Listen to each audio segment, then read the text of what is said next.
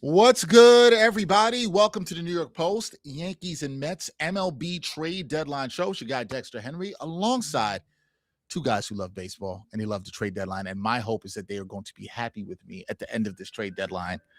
That's jazz music. Nobody needed to hear. But there we go. My guy, co-host on Straight Out of Flushing, Tyler Ward, a.k.a. Wardy. Wardy, how you doing, man? Dex, I'm fantastic. Good to see you, How are bro. you? Nice to see you. I am well. And executive producer extraordinaire and the host of Pinstripe Post, Ryan Sampson. Hi, Dex. How you doing? I'm not happy. I could tell. That's not the warm, friendly Ryan that I know. No. It was a hi, Dex. The I feel like Yankees, you just the wanted- I Yankees think are you wanted to get butchering up the outta trade here. deadline right now. Butchering. They're dead quiet right now. There are 3 hours to go. Excuse me. 3 hours to the deadline. This is embarrassing right now that they have not addressed the catcher position or the bullpen. So you're not happy. Wardy, are you happy? I don't know. I might be happy. You don't know. Luke Weaver just got Anybody in dealt. touch with this? I don't know. I don't know how to feel right now. Wait. There's Is so that a many moves trade alert, happening. Wardy? That is a That trade Weaver? alert. That is. Weaver. Tell me more about it right now. Luke Weaver is headed to the Pittsburgh Pirates. We await what the return is going to be, but Joel Sherman here at the New York Post, it has just been broken that, yes, Luke Weaver is looking like he's going to Pittsburgh. Now, my first thought process behind this, Dex, and Ryan, I'll pass it to you guys, is I wonder if there's more here.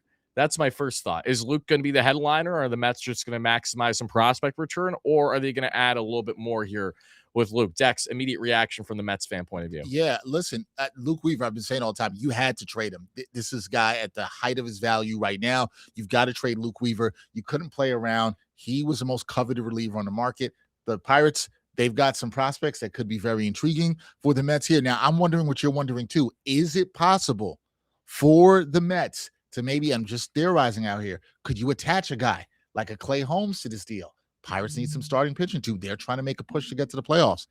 Is this a way you can maximize and maybe, I don't know, get yourself a top 5 to Don't get me too excited, prospect Dex. in the organization? We got to settle the expectation according to John Heyman, right? Well, So look, that's, we got that's to the thought get process somebody I need to excited have. over here because Ryan's not. So we got to get somebody. We got to get somebody happy. Ryan Strip not having a good time right now. Not having a gotta good cheer him time. up a little bit. That's what we need If to do. Luke Weaver was going back to the Yankees, he'd be a lot happier. I would take Luke Weaver. You would take Luke, absolutely. as you Yeah. should, yeah. But now what- he's going to the Pirates. Right, he's going to the So that's Pirates. one less reliever. One less reliever. We'll see. Out there. We're different places.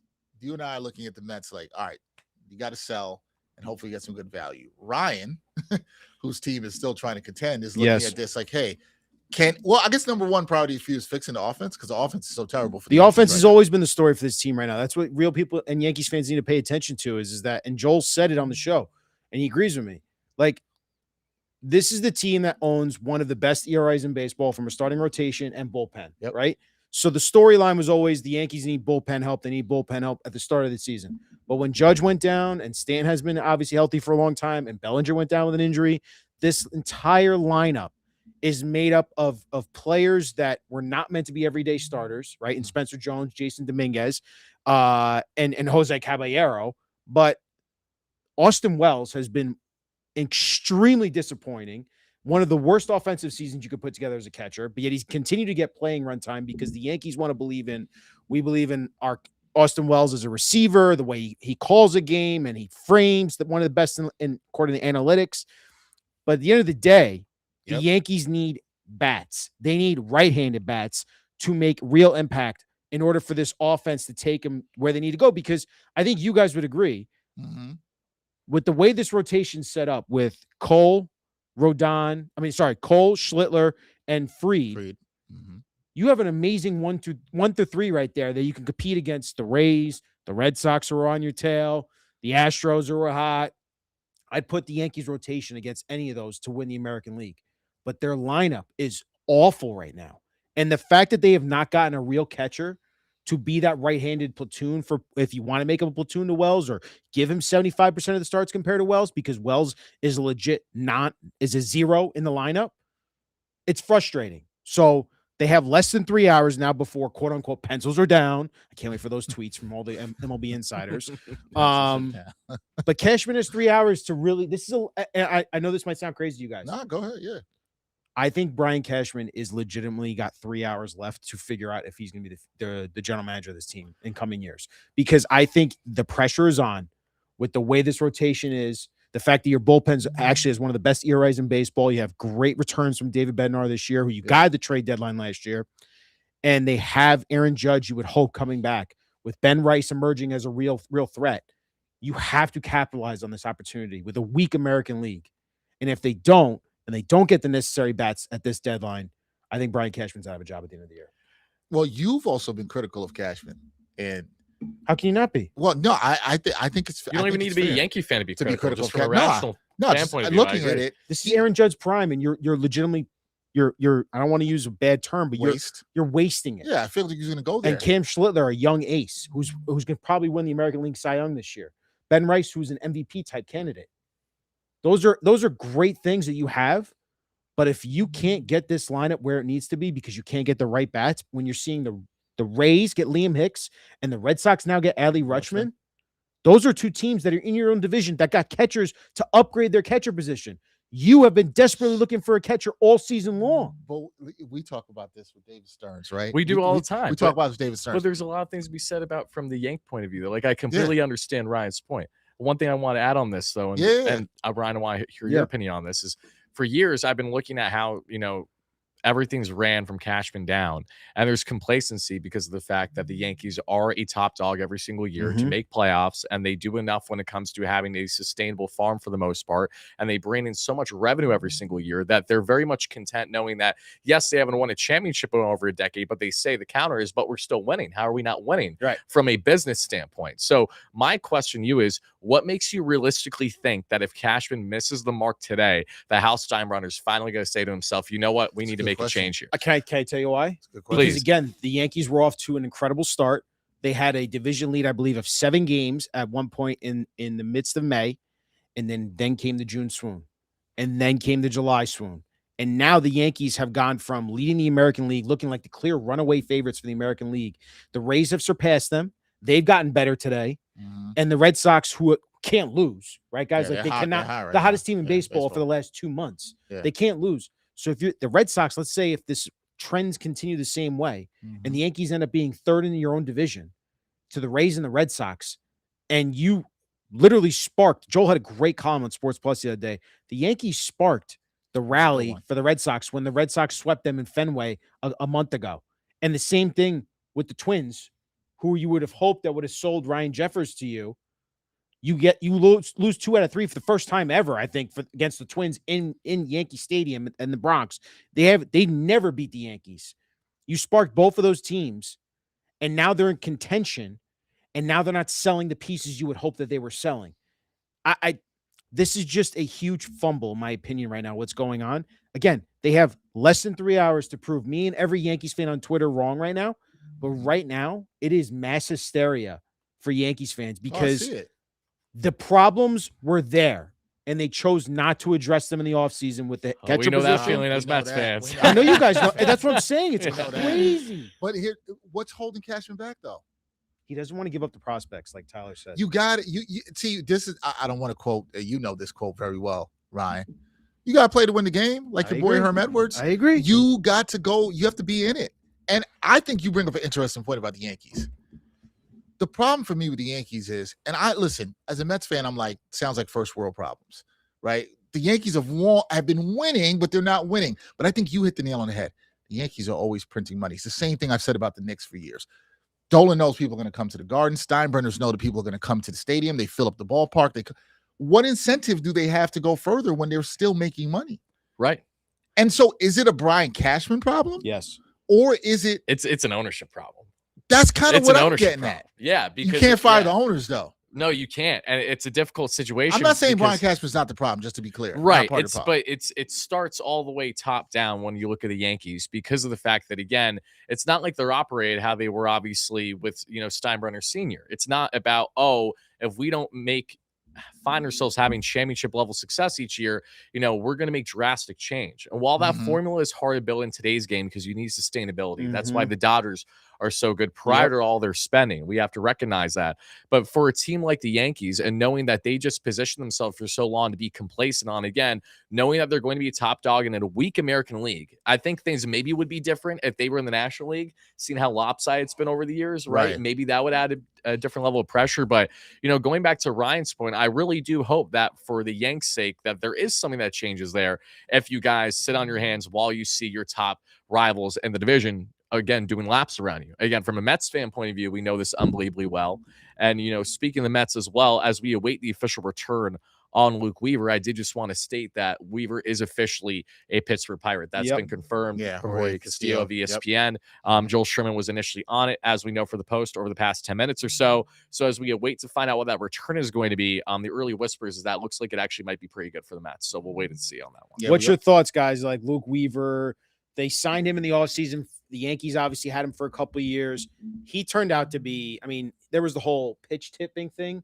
I think he was frustrated because the Yankees were trying to tell him, like, hey, man, like, you are tipping your pitches. Like, because there was a point in time, Luke Weaver was arguably one of the best relievers, if not the best reliever in baseball with the Yankees for that stretch. Right, I remember. And then the Yankees decide not to give him a contract this offseason, and David Stern just goes on a spending spree, gets Devin Williams and Luke Weaver, and you got incredible returns for him, considering he kind of regained his form and trust as a reliable closer and one of the better ones in baseball.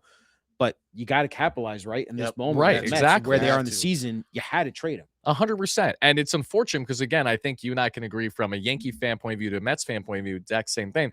Like, Luke's great for this market. You love when guys come into New York, embrace being here. They have extrovert personalities, especially relievers like Luke. He always wants to chop it up with media and have fun on and off the field. But this year, especially, what stood out is that in what's been such a dumpster fire of a year for the Mets, where a lot of players will be tapped out early in the season, it's been more fuel of fire for Luke, which I've really appreciated. And really, since their season has went fully awry, they've completely stepped up, that being in Luke. He had a tremendous run of around, 25 or so innings without allowing a single earned run. Yep. He was awesome for as long as he was. And now I hope he really helps out a Pirates team in that small market.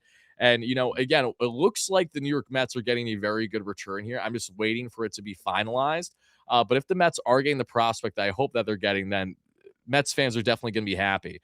Let's see here. I'm just seeing if anything's been Cubs getting left. Braxton Garrett's going to the Cubs. Yep, we see. And the Brewers are getting Dustin May and JoJo Romero. According to Ken Rosenthal and Will Salmon. Yeah, just saw that there. So the stove is hot. The stove is hot, not for the Yankees right now, but we are awaiting. Chat's hot too, Dex. By the way, there's a lot of people. The chat is hot. We will have Greg Caserta of MLB Network joining us very shortly.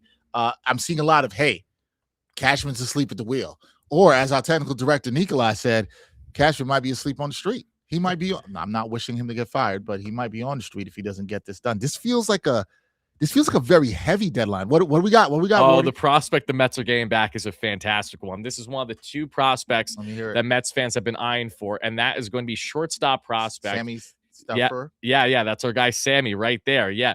Sammy Stafura, the number 9th ranked prospect in the Pittsburgh Pirates farm. This is a massive pickup for the Mets. Listen, Luke Weaver, that year of control is a big factor as to how this trade happened, okay? For those that don't know Sammy, let me enlighten you for a second, okay? Because this is one of multiple prospects that the Mets have reportedly been eyeing, according to Michael Marino, a friend of mine who's a fantastic MLB independent reporter. He reported over the past week that the Mets were in the market for specifically top 100 prospects from the Pirates. And if it wasn't Murph Gray, who's a top 3 prospect for them or so, then Sammy Stafura, who's been absolutely electric in high A right now as a shortstop prospect, is certainly a nice consolation prize. This season, across 2 different levels, he's batting .276 with .367 on base, a roughly .600 slug. That's good for a .960 OPS and what is 60 games so far, 20 bombs, 54 RBIs, 20 stolen bags, 30 walks. A lot to like here.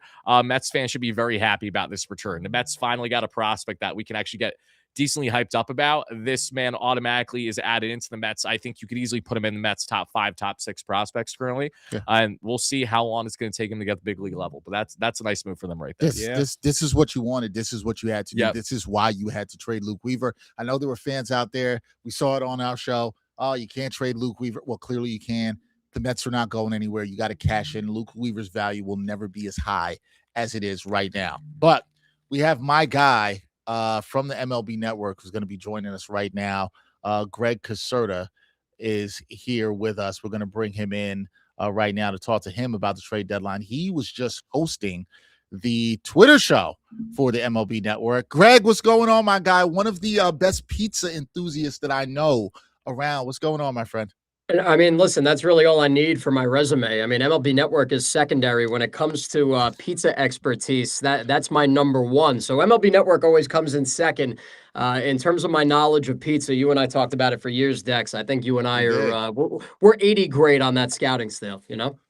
Yeah, man. Yeah. Well, let me ask you about this since we got everybody here with my guys Tyler and my guy Ryan here. What do you make of the Mets trading Luke Weaver to the Pirates? Our Joel Sherman on this, reporting it and getting back top prospect Sammy Staffer. What do you make of this? Yeah, I think it's a great move. I think that obviously Weaver was going to become expendable. I think now the next thing is what happens with Clay Holmes, which I'm sure we'll find out these next couple of hours here. But listen, we knew that the Mets were going to be sellers at the deadline. Luke Weaver was going to command a lot on the open market because we know that he has had a tremendous year in a bullpen that's been rife with problems. And we know that the Pirates have had bullpen issues all year. Remember, they got rid of David Bednar and Dennis Santana became their closer. He was looking like the dude. And then with all the issues they've had, they DFA'd him a couple of weeks ago. So I think it's a good landing spot for him. And I think that, of course, with prospects, as you guys know, we just have to wait and see. Once you kind of get an idea of who these guys are, where they fit into the organization, then you could kind of really see what you got as a return. But yeah, I mean, listen, Luke Weaver to the Pirates, a really good move for them. So you were doing the Twitter show for the MLB Network. Yeah. My guy Ryan here, big Yankees fan. He's seen it on Twitter, Greg. Yankee fans, they're freaking out. What is Brian Cashman doing or not doing, we could say. What do you think is going? Are the Yankees not being the Yankees that we know? And why do you think this is? We haven't seen the Yankees as of aggressive or, as my guy Wardy will say right here, proactive. What's up with that? And do the Yankees need to do more in these final less than 3 hours of the trade deadline?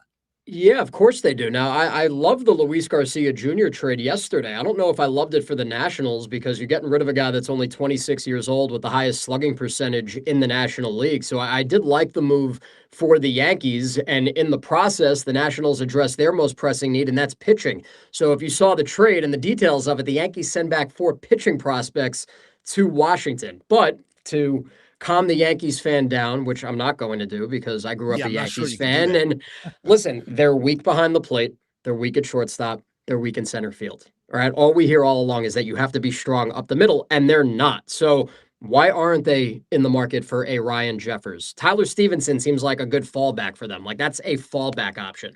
But listen, right now, Anthony Volpe is your shortstop. You know, everybody wants George Lombard. There's really no imminent sign of him coming up until the rosters expand in a month. And then in center field, you're still going to roll with Trent Grisham in that 2 for whatever slump that he's in. So yeah, they have some more things that they need to do. Now, the one thing is they don't need starting pitching. That's one thing that they do not need. I would like to see them go out and get one more high leverage reliever at the back end. I thought that Weaver would have made sense just because of the familiarity there and the fact that he did so well in that role for them. But yeah, they need 2 bats. At minimum, they need 2 bats. I mean, it's been a team that has not been able to score. Now, you correct that by adding Garcia yesterday, but there's still a couple of moves away. And, you know, you hope that in the next 2 hours and 40 minutes that Cashman presses the right buttons and actually makes something happen. Well, Greg, I guess my question to you is you said you liked the move for Garcia. The more and more I thought about the Garcia trade, it didn't make sense to me just because you have Ben Rice, who is a first baseman / DH right now for the Yankees. Goldschmidt, I understand, has been going through a slump here now for a prolonged amount of time. He's also helped you win some baseball games, and he plays incredible defense at first. But my question is how can we say that's a good move when it feels really repetitive where now you have 3 first basemen / DHs, 2 of them being lefties? It feels very repetitive to what Ben Rice is. And Garcia does not hit lefties. Like he was pretty much a platoon guy with the Nationals, only facing righties. So is that what's going to be like the big bat the Yankees got? I understand he's a contact guy, but it just feels like a very weird fit, if that makes sense, for the Yankees and why they made the move for Garcia. Yeah, and I think you absolutely make a great argument there, but I think this is more about next year and beyond. And let's take the uncertainty about next year out of the equation. Let's just assume that we're going to have a full 2027. They're looking at this as Jazz Chisholm Jr. is not going to be back. Ben Rice is your first baseman for years to come. All right, we already know that. He's one of the best hitters in the American League. He's going to get some MVP votes when all is said and done. I think this was more about shoring up the right side of the infield beyond this year. So yeah, do I think it creates a little bit of a logjam in the short term? Yeah, it does, but I also think that what they were willing to part with, I don't think they really felt like they gave up much to go and get a guy like Garcia, who you said will help a team that needs more contact in their lineup. Awesome. Here, first and foremost, Greg, happy to meet you, my friend. You too, Tyler Ward man. here. And first thing I want to say was, from a Mets fan point of view, the Weaver return, personally, I'm very satisfied with it. And the Mets getting a top 10 prospect back from Pittsburgh like this and Sammy Stafura. So I guess my follow up is when it comes to the Mets and the remaining players that we have available, from guys like Clay Holmes to position players, potentially Tyrone Taylor, Luis Robert, the not likely to get traded, but still in the conversation, Alvarez and Terens of the world. When you look at the players that the Mets still have left, who are you keeping the closest eye on and why? It's Clay Holmes. I just think that starting pitching is always the premium thing that you can acquire at the deadline. And I think that because he showed what he can do when healthy, that is going to help him. I think that I've never been a big Luis Robert Jr. guy. I know that there are teams that like what he offers with that power and speed combo. I don't know what his market looks like right now, but I know that there's a team out there that's going to want a guy like Clay Holmes. So I think that that's going to be the next big piece to move. And I'd be curious to see what they get for him, because I think that's going to yield them a very, very nice return. Whether they move Robert, I don't know. I don't know if a team's going to be willing to take on that money and that injury risk. But Clay Holmes, I mean, that could be a slam dunk trade in terms of what they get back in prospects. Do you think they could get more of a return there, Greg, than they even would from Weaver? At least what's reported from the Weaver deal right now. Yeah, for sure. Listen, you're talking about a starter compared to a reliever. And I think that one of the things that when you looked at the Skubal trade happening on Saturday, I think that kind of screwed up this trade deadline, because it kind of sent the market down a weird path. Like a deal like Skubal in the 25th hour, you would think like that would come right up against it on Monday night, but instead it happened Saturday. So Luis Castillo gets moved, Gosman gets moved, Freddie goes to the Rays. It kind of offset things a little bit differently than how we probably expected it to go. So I think that a guy like Clay Holmes could net you three prospects, three top 15 guys, three top 20 guys, depending on the organization that you go to. And I think that's listen, they have to be very picky about this. I don't think if you're David Stearns, you're just going to look at something and go, yeah, a 1-for-1 is going to work. It's not. You're going to need at least 2 to 3 guys. And I think that in terms of prospect return, I think that Holmes would get them a very solid return. So I'm inclined to agree with you on that. When we just look at this from a New York baseball perspective, who do you think is under more pressure here at the deadlines? Stearns, because both GMs have things to prove. Stearns has a lot to prove. So does Cashman, as you can tell from the Yankee fan reaction on social media. But who's under more pressure here at the deadline? Is it Stearns or Brian Cashman? I think it's unquestionably David Stearns. I don't even think it's a debate at this point, only because, Agreed. right? Because listen, let's look at it. Let's talk to a Yankees fan and let's talk to a Mets fan. The Yankees are running out the same team that they have run out for the last 10 years. And they're going to get a wild card. They may win the division, but they're going to get into the playoffs. And listen, chances are with how they're currently constructed, they live and die by the home run. Maybe Judge comes back and can help them down the stretch, but they are still very flawed, albeit in a very weak AL. But they can always hang their hat on the excuse, well, we lost Judge, we lost Stanton, we lost Bellinger. Brian Cashman ain't going anywhere. Right? Like we know that as long as Hal is running things and as long as Boone is the manager, that triumvirate is going to stay together, barring something disastrous. As for David Stearns, nobody has made more of a mess of his team in this sport than David Stearns. There's no arguing that. In terms of what he did last offseason, how he took core guys, swapped them out, moved them, made no attempt to re-sign Alonso, which I know still rankles the fan base.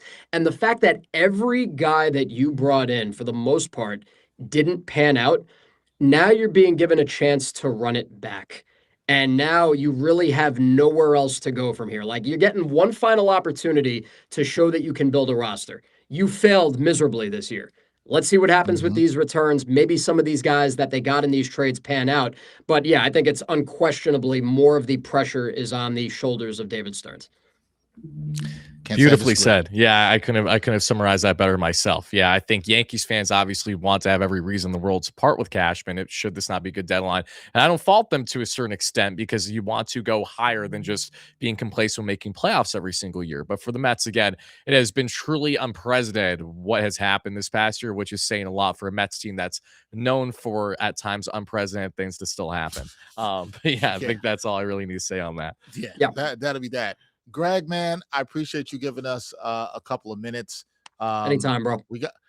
Well, I got to see you soon. We got to try some new pizza spot. We're long overdue. And listen, anytime you need me for anything, I'm always happy to jump on. It's great seeing you and great meeting you two guys. I hope that the rest of the deadline bodes well for what you're looking for. And I hope the 3 of us or 4 of us can chop it up again soon. Yeah, we'll do it again soon. You got to hope these guys are happy at 6 o'clock. To be determined. We'll see. Greg, listen, based on everything that's gone on today, I don't know if your mood's going to change that much, but I'm hoping for all you guys. Damn. Thanks, Greg. Not promising. Thanks, Greg. Appreciate you, Greg. All right.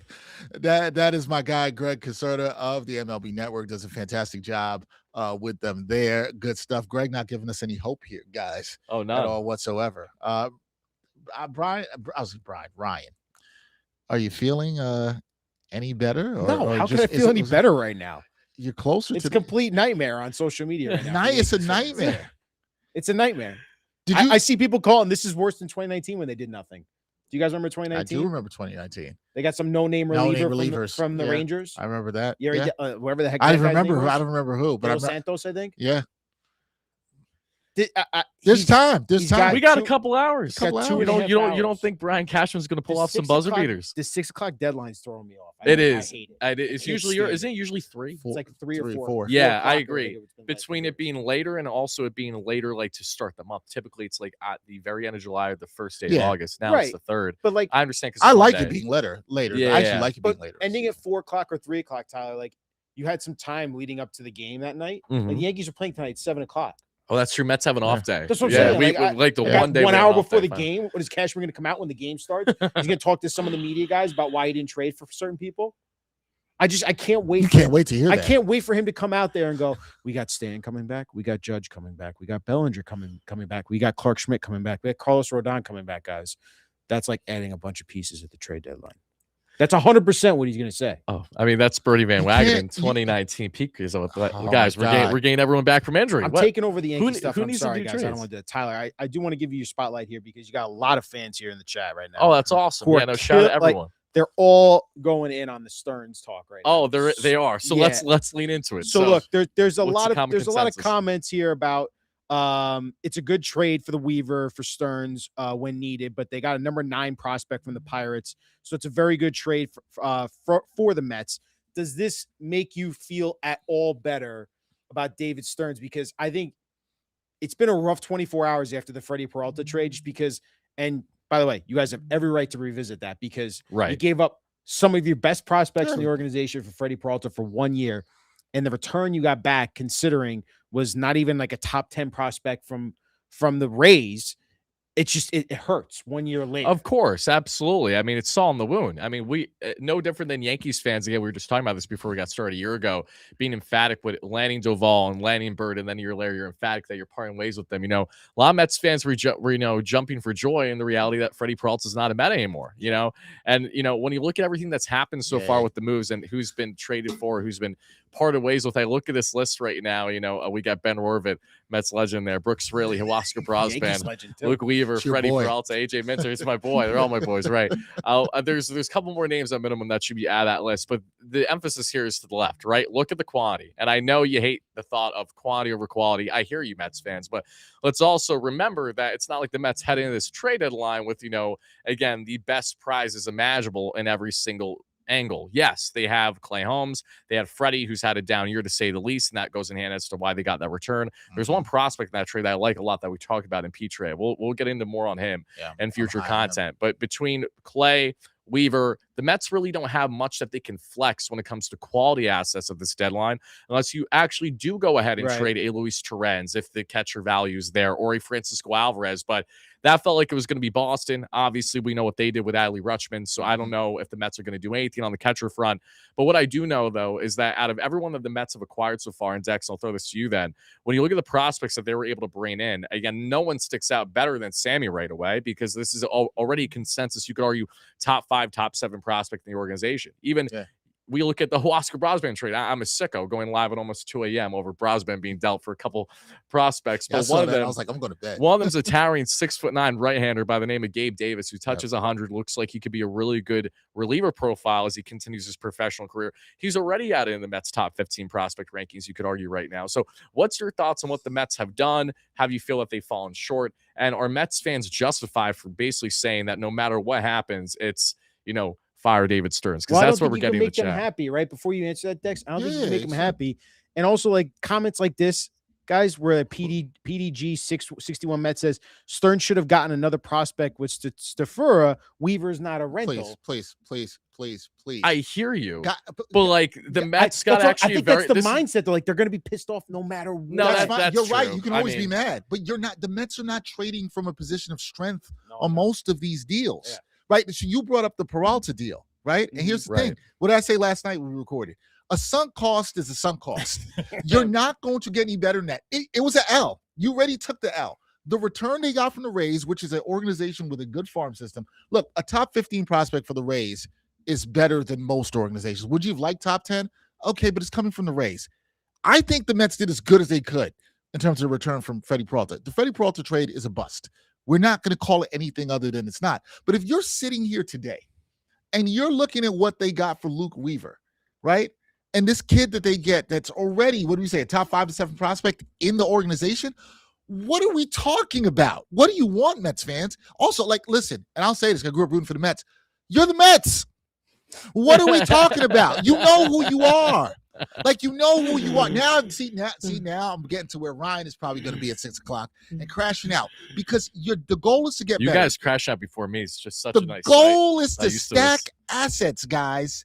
They're the Mets. This is a disappointing season. And we're here mad because of what they got. They should have got another prospect. Who's that prospect? Who's that PDG? Who's that prospect? Most people that are complaining don't know who that prospect was. Like, yeah.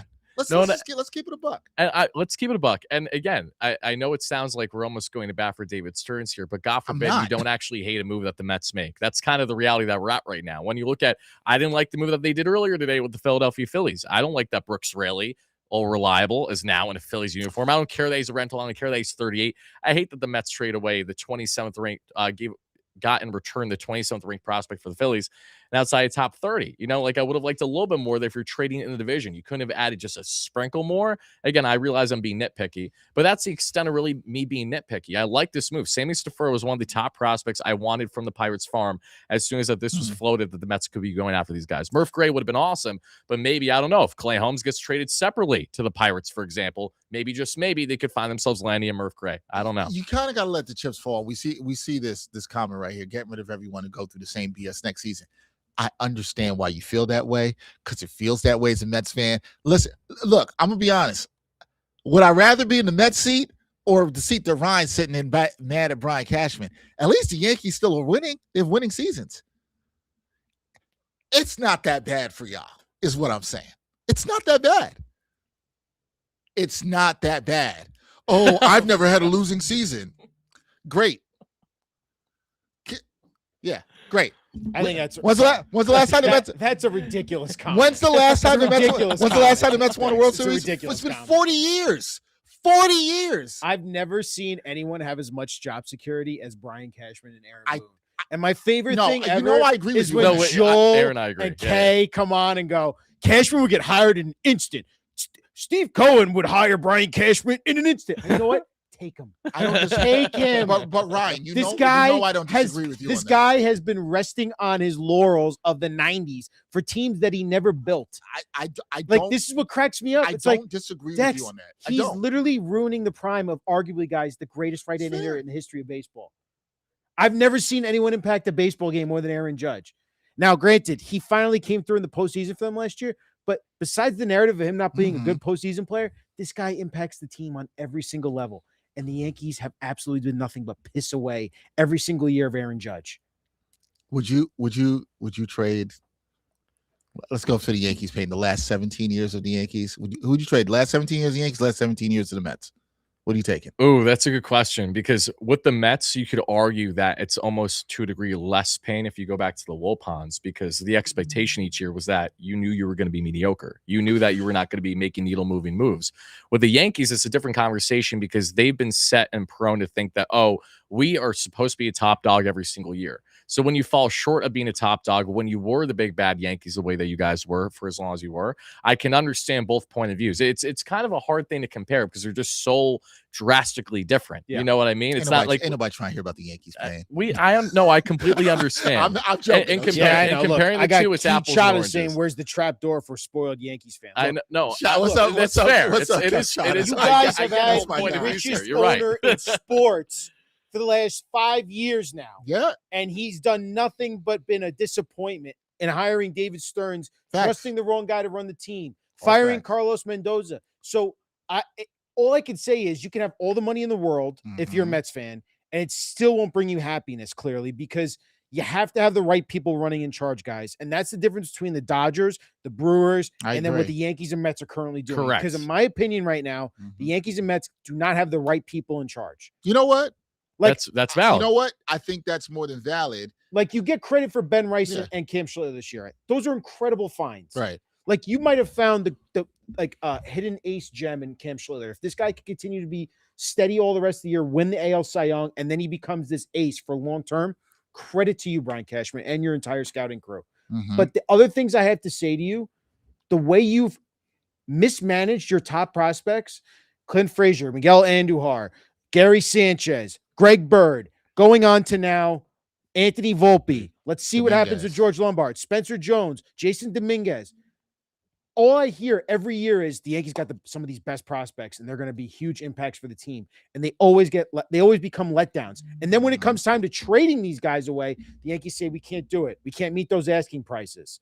So it Mhm. becomes very frustrating for me as a fan to say, yeah, we have the right guys running the team. And the other thing I'll say too is that the way they spent their money in free agency, taking on some of these contracts, whether it's through trade or signing, Giancarlo Stanton was a terrible trade if you look at it right now from a 3,000-foot view.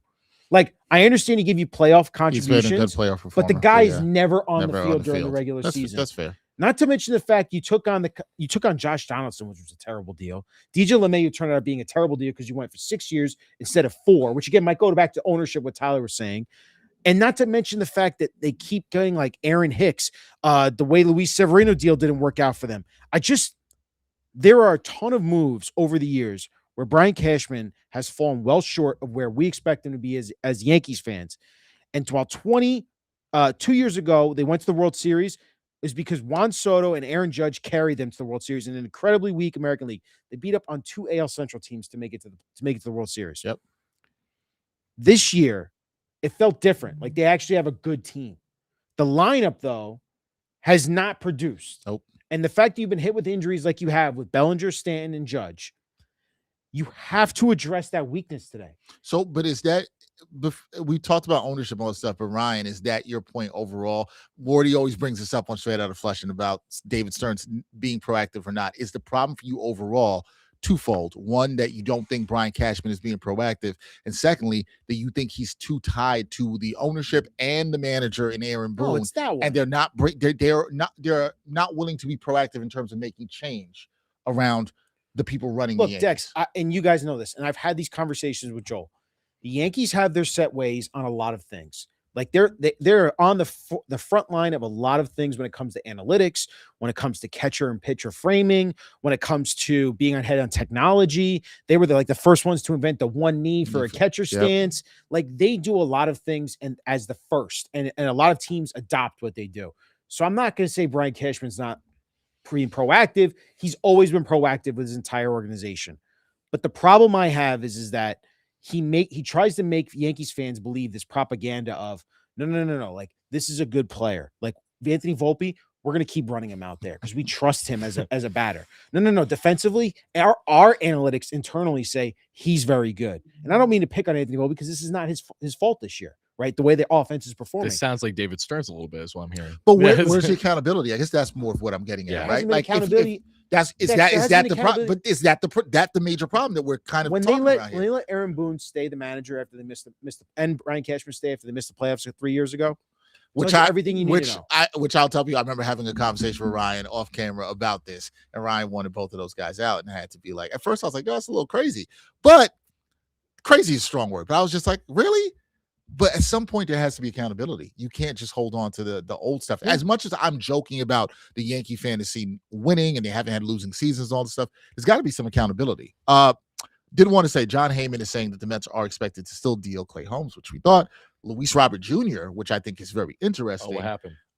And Tyrone Taylor. He did those. Oh, so all those guys still expected. Let's come on down. Listen, we just heard over the past 48 hours, Tyrone Taylor, TT, love him. He said he doesn't want to go anywhere and he hopes he isn't traded. And I feel for him. I understand, especially midseason adjustments for families, not easy thing. And sometimes they don't even, uproot their family. They'll just stay in that location for the rest of the year, half the time, depending on the situation. But, this is the reality. The Mets obviously have more selling to do, and you need to maximize the value. Listen, Tyrone Taylor's had a nice little run since coming back from injury. Take advantage of that. Robert is making pennies right now. When we were talking to Greg earlier, it's easy to forget that.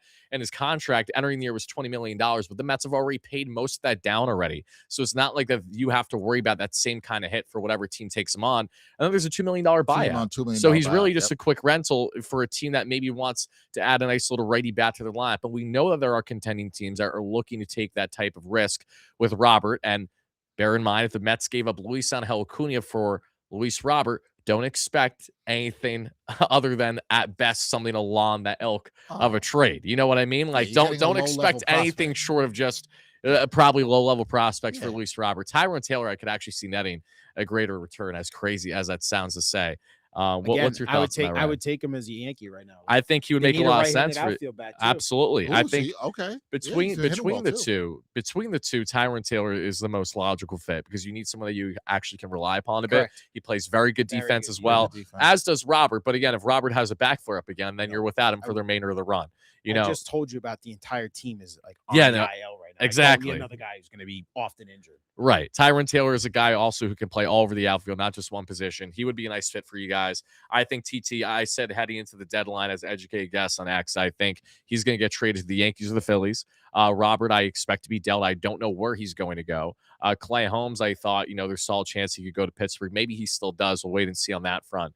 But yeah, Mets have more moves coming. And if it's just Clay, Tyrone, and Luis, okay. I would like to see the Mets, even if it's for, I don't want to be rude and say like a bag of baseballs, but for, whatever return you can get for, say, a Kodai Senga, if there's anyone in that market still, for, say, a Brett Beatty, Ronnie Mauricio, Mark Vientos of the baby Mets that Mets fans are more than content with parting ways with at this juncture in their respective careers. You're going to get a great return, you would think, for Clay Holmes, too. You would hope, but again, he's a rental. So you should, but to what extent is the question, right? Yeah. So I think with Clay, and this was kind of my thought process with Luke before he got officially traded to the Pirates. Dex, I'll throw this back to you.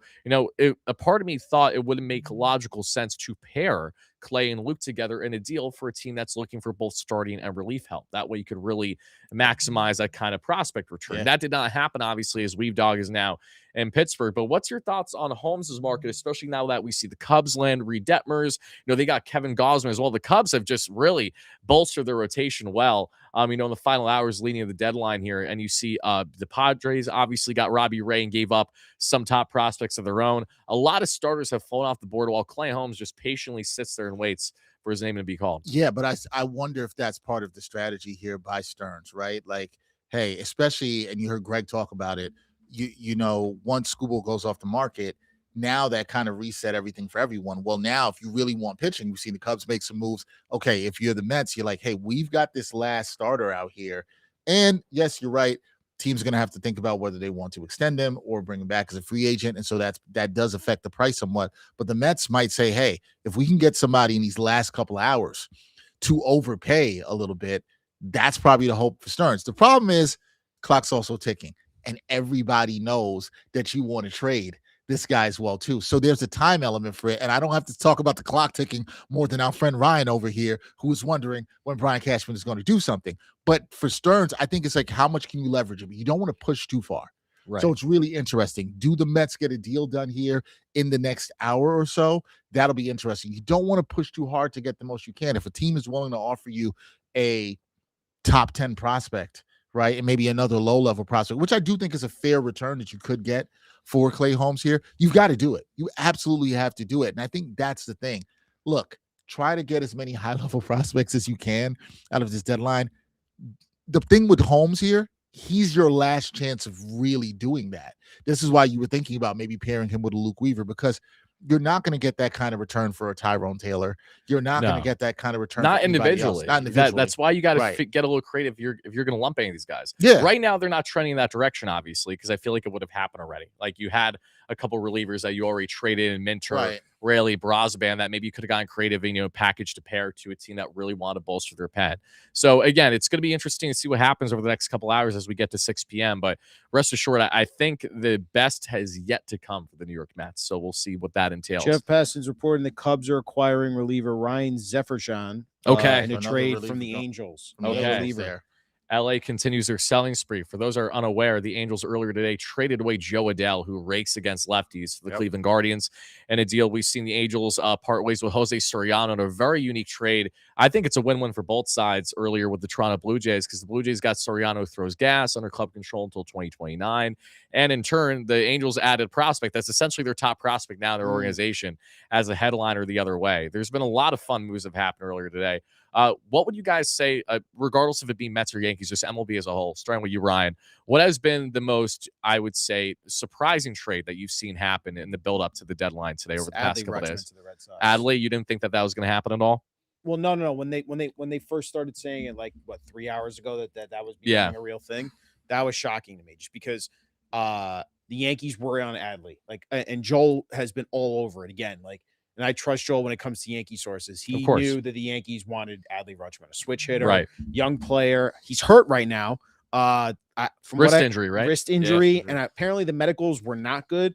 But the Red Sox pushed through for this trade, and the return that the Red Sox got is pretty damn good from what I know. The Orioles got. Oh, no, they have. I mean, the fact that they got Anthony Eisen in this is crazy. Like, the headliner, that's a very So good I deal like for the, them. I like the aggressiveness there by the Orioles. Don't be afraid to trade with a division rival. Go for it. Do it. That's what you want to see. And they already have that's a what top the young shock- catcher separate from Adley, so it does kind of make sense. That to me was like the shocker. I mean, Liam Hicks definitely was a shocker as well going to the Rays. Like that one, because you heard the Marlins were maybe are they going to trade? They always trade the Florida teams. They just love to do these deals do. with each other. So that one was the biggest shock for me. I don't know about you guys.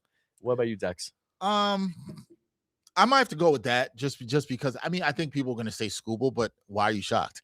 Right. With Disappointed is the proper term. Disappointed for for baseball in general, but I have more coming on this later this week. That's not a Dodgers thing. It's easy to pile on the Dodgers. Oh, we mad that the Dodgers actually are going for it?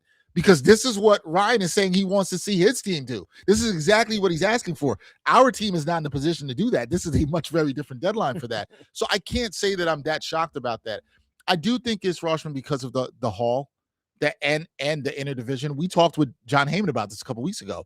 I like teams, right? You cannot be afraid to trade with a division rival. I don't even want to hear this from Mets and Yankees fans. If Tyrone Taylor can help the Yankees, fine. I would have traded Luke Weaver to the Yankees. I don't care. Okay.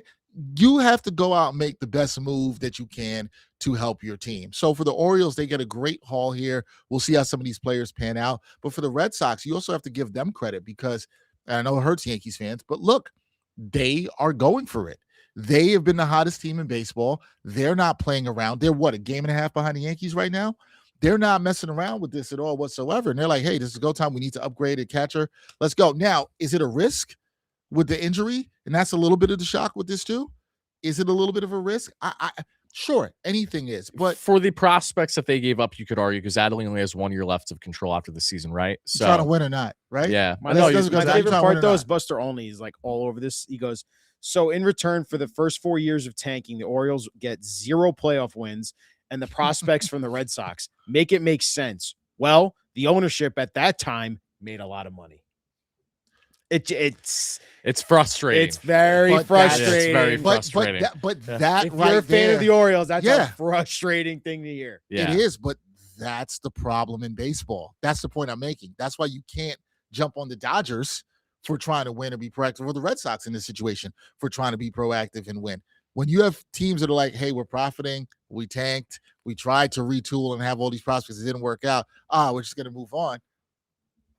Criticize you. Good news, criticize guys. your owners. What we Gary got? Phillips from the Daily News he's just tweeted a video. Giancarlo Stanton is looking at pitches in the box with Carlos Rodon You know what? throwing live BP against him. Yeah, He's I'm staring excited. at him. That's what he's doing. Look, He's he's locked literally in. just staring at him No. right now. He's not even swinging. Oh, I see. So this is the This- start of this the is rehab. the This start is of the the start rehab. of the start is what this is. You know, Reinforcements are on the way, people. Yankees fans, get ready. Giancarlo Stanton will be back. You don't want, yeah, you can tell reinforcements is a word that annoys John- Ryan here. the funniest, Nobody wants to hear about No. reinforcements.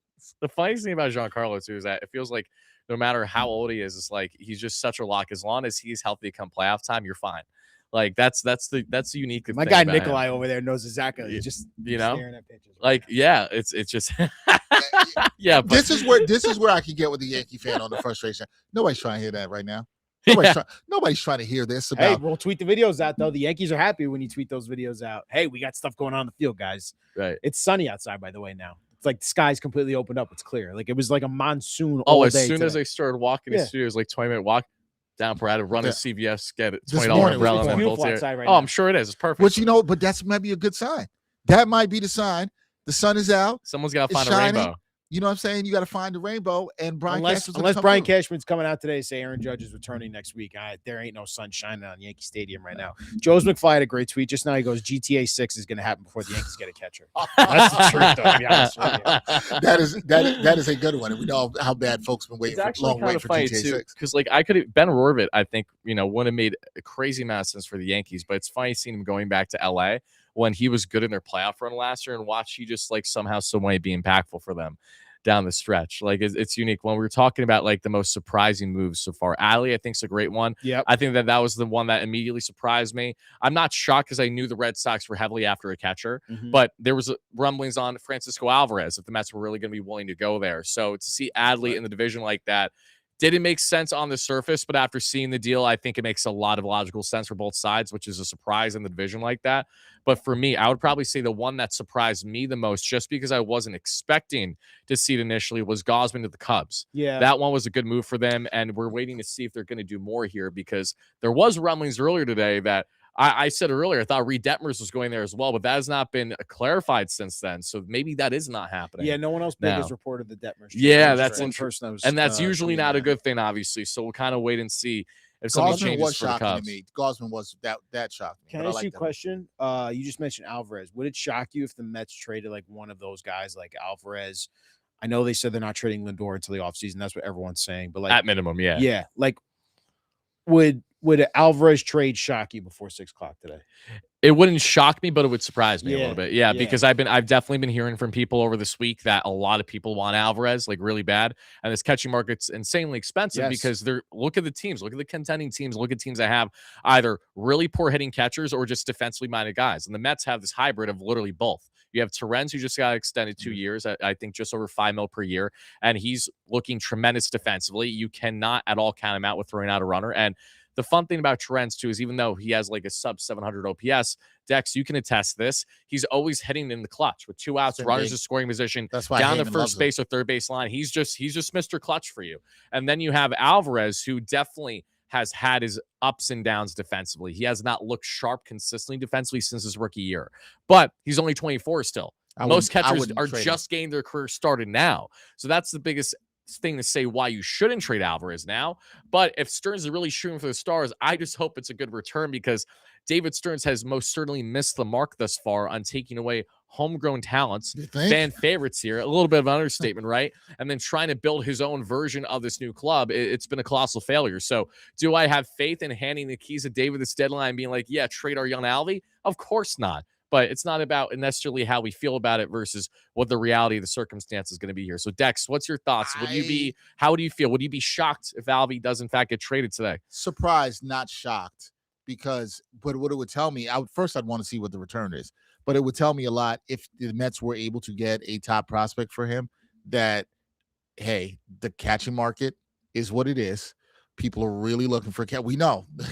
I'm sure Mr. Sampson over here would absolutely take Francisco Alvarez right now. Right now, yeah. Right now you would, Yeah. right? Now, I've heard they're frustrated with him the way he catches games though and calls a game.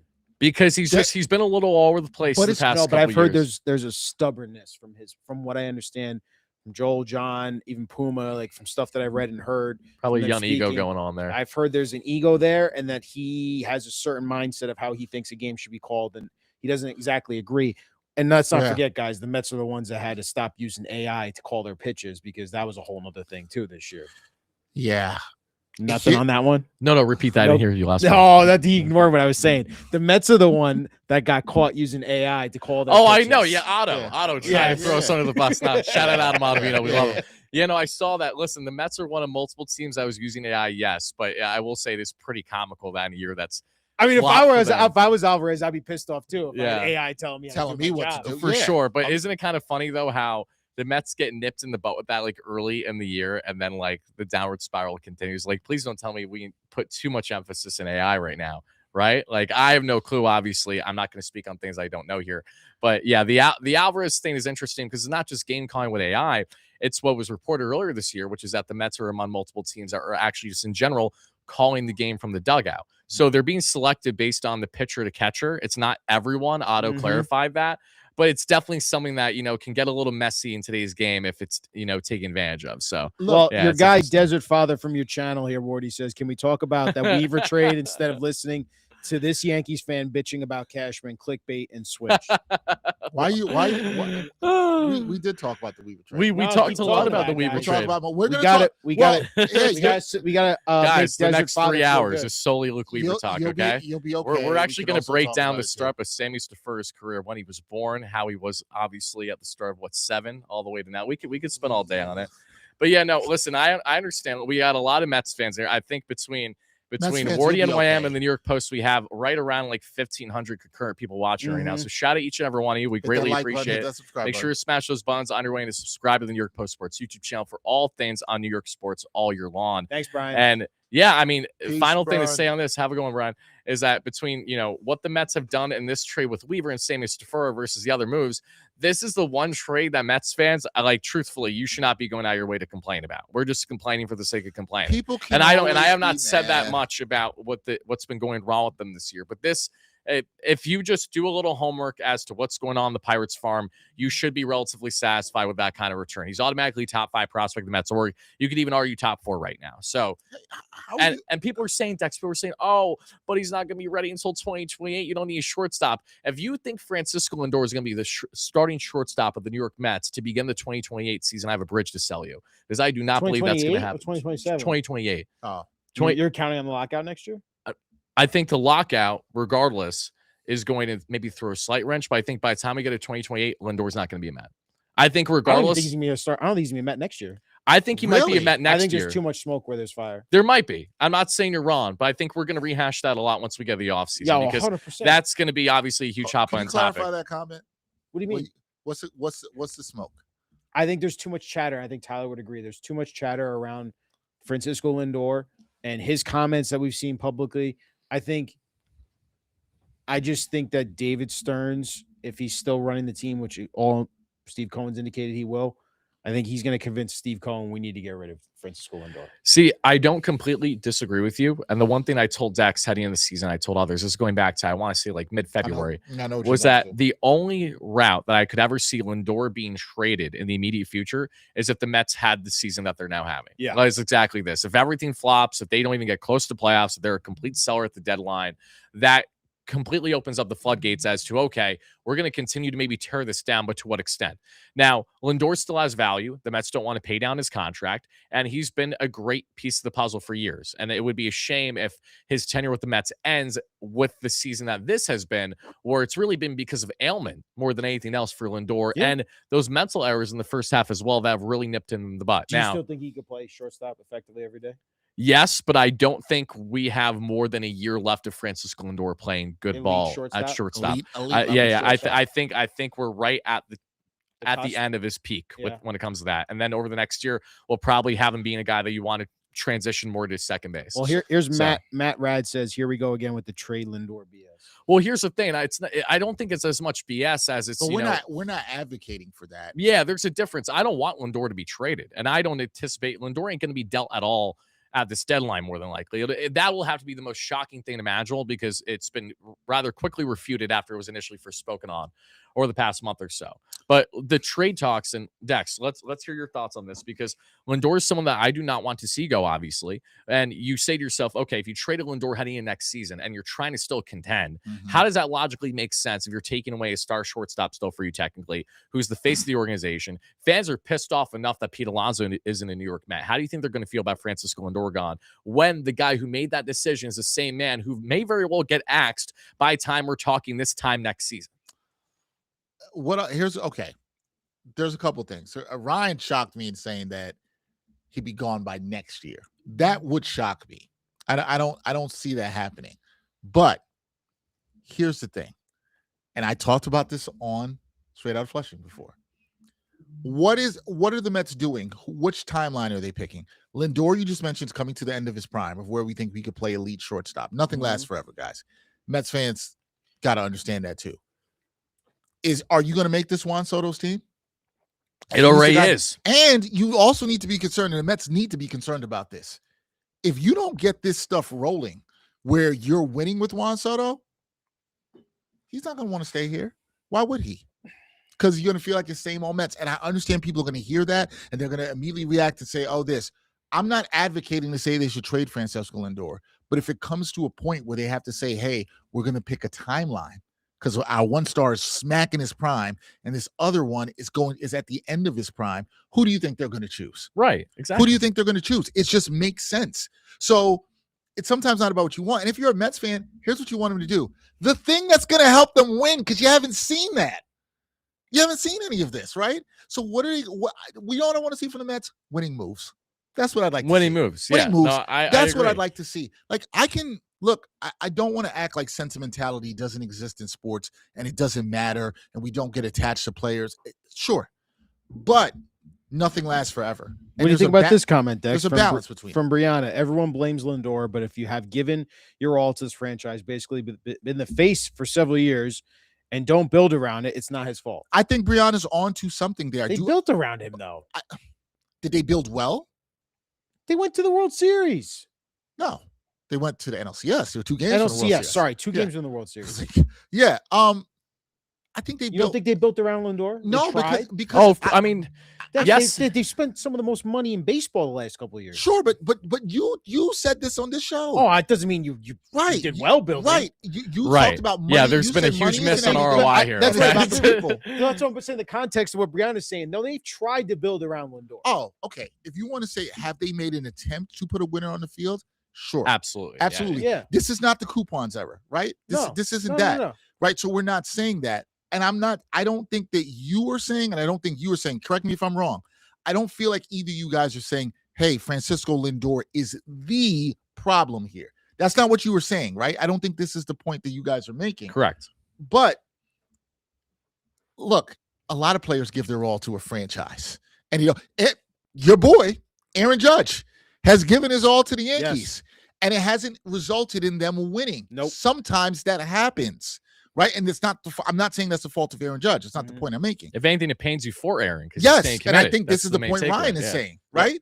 I'm not saying Lindor's Judge. Just want to be very clear here. But what I'm saying is sometimes Lindor to me has been a good Met. He's been fine. He carried the team in 2024. Wardy and I are both people who think 2024 should not be the standard if you're a Mets fan. It was a little fluky, guys. It was a little fluky. If you want to be honest. Now, Lindor was incredibly clutch. He's been a great second half player. We know all that. But if the Mets are looking at the future and what the timeline is going to be and which star they're going to build around, I can understand why they would move on eventually from Francisco Lindor. That's the point I'm making. That's not disrespect to Francisco Lindor, who I have a lot of appreciation for, like Brianna is saying. But 2 things can be true. You can appreciate somebody and just say, hey, this time here, it hasn't worked. And eventually you're going to come to that point. And so Is it 2027? That would shock me a bit, what Ryan said. Now, the smoke we're talking about, there's been rumblings about a lot of things around Francisco Lindor, right? And you and I have talked about some of this on the show too. But at the end of the day, baseball's too complex for it to just come down to one player, okay? Is he a problem? I don't think he's a problem. I don't think he's a In problem. the The way clubhouse? No, I don't think he's at all a problem. The way that some people make him out not to from be. what I talk to with people No, and here. No, I don't think he's a problem. I think Even though him and Soto do not get along. I But think that's a that's- misconception. I think though, that's a too, though. misconception, You know, too. like again, I hear you guys. It's they're not friendly with each other. They're not Sure. bubbly with each Are other. you But friendly they with are everybody? though. Are we- Like that's if you just gotta watch. Like if you just watch them, how they actually are on the field pregame. They always are training and working out together, constantly shooting the shit and Mhm. having laughs and having a good time. Last year, I think it was more so in just the reality that put yourself in Lindor's shoes as the $330+ million man. You got to put your ego aside. And sometimes it's easier said than done to start, right? You saw, like, for example, when Lindor first became a Met and the Rad Raccoon incident happened, that was, again, in a Mhm. different way, an ego aspect. You know, you had McNeil, who's a very passionate young player, Lindor, who's passionate, but he's like, I'm the star of this team. Like, you need to be listening to me kind of thing. You know, if you make an error, like, I'm going to call you out on that. And, you know, that's how it's going to be. I think with Lindor, it's accepting the reality that while this is in part his team, it's not his team the way that maybe he thought it was really going to be. When you have Steve Cohen going out of his way before the season begins this year, also reiterating how, and I quote, as long as I am owner of this team, Francisco Lindor will never be captain. Well, I think like he- I the think he fact felt- there I will think be he no felt- captain. I think Yeah, he felt no. a way about that. Yeah, I think he I think he absolutely felt a felt way a about certain that. way about that. But I think more than anything, it's just misunderstanding. Soto's not an overly exaggerated player as is. No, he's And this not. is also an adjustment for him coming to the Mets versus the Yankees, where this is finally his home. In recent years, it's been about Soto focusing about me, myself, and I, in large part because he knew that he was looking for that big payday. Now he can finally start to get acclimated and comfortable for the first time in his career, knowing that this is going to be his long-term stay, regardless as to really how he feels by it, because the Mets can add in $4 million for the final decade of his contract to make sure he doesn't opt out 5 years into the deal. So the Mets really do have like full control in this thing with Soto. And if you're in Lindor's shoes, you say to yourself, you know, yeah, this is going to probably be more and more of Soto's team. He's like 4 or 5 years younger than me, as is. You know, Soto's in the peak of his prime, which is why it's a disgrace that the past 2 years the Mets have done nothing with it. Wasted. Absolutely wasted. Regardless of Soto not being healthy. Houston this year. Astros are getting Dalton Varsho from the Toronto Blue Oh, Jays, that's a according- trade. according to Jeff Pass. Okay, Blue that's an Jays- interesting Blue deal Jays- for Blue sure. Jays selling off here. Okay. But Blue Jays are being unique, though, because they're buying and selling. Again, they're kind of doing what I would have liked the Mets to do. They bring in little Jose bit of Soriano. trade yeah. alert. They get rid of Dalton Varsho. I want to say I just want to say something back on the Lindor situation and something that Ryan said here. Sure. We're getting killed in the comments about this Lindor conversation. Oh, I'm sure. And I have more comments. Like, there's 2 I got to answer after It's this. fine. Look, and there was something I saw here, and thanks to people who are sending in super chats and like, subscribe. We appreciate you. Sometimes at work, you don't like your coworkers. It happens. It happens. You still can get the job done. Right. There We, have been we, plenty we of managed to make teams- it work, Dex. Yeah, you're not my boy. Long running joke if you watch the show. Wardy is my boy. Luis But Garcia is starting at first base tonight for the New York Yankees, as he batting should. third. you in got to the be lineup. excited about that. Let's go. The sun is Oh my out, God, that was Ryan. such a damn And Luis fan. Let's Garcia. go. You gotta see Austin Wells catching again. Yeah, tonight. that's not gonna make you happy. there we go. What I was gonna say is like, look, I think sometimes the stuff is overblown. I've spoken with a couple of people around the Mets who were like, just hey, they're not chummy, and I'm like, sometimes people you work with, you're not chummy with, but you still can get the job done. Right. Now, if there was a problem if they didn't respect each other, which I don't think is an issue, because I don't know if anybody's also worked around people they don't respect. I've done that, not necessarily the best, but I think that these are guys who understand and work together. I think you kind of hit the nail on the head, Wardy, a little bit. I think it was a situation where, again, I'm just theorizing here. Francisco Lindor might have felt uncomfortable with the change. It's no longer his team. He's used to being the guy, but things change. And Soto is a better player than Francisco Lindor. There's no doubt about that. There's no debating that. That doesn't mean I don't think Francisco Lindor can adjust. That doesn't mean I don't think he has adjusted, because I think he has. It's been a rough season for him. He had the injury early on. I think this will be fine. I don't think you trade Francisco Lindor yet. The key word is yet. I don't think you do that yet. I think we could pump the brakes on that. And I think there has been a little bit too much of a narrative to blame Francisco Lindor for the issues of the Mets. I He's agree. been a really good, he's actually been He's been a really good he's Met. been one of the most steady aspects of what's been such a absolutely just a lot of words I could throw in here, but we'll just go with a dumpster fire of a club more often Sure. than not under Cohen. And that's not a slight on Steve, it's just a reality. The Mets have been absolutely piss poor in constructing a consistent, balanced roster year after year. Dex, you're giving me a look. Did you see something? Oh, Oh, okay. I thought you saw something. Okay. No, I did. I saw something for some comments. Oh yeah, there's a couple comments I'd like to address rapid fire Go real ahead, quick. If that's Tyler. okay. Yeah. We see Kyle in the chat. He donated. Said the Mets trade Robert Jr. and Taylor. Who will play in the outfield with Ewing and Benj, assuming Soto gets shut down for the year? Well, Soto's not going to be shut down for one. No, that guy So- loves playing baseball. Yeah, He that's wants- another he's trying thing, to, too. he's trying to come back. I He think will. He's coming back. He'll I be think he's back gonna for the play. final month. I'm Yeah. not worried at all by that. He might be back a little sooner. But in the meantime, the Mets still have options. Even if you trade Tyrone and Robert away, there's a couple different ways that you could go by it. But one guy who is going to be making his Mets debut in the second half if he's not traded, Yankee legend, is Mr. Mike Talkman. We've been waiting all year long, to get some reps. Yeah, we did. Yeah. And I- Mike Talkman, fun fact about Mike Talkman, to all the people, Ryan, listen to this. God. Mike Talkman is one of 10 players in the past 3 years that has a 350 on base or higher and 350 player appearances or more. Every other player in that list is either an all-star or an MVP player. So I'm not saying that Mike Talkman is in that conversation, but he's kind of in that conversation. He's been such a steady presence. Like He's you put such him a in nice platoon veteran. platoon I like veteran. him a lot. Yeah. But I just It's funny. it's Mike Talkman the Sockman. It's Mike Talkman. R.I.P. The John Sox. Yep. Sterling. But regardless, call. I think Talkman we could see getting some looks. I think the Mets are going to continue to give Nick Morabito some playing time here as we get into the second half. Everyone continues to forget about Nick Morabito. He had a little cup of coffee with the Mets a couple months ago. Very speedy, very dynamic outfield prospect for the New York Mets that rep Team Italy in the WBC this year.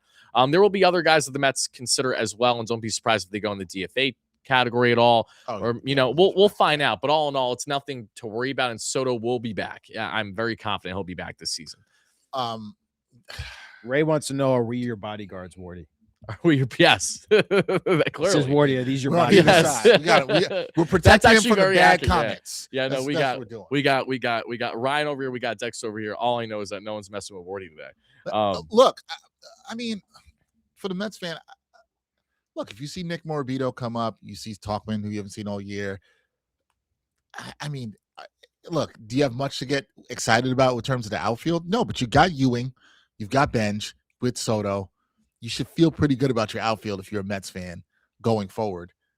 I'm not really worried about the who's outfield's playing like till the Soto's one coming thing back. I'm like very happy with Yeah, at the moment. same. Especially in a year where the Mets were this close to giving Kyle Tucker 60+ mil for multiple years, and then they settled Luis Robert, and then the guy that the White Sox wanted in trades last year for Luis Robert, that same AJ Ewing, is now outplaying Luis Robert and looks like a stud at the age of 21. Sometimes things just need to work out in their own unique ways. And, speaking of things working out for the New York Mets, I think we can all agree that the Luke Weaver trade has been the nicest piece so far that they've done out of these moves. And when asked in the chat by Malvar, just to retouch on this, Ryan, I'll start with you, and then Dex will go to you. Yeah. Talking about your respective opinions on this deal, would you say that for what the Mets gave up in Luke Weaver, that is one of the best moves that we've seen in regards to value so far this deadline? Or would you say that's underwhelming still from a opposing fan point of view? No, I mean, you're getting their best pitching best infield. They're getting one of their best infield their best prospects. infield prospects. I don't know much about him.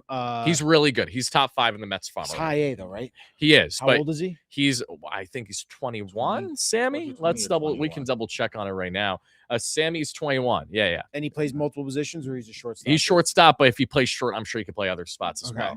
Yeah. No, he's been very balanced. And while him playing in high A, also the Greensboro Grasshoppers there in North Great Carolina, name. it is great. I've been to that park before, actually. It's really cool. Yeah. The ball flies there. So we'll see how it transitions. Him now going to the Mets farm, he'll probably be transitioning to high A Brooklyn to continue the season. But nonetheless, so he's been great, and he actually is batting 301 with over 1,000 OPS and roughly 50 games in high A since just moving what up. I understand from what you're asking me, though. You're asking me from all MLB trades. You were just asking me for the Mets. From all MLB trades that we've seen thus far, would you say that was best a return?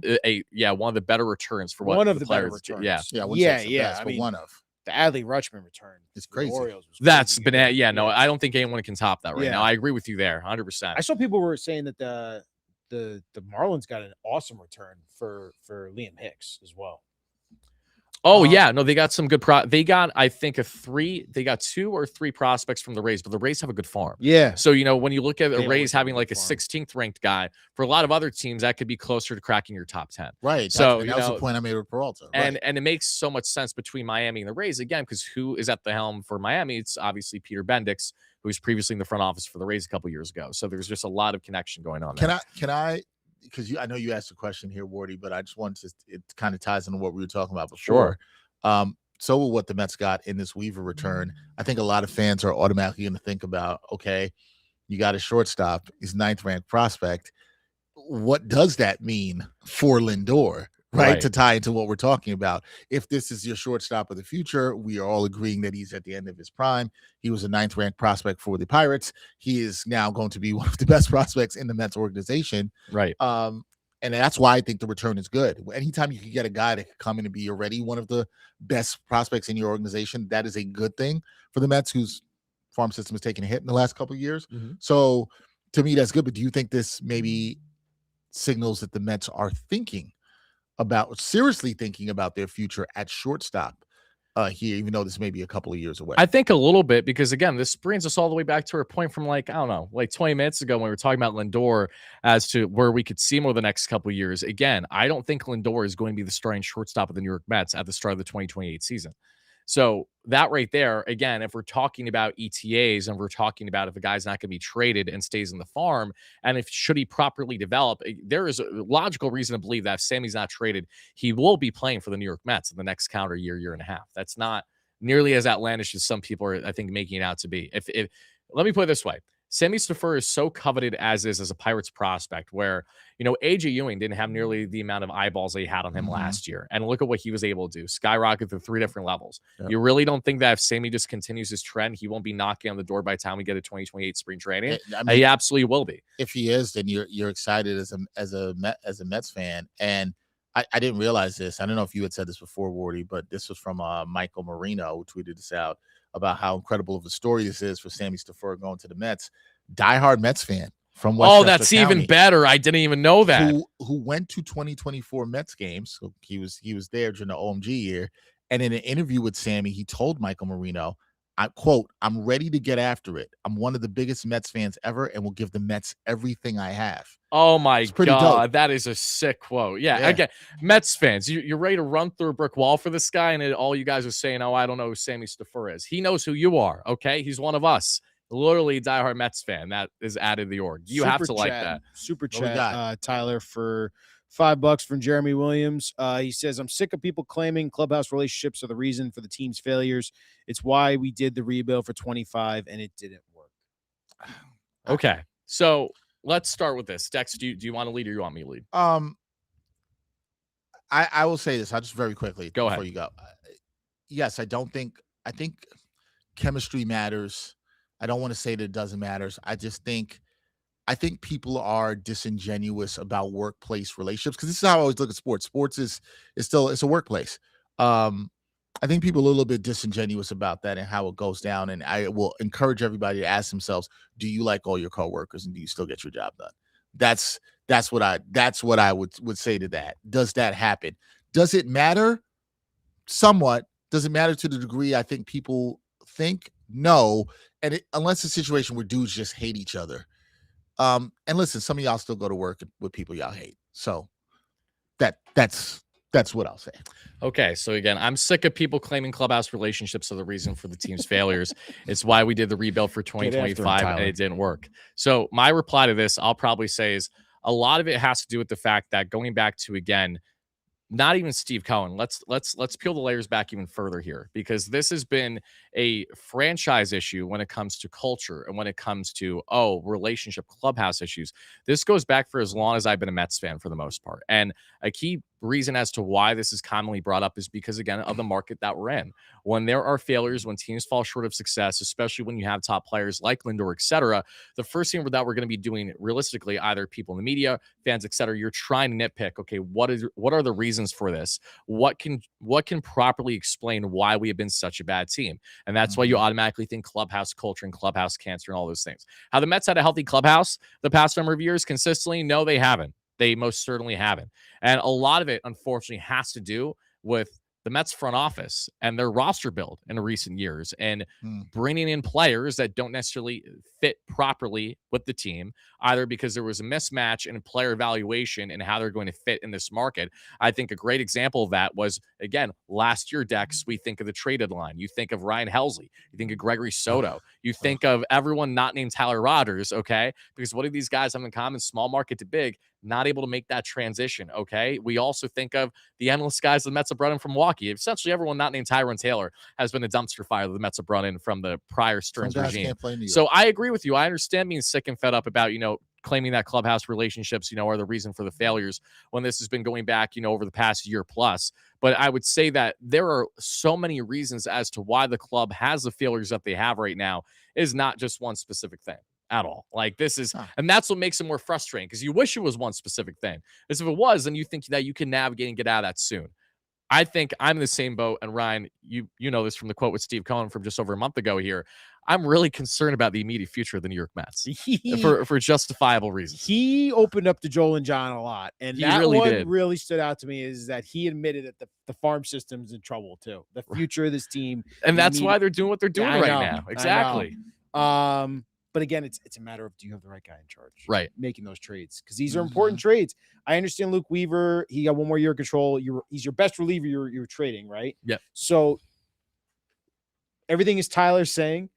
You hope Sammy can be as good as you think he's going to be. Yeah, the kid grew up a Mets fan, which I love. Right. He's dope. Yeah. Would you say you have to think that adds more fuel to fire for him? 100%. It's So a great awesome. story for the Mets, but at the end of the day, this kid has to actually turn into something No here. doubt. Because Luke Weaver was one of the most valuable relievers on the market. To this point right now, I would say he's the best reliever that was probably traded. I mean, like, it's crazy what the market is right now. There's not much going on in terms of like relievers that are high end that like Luke that you can count on. There's a lot of buying teams this year too. That's a big factor behind it. Yes. So I think the fact of the matter is like Steve Cohen knows that the future of this team, they needed to replenish this farm system. You like that you've seen some of these guys in Benj and Ewing get graduation this year and have made immediate contributions to you guys' team.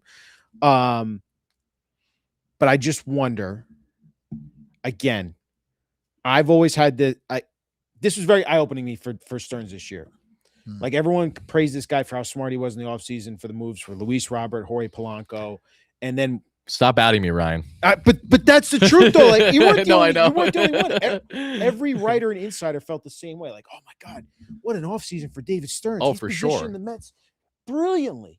But the fact of the matter is you're seeing all these former players and executives go after Stearns because obviously the pitchforks are out. Yep. And he's an easy target. He doesn't rely on the intangibles of a guy can show up every day at the ballpark and play baseball like Pete Alonso. Great. He's going to give you consistent numbers every single year. He may not be the best analytically defensive first baseman, or Jeff McNeil may not be the best analytic defensive guy, or he didn't have a position on the field. But when you invested in guys like Luis Robert, who has barely played a baseball games, like it's like Giancarlo Stanton. You just know he's going to get hurt every single year. Right. Polanco, who never plays first base and had a really good year, but is also getting up there in age. You gave him a lot of money to play first base. Think about that. If it was for DH, I would have been just solely, I'd have been more fine with it. I think the point you're making, right, is a good one. Availability matters, right? And then there's also the other you use the word intangibles. That's why team building is not easy. No. I think people we like to talk about it as fans as though it's easy. It's not easy. But what you want to see and what you want to see and what I want to see is, are you going to be proactive? Are you going to go for it when you want to? And can you identify two things in New York? Players that want to be here and can play here, and then that actually are going to be available. I think it's a great point you made. You could have all the talent in the world. You can give me all the stuff about analytics. If you can't show up every day and you can't get to the ballpark and you can't get on the field for whether it's the Mets or the Yankees, none of that matters at all whatsoever. And if you don't fit with bring up the culture word again, in a clubhouse or just playing in New York, that doesn't matter too. Where I think David Stearns missed the mark is what you just said in terms of availability, and also the intangible stuff. The people stuff matters, right? Yes. Like we can lean into this for a second because there have been discussions I have heard about this from both fans and people that are in the industry that I do absolutely respect, and they have said that this is something that they have noticed about Stearns because of the fact that he is so analytically minded and because of how they operate. You know, we can even think back, for example, not that I think it means much because this is how David operates, but, and I can't believe I'm quoting him right now, but I am. Eric Chavez, the Mets' best hitting coach, said nobody, was talking over the past, I don't know, month or two ago, you know, talking about his tenure as Mets hitting coach. And when talking about being parted ways with by the Mets, it was basically a quick phone call. David, you know, says, hey, you know, how you doing? And he's like, I'm not doing well, because basically he knew what he was going to say. And then he was like, yeah, no, I think we're going to move in another direction. Nothing, like, no thanks for everything. It was just that, hanging up the phone right away. So one does have to wonder at all, does David have that kind of similar approach? Should that hold true from Eric, if he's not talking out of the derriere there, that if, did he have that same kind of approach at times with other people in the industry that he's worked with, either people that he's hired and then fired or players that he's brought in? I don't know, but it's a cutthroat business. And I've definitely heard from even players, I'm not going to say any names, over the years throughout the Mets organization that at times have been very underwhelmed at how the team has approached them, especially guys that aren't mainstays on the team, where they're just kind of more on and off the club. You know, a lack of care, to say the least. Yeah, how you approach players, how you talk to players. This matters in free agency. We saw, what is it, a couple deals that Steve Cohen has had to come in. Well, even Edwin Diaz, which is a move that I was not happy about, the fact they were not able to bring him back. That's the move from the last offseason that pissed me off the most, more than the Alonso deal. Now, the Polanco move, I didn't dislike the move, because Ryan just brought that up. I didn't like the fact you were banking on him to play first base. That was always the problem. I didn't hate the bat. Yeah, the bat makes sense. The day of the Bichette press conference, Joel and I were there. We did a video. Joel talked about how he thought it was a good swing for them to go for Luis Robert Jr. I thought so too. I would have done that move as well. I had zero problem there. Here's the problem. So what Ryan's saying, when you start stacking guys who are not available, right, and you're banking on these guys to be available, that's where it feels a little crazy, guys. That's where you have to adjust, because you can't go all in on guys who are not available. Right. That is a bit of what David Stearns did here. Here's the thing I would like to say for David Stearns, though. What's the adjustment? All right, we see the trade deadline. We talked about this on the last episode. I don't know if that's going to restore the faith of Mets fans, even if he finishes his trade line with a pretty good haul and you come out and say, no, David Stearns did a little bit. I'm not going to say he cooked, but he did a little good. We'll see. He's got a lot more to prove. Can he adjust this? Or what's the adjustment? Because if he doesn't adjust, and we just heard Steve Cohen say that he is worried about the future of the Mets to Joel and John on the show.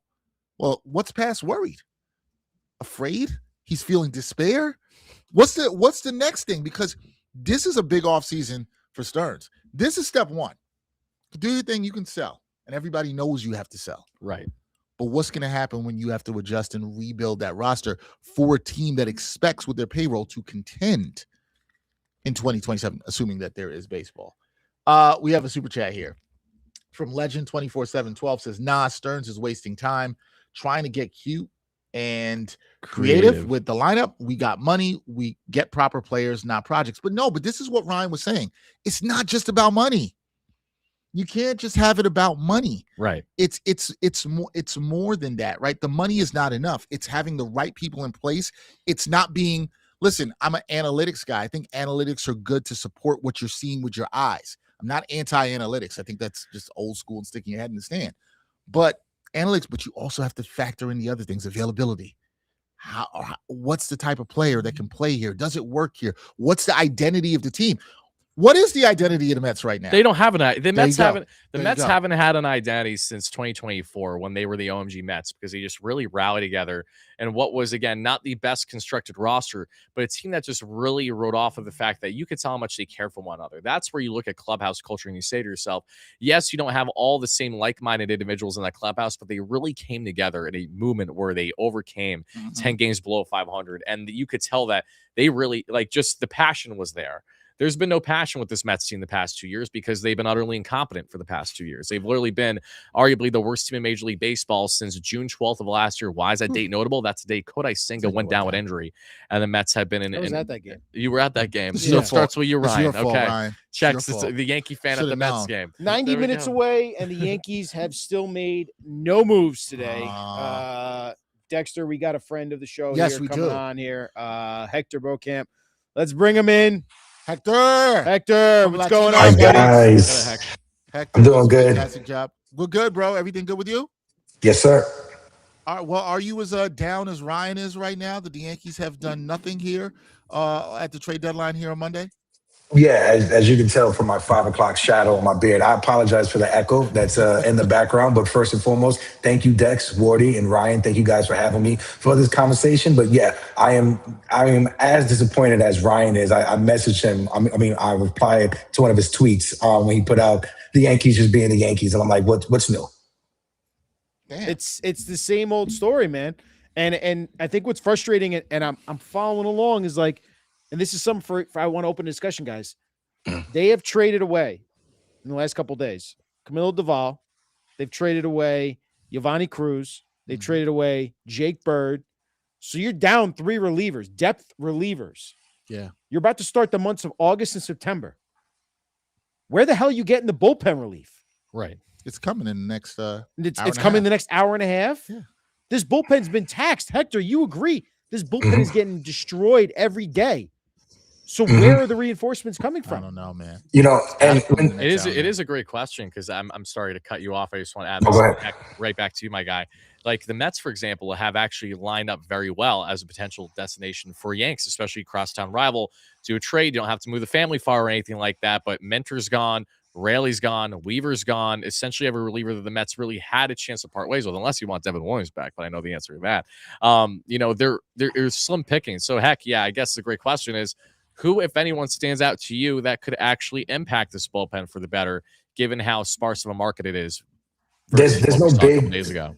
There's no big sexy names that are available. Obviously, Mason Miller, but that's a pipe dream. I don't think the Padres are going to be entertaining any conversation when it comes to trading Mason Miller, unless it makes sense to them as an organization. But when you look at the arms that are available, there's 2 people that come to mind. Kyle Finnegan with the Tigers. He's in his 30s. His ERA is around 3.5 something. And then Tyler Phillips, who may be a little bit harder to get because he's with the Nationals, even though he's in his 30s. The Nationals are trying to shore up the end of their bullpen. But when you look at the Yankees bullpen, David Bednar, he's been solid so far. I like what you're getting from Angel Chevalier from Colorado. I think he's really good, but is that smoke and mirrors, or how much can you rely on that? So I feel when you look at the Yankees' needs, catching was to me a big time question mark. I know Austin Wells defensively, the Yankees like his metrics defensively. But when you look at his batting average, he's hardly giving you anything productive. I was saying on my show earlier, and it's not me to bash him, but Giancarlo Stanton has 10 RBIs on the season. He hasn't played since April. Austin Wells just got to 14 RBIs. That's horrible. Like that if you're a team that's trying to compete for a playoff, if that's trying to compete for a playoff spot, if that's the offensive production you're getting out of your catcher, you're not getting much from your catching position. I thought Adley Rutschman was always a pipe dream. Was always like, if we can get him, cool, let's try to get him. But I always thought Tyler Stevenson was more of a reality for the Yankees. Defensively, his metrics aren't good, especially when it comes to framing. In the playoffs, that may be more of a liability in the lineup. But when you see who's available, there's really not much. Liam, I know the catcher from Miami went to Tampa Bay. When you look at him, he's a lefty who has horrible numbers offensively against left-handed pitching. And with the Yankees trying to add a right-handed backup catcher or a right-handed catcher to the lineup, I didn't think Liam Hicks was a fit at all. Let me say this, Hector. I get more and more concerned as time goes by. And if the Yankees don't make a lot of moves here in the next hour and a half because they need players to reinforce this lineup, the more and more concerned I get that Aaron Judge might actually not come back this year healthy, guys. I think that's a signal from Brian Cashman. We actually know that Aaron Judge is done for the year, and we don't believe we have a chance to really go for it this year.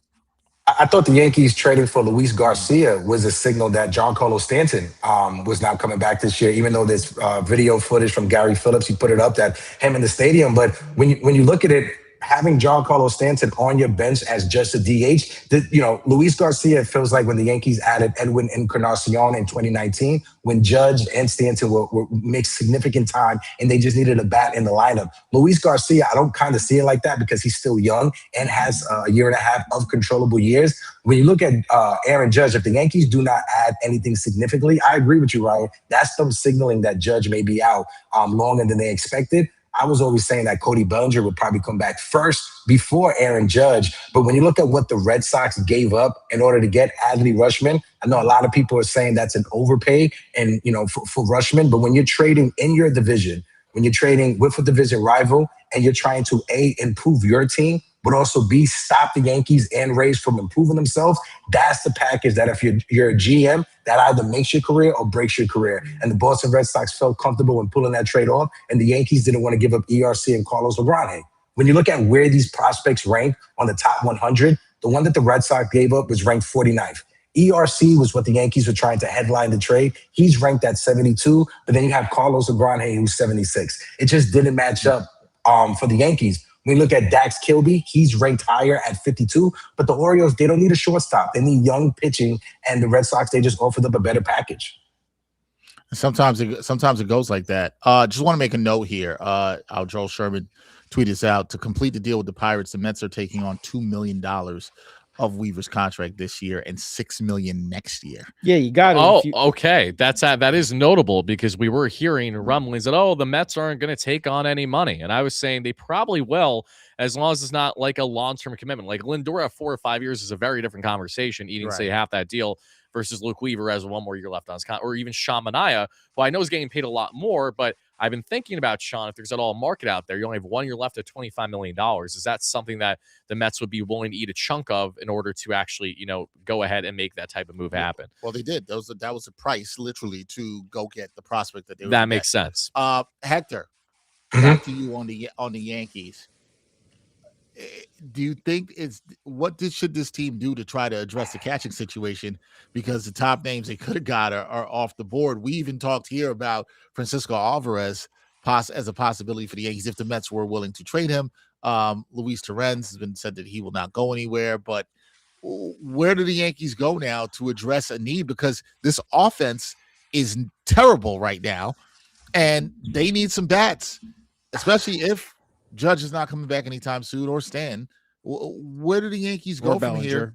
And Bellinger, yes. Where do they go from here to try to get some bats? Well, right across the street from Yankee Stadium, there's a baseball field that has amazing softball talent. So maybe they could go get somebody with a pulse out there because they can make it help the Yankees. Dance Park. All right. But no, realistically, I honestly do not know where the Yankees go from here because I've always loved Adley Rutschman. I know a lot of people said he didn't live up to the hype. He had a lot of injury concerns. But for me, it's just I'm tired of the conversation of the Yankees not liking players' medicals, and that's the reason why they didn't make a trade. And if that's the case, I need somebody to explain to me if that's your philosophy when it comes to medicals and that being the thin line of what your decision making on making a move or not making a move, then why trade for Frankie Montas? Why trade for Harrison Bader, who was on the IL when you traded for him? Why trade for so many players that are out of position and that are injured or just coming off of injuries if the injury, if their medicals is what scares you? There's a track record of, I don't want to say front office negligence, but it's just some moves that happen that scratch your head. And as a fan and as a content creator, I've been saying this on my show for the past month. The expectation that this organization sets for themselves and their fan base, it does not match the accountability when something doesn't get done. It does not match the accountability when it comes to success on the field or not having success on the field. And if this is what you're packaging to your fan base, it's not a good product. Hector, I agree. It's so much overlap between Mets and Yanks too. As Heck's talking, it's one. It's the same picture. Talking about exactly how the Yanks operate, especially and where their shortcomings are, and bringing in players as well that aren't overly reliable because of plagued injury past on other fans. There's a lot from across town rivals when it comes to that same thing going on. Hector, I'm so glad you used the word accountability because Ryan, we were talking about it with Ryan here, and I want to ask you the same thing I was kind of asking Ryan here because I find it interesting. For the Yankees fans' perspective is, well, who are you blaming here? Because it sounds to me like you and I are on the same page that this is a bigger organizational problem here. That not saying that Brian Cashman isn't accountable, just to be clear, but it's a bigger organizational. It's bigger than Cashman. Do you feel that way, or are you going to look at this deadline? Let's say it's quiet for this next, 80 minutes, 79 minutes right now. Right? It's quiet and nothing is done and you don't get some more bats or there aren't any relief arms coming. Are you looking at this and saying, man, Cashman struck out again? Or that this is a bigger problem we need to talk about with the Yankees that I don't know how you address it, but yeah, tell me what you think.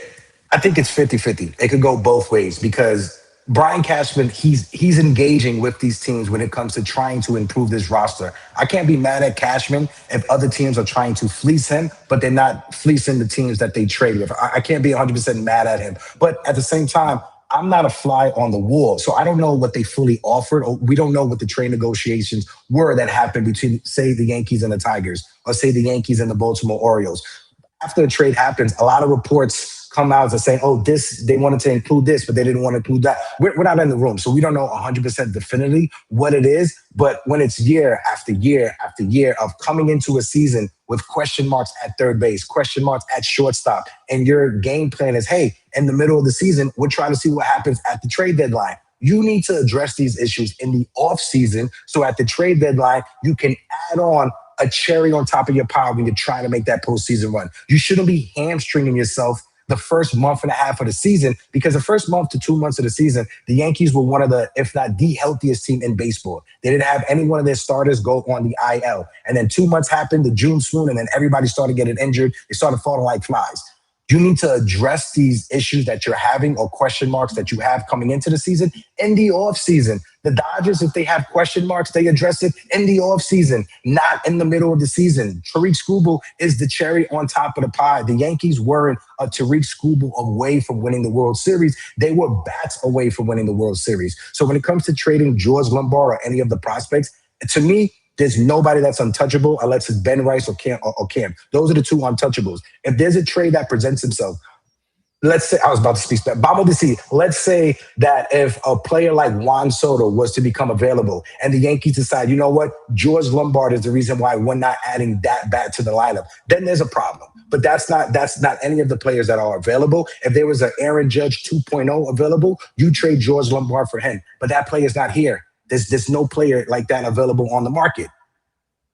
Yeah, it's slim pickings for the Yankees, and Ryan is getting. I feel like the crash out is coming at 6:00. If look, you see Ryan's face right now, Hector, there's literally. Here's my thing, right? It's what, 80 minutes, guys? 85 minutes, 75 minutes away from the deadline. Hector, what the hell would have to happen for you not to be absolutely ticked off like in 2019 with Kenyon Middleton as the only move at the deadline? Like, this feels very much like that right now. Like, you're pissing away the greatness of Aaron Judge and this rotation that you have right now. And I know I sound like a spoiled Yankees fan, guys, but if you had, it's exactly actually like, in my opinion, when the Mets had the starting rotation with the young guys they did in 2015. And you had all these great players. If you're not going for it with your rotation like this, what the hell are you even doing in this league right now as the GM of the team? Well, especially when you look at, it's not like this is a balanced league right now. There is a monster that just clouded over everyone else in the Dodgers, you know, so you can't even approach it from a normal point of view. Like, oh, like we realistically have a shot. Like, no, you realistically don't have a shot currently. And that's not to at all slight the Yankees or their fans. It's for every team not named the Dodgers right now. So what are the Dodgers, what are the Yankees going to do to separate themselves? And unfortunately, again, I think what you're fearing will be that reality again. They're going to come up short and think and be complacent with what we have, you know, especially when you think of the potential of the Yankees not doing enough. Oh, we got some breaking news. Okay, guys. breaking news. Our John Heyman is reporting Clay Holmes and Tyrone Taylor to the Cubs. Oh, whoa! For Rojas and pending medicals. Here, that's I'm sure more details to come. Whoa. For who? Rojas. For Rojas, that's broad. And which So, Rojas? that's so not elaborating. That is John. That is our John Heyman. That could be one of the Rojases in someone's farm system. Do not know yet. Wow, the Cubs are going for it, guys. Who's Rojas? Which Rojas is this? Give me a second. Trying to find out here. Holmes trying to find out here. John got too excited. He just typed it as soon as he got that. Well, the last time John's done that sometimes it hasn't gone so well. Yeah, but I'm sure in excitement to get the information out. It's fine. I'm sure we will find it. All right. While you guys are doing that, Hector, real quick. Sorry. Yes. Sorry, Heck. It's Goodman, right? Like the big names is catcher. It's Goodman. It's Jeffers. There's no one really else. And then the bullpen, again, I have to go back to what the hell are the Yankees going to do with the bullpen, considering the fact that there is, I'm not going to rely on Angel Chavihi. Like, I don't know where they're going to be able to get the relief in this market, right? Like Clay Holmes now just got traded. So like the options are dwindling, but the catching position, like I'm frustrated on because I have no idea what the hell's going to happen. First of all, the Rojas is the second best prospect in the Cubs system, so the Oh Mets my are God. running away. Just Yeah, saw that's it. a big Yeah, they're deal. running away. But to your question, when it comes to Jeffers, if you're the Minnesota Twins, you just started winning, regardless of Byron Buxton being on the IL and with the Tigers trading away Scooble. You have the third wild card spot that you could try to get. I don't even think Minnesota winds up trading Jeffers. So the Yankees could try to pivot to Victor Caratini, who's up there in age as well, but he's not good defensively. Hunter Goodman, everybody that I've spoken to said that his future is a first baseman and DH, and we already traded for one of those yesterday in Luis Garcia Jr. So I don't think Hunter Goodman will be available, and if he is available, it's going to cost you a heavy prospect capital in order to get him. Again, like I said, Tyler Finnegan from the Tigers, Tyler Phillips from the Nationals. Those aren't big, sexy names, but those are still names that are available. You got the lefty Mahoney. I confuse his name from San Diego, who's having a breakout season. But my whole thing is, or what I'm worried about, Ryan, is that if the Yankees acquire someone just like Luis Garcia Jr., will their numbers translate in the American League East on a team that's competing for a playoff spot, that's competing for a chance to make it to the World Series or trying to make it to the World Series? Will those numbers translate? Because a few years ago, the Yankees traded for Andrew Benintendi, who was the number one hitter in the American League. And then he came over to the Yankees, got injured, and had the second worst batting average in the AL. So it's not that many big names for the Yankees to pick from. Yeah, it's tough, man, right now. Guys, I gotta let you take it away. Go ahead. The Mets reaction. I mean, this is a huge trade for them right now. The Clay Holmes and Tyrone Taylor. This is a big move, Dex. Jefferson So Rojas. listen, what did I say? What did I say not even an hour Well, ago? I told you Clay Holmes is going to get a great return. Though. Right, but I also followed up by saying that the best had yet to come for the Mets today, and that had a lot to do with Clay. Talk about a slam dunk. You don't need to think twice about this. The Mets just traded a rental Clay Holmes who's going to hit the Frazier market, a Tyrone Taylor that they obviously didn't need, regardless of TT having a nice little run lately. Let's call it how it is. He's a fourth outfielder for us. And the Mets just casually landed the number 2 ranked prospect in the Cubs organization who could impact the Mets as soon as next season. Oh, yeah. Did I add, by the way, he's only 21 years of age? Jefferson Rojas, who plays both third base and shortstop, currently at a 55 scout grade that we see entering his draft year. Okay. So far this season, the 21-year-old has played across that we see currently in AA, and he's batting .270 with a .339 on base, a .461 slug, 800 OPS in this under 100 games. This includes 15 home runs, 57 RBIs, 35 walks, 64 Ks, 17 stolen bases, and he's only 21. So this has AJ Ewing written all over it, is what I'm seeing right now. When it comes to do you potential, see some of the comparisons people have made around what are the comps that we're getting in the chat right now? I'm just reading it some places. Justin Upton and makes plays up the middle like Nico Herner, or Dansby-esque is also the way people are talking about the way he plays. And I'm like, this is power, little speed. I can rock with that. This is a big name prospect for the Mets to be able to land the way that they did. And if we take a look at the actual MLB prospect report on it, it is as follows. Okay, let's give you guys a quick summary. Okay, Rojas advanced bat earned him a $1 million bonus out of the DR in 2022 and has prompted the Cubs to challenge him with aggressive assignments throughout his career. He was the youngest regular, age 18 in Single A Carolina League in 2023, the second youngest batted qualifier at the age of 19 in High A Midwest League in 2024, and the second youngest everyday player in AA Southern League at age 20 when he got there last July. His 2025 season was a tale of two halves, slashing roughly 280 with a 380 on base and a roughly 500 slug.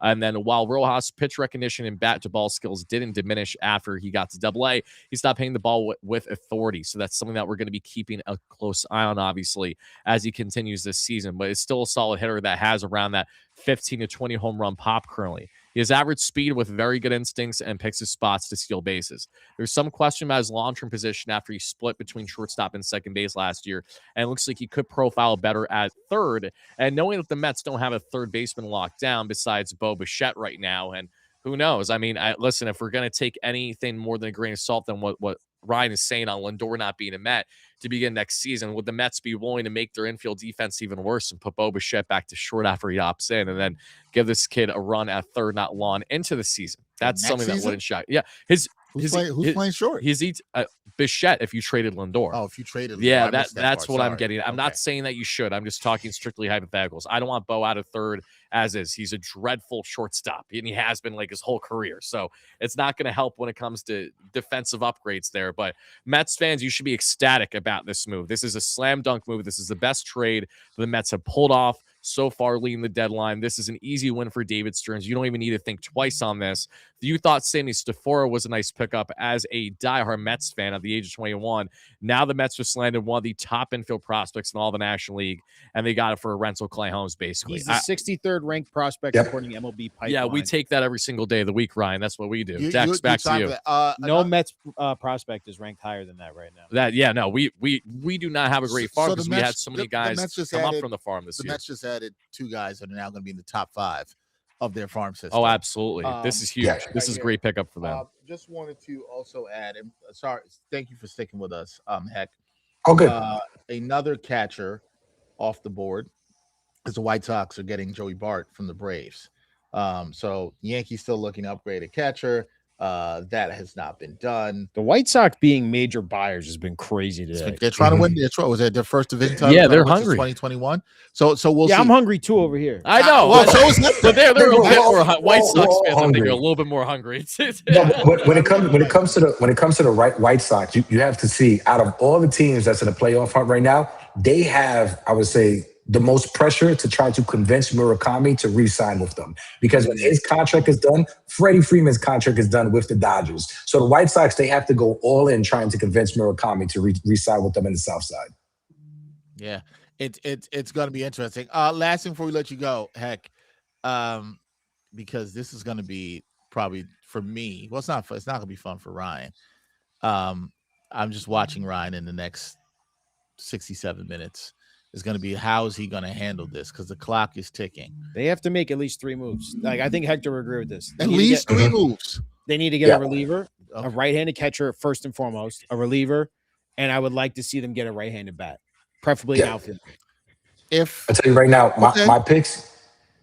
Sorry, go ahead, Dex. My apologies. No. Go. I want to hear your picks. Please go. Because I have the same thing, Ryan.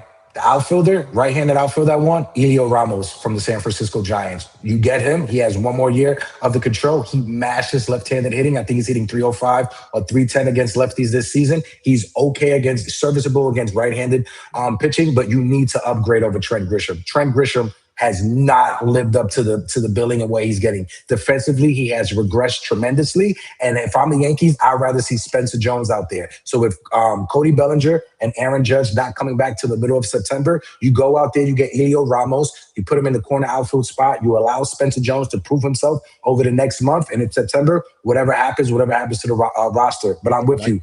Elio Ramos, Tyler Stevenson, and get me Kyle Finnegan or the other pitcher from the Nationals for the bullpen. I'm with that. Now, here's my question, Hector. This is Ryan too. Ryan's got to answer this too.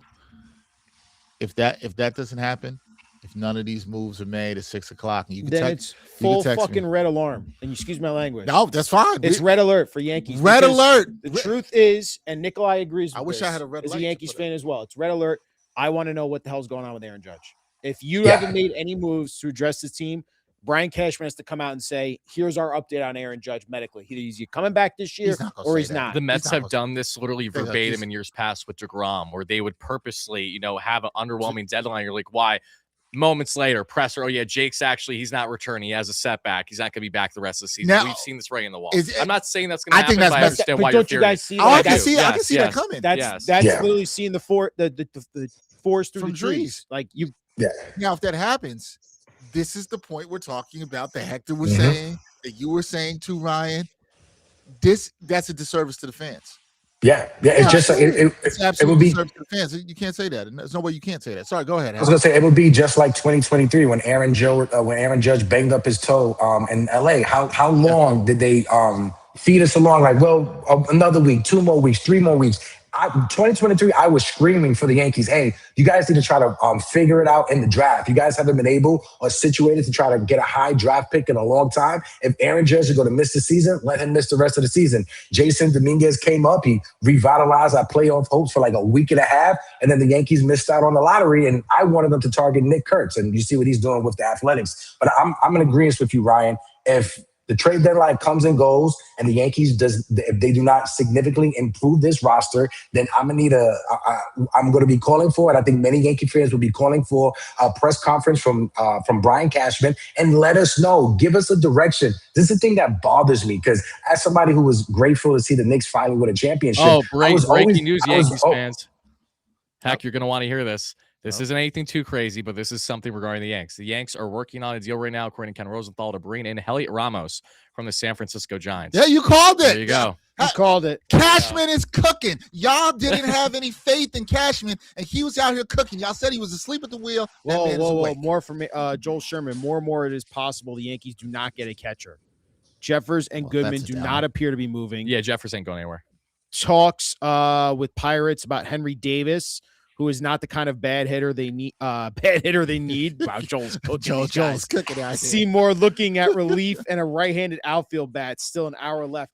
Look, you called it, Hector. Heliot Ramos is the right-handed outfield bat the Yankees needed to give relief to Trent Grisham, who has been absolutely god-awful out there. But the fact that Joel is hinting right now that they're not going to get a catcher is asinine. Like, I don't care that you got Ramos. You cannot go with Austin Wells in the playoffs. Guys, that will be an absolute unmitigated disaster in the playoffs. Oh, I'm sure it will be. Yeah. Austin Wells anywhere in that lineup is going to be unmitigated disaster. It's gonna be an easy out. You know. If you're telling me I have to live with Austin Wells and Ryan McMahon batting back-to-back in that friggin' lineup. Well, you mean you won't love it, That's Ryan? 2/3 of your lineup. That's absolute zeros. You know that feeling. You know what I might say? You know what I might say? You know what I'm hearing in all this? This might have changed my tune on some things.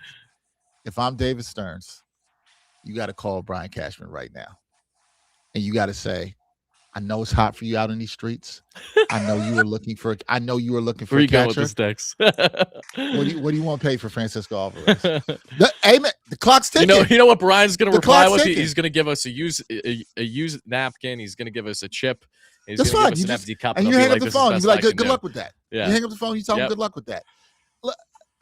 Hector, am I crazy? You cannot go. No, you're not. No, you're not crazy. McMahon You're not crazy. And Wells as two of your starters. No.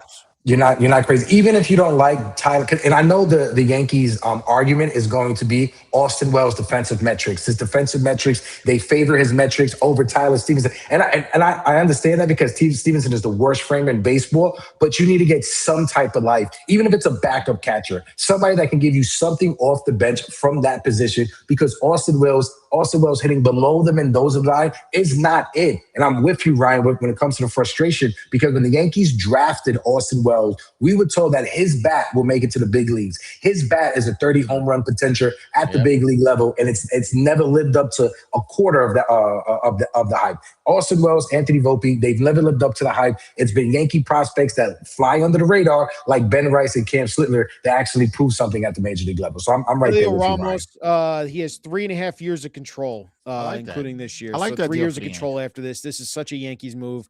Defensively, not good. It's going to be it's going to be. We're 1 hour officially the deadline, ladies and gentlemen. I'm assuming the stove is going to continue to stay hot.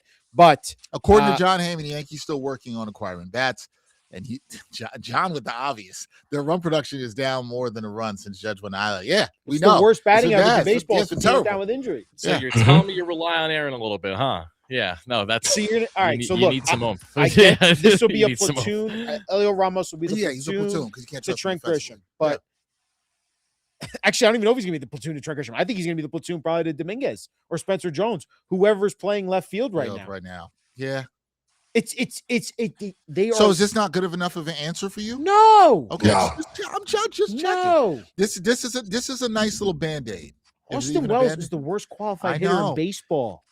But guys, John Heyman says we know about being the worst in qualified statistics. Where's confidence level check for you and Hector?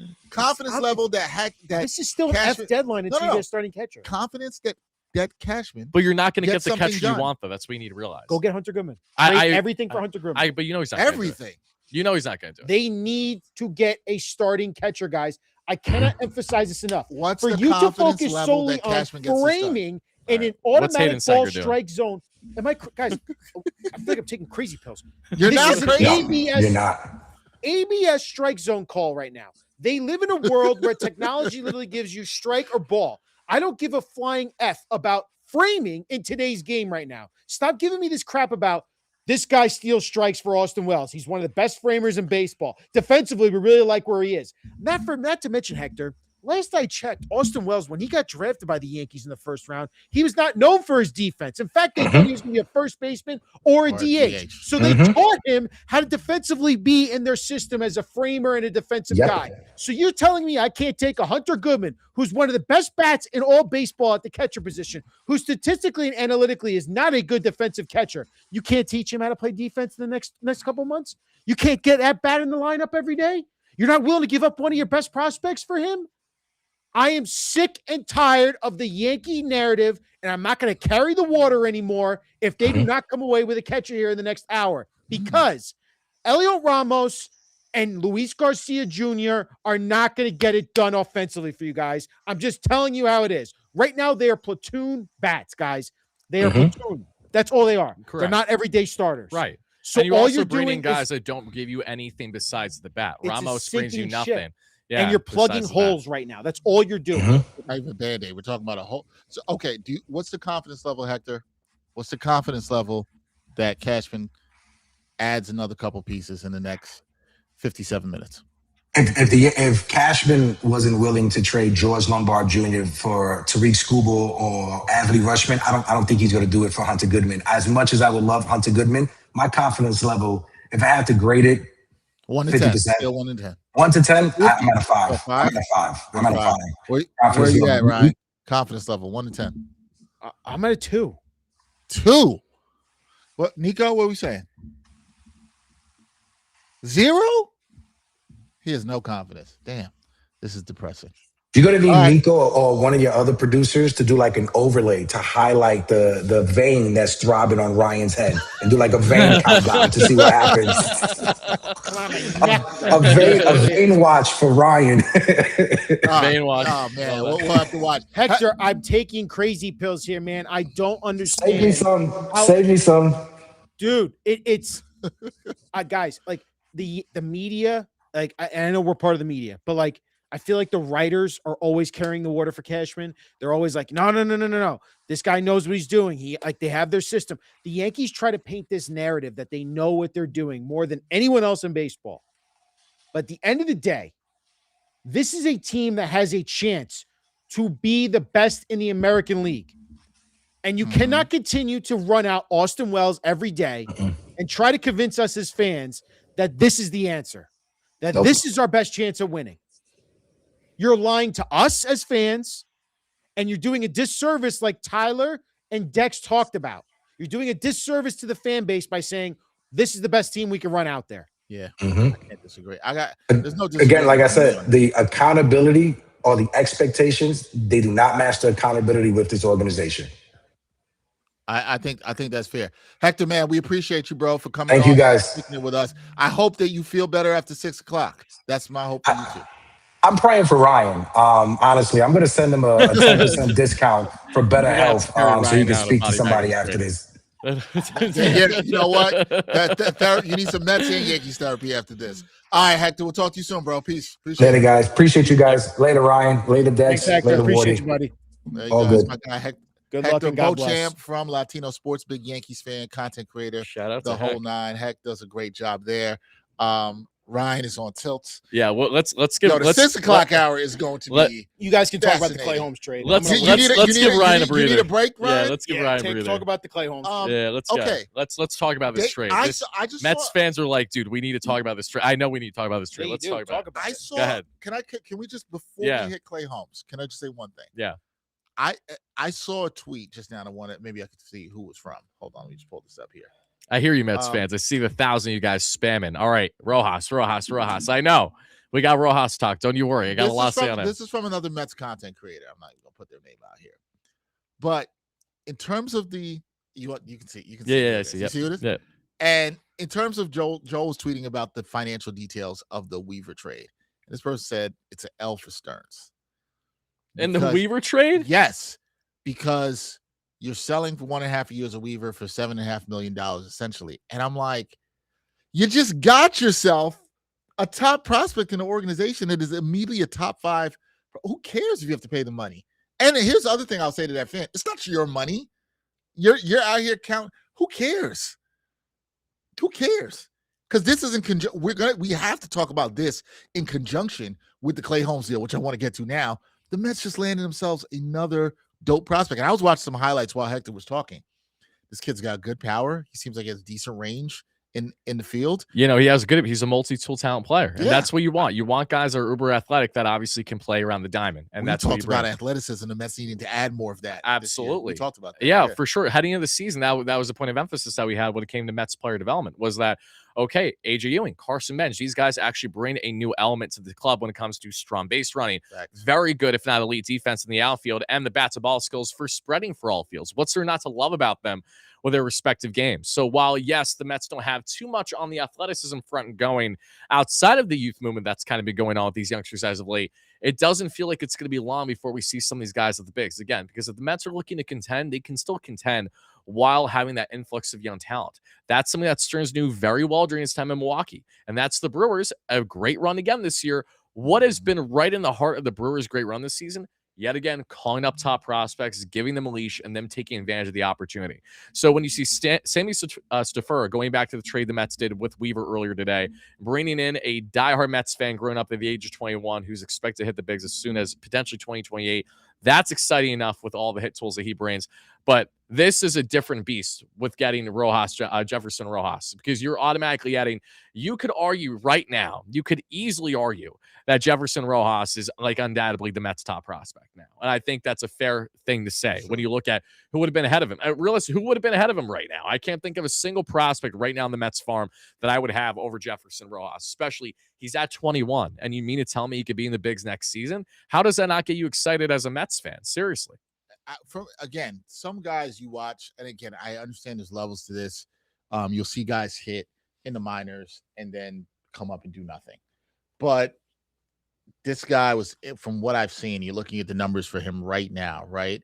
In Double-A, 800 OPS, 15 homers. Some of the homers he's hit, some moonshots. He's got power. He's punished pitchers if they've tried to come inside. This was me just watching a little of him, but from what I've seen, I like the on-base percentage. I like the fact that he's hilarious. got a decent amount of speed. So look, and here's the one thing. Maybe this would also give the Mets some hope. I've seen some fans in the chat saying, well, he's not going to come up for a couple of years, blah, blah, blah, blah, blah. Well, the Mets were a little proactive this year. We liked Carson Bench making the team out of camp. AJ Ewing coming up. That was a shock for me personally, but I liked the move. Right. And obviously he stayed up, and both those guys, particularly Bench, looks like a player. If the Mets kind of go into this with some sort of a youth movement, they're going to have to add some veterans. I think fans should be excited about that. This is a guy with high upside, high talent. I have no idea what he's going to be. I say that about every prospect. If you know, you're lying. You don't know. But I see the tools here that would have people excited, and the numbers at the Double-A level. Let's let this kid get into the Met system. Let's see what he can do. What, you mean to tell me that he's not the second coming of literally the best player in Major League Baseball history yet? No, not Oh, that's a shame. I thought that's what happened. I mean, I could do that for the engagement. We don't do that over here. I could do that. Yeah, absolutely could. But look, man, it's. I think David Stearns, if you look at the two moves of the two players that we thought could bring the best return for the Mets here at the deadline, in Luke Weaver and Clay Holmes, and we thought Luke Weaver and Clay Holmes could be packaged together. Yeah, I'm gonna say it now. I can say it now because it happened. The Mets were in conversations over the past 24 hours to trade both Weaver and Holmes to the Pirates. That was something that was discussed, obviously did not materialize, hence why we see the two separate trades to two different teams in the NL Central. But Dex, just when you look at what the Mets have done, they've added over 10 prospects array, which was the quantity aspect. Now, did we think that we were going to get quality? I really didn't think that we were going to get anything crazy to this magnitude in the way that the Mets just structured this deal. I did not think that the Mets were going to be Which getting one? You talking the about Holmes trade. I did not think, even with how desirable the market is for a guy like Clay Holmes. Yeah. You look at all the dominoes that fell in respective trades of starters up until this past hour, right? And you say to yourself, okay, how many more teams are looking for a starter? We thought Reed Detmers might go to the Cubs, but whoever had that schmuck wasn't correct. That is not the case. Detmers might stay an Angel at this rate. They brought in Kevin Gausman. Now they bring in Clay Holmes. I said for a while, Clay does make logical sense for the Cubs as well to a degree. Again, ground ball pitcher, going to have elite defense around him with Horner and Dansby doing their thing up the middle. And knowing that that's a rental, more than anything, Clay's 1,000% opting out of his contract. So, like, if this was a trade, for example, where it was like Luke Weaver, where the Mets knew that Clay Holmes was going to opt in for the final year of his contract, and that was the circumstance that we had right now, then you would say, okay, getting that kind of prospect makes sense. Maybe you want a little bit more. But the fact that the Mets just gave away Holmes, who they were not bringing back, whether we wanted or not as a fan base, and it's Tyrone Taylor, who, again, love TT, but let's not act like he wasn't in DFA category in multiple instances over the past calendar year. Oh. He's figured it out, and it's great for him, and I wish him the best in Chicago. But the Mets, out of all the moves that they've done, this continues to get better. Absolute slam dunk move by the New York Mets here. They maximized, they got their top 100 prospect. So for all you guys saying, oh, the Mets can't get a top 100 prospect. No, they did. They got the 65th ranked guy in the game right now at the age of 21 who plays third base, shortstop, probably going to profile better as a third base profile. And that's okay because Sammy Stafora is going to take up shortstop in a couple years anyway, diehard Mets fan. And then the Mets are going to have a nice little tandem going on in the infield. This actually has me excited. Dex, I can't believe I'm sitting here a little excited about things going on with the New York Mets. Am I getting ahead of myself? Probably. Yes, you are. Yes. Probably. Look, I always temper my expectations with these things, but here's what I'll get excited. I'm cautiously optimistic. Always is the perfect term. We always say always cautiously optimistic. But my thing here is I think if you're being reasonable as a fan, if you are being reasonable, what Stearns did with the two guys he had to get the most for, if you'd have told me those are the two guys he could have got the highest prospects for, and he did that, right? The other trades, Peralta, we look at Brazoban, we look at Minter, you saw he got a lot of bites at the apple, right? He got a bunch of guys, and he went for, quantity over necessarily quality, but he went for the high quality with the best pieces he could. And I like that, even putting Tyrone Taylor in this deal to the Cubs. I really like it. And I think it's fine. If you'd have said to me out of this deadline, the Mets went and got themselves two guys that are going to come into their farm system and immediately be top 5 prospects in the farm system, I would have said that's a win. I'm not going to go as far as saying that your boy David Stearns is out here cooking. I'm not going to say that. But what I will say is that he did what he needed to do here at this deadline. This is a successful deadline for him. I will temper that with caution, because last year successful I on thought it was a successful paper, deadline on paper. because both things can be true, right? Last year, any rational Mets fan could tell you that from a bullpen standpoint, they did a very good job on paper.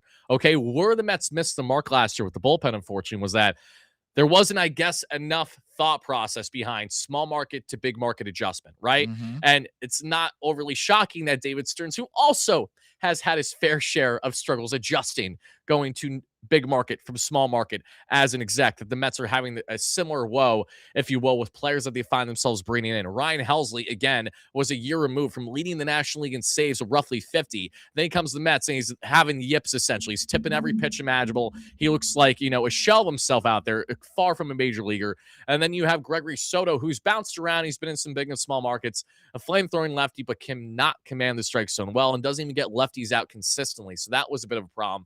And then Rodgers, who was the one bright spot the Mets brought in, again, it didn't mean much because he hits the Frazier mark and the Blue Jays say, hey, let's give you a 4-year contract. An absurd AAV. That is a deal that the Blue Jays probably are going to try to dump in the next calendar year if they're not doing it today. So just things to think about. But all in all, going back to the top on this, I think you have to be really happy if you're a Mets fan.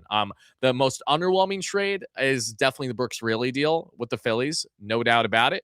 And I would say the best looking trade now is Clay Holmes and Tyrone Taylor. I mean, I put Clay Holmes 1. I put the Luke Weaver trade 2.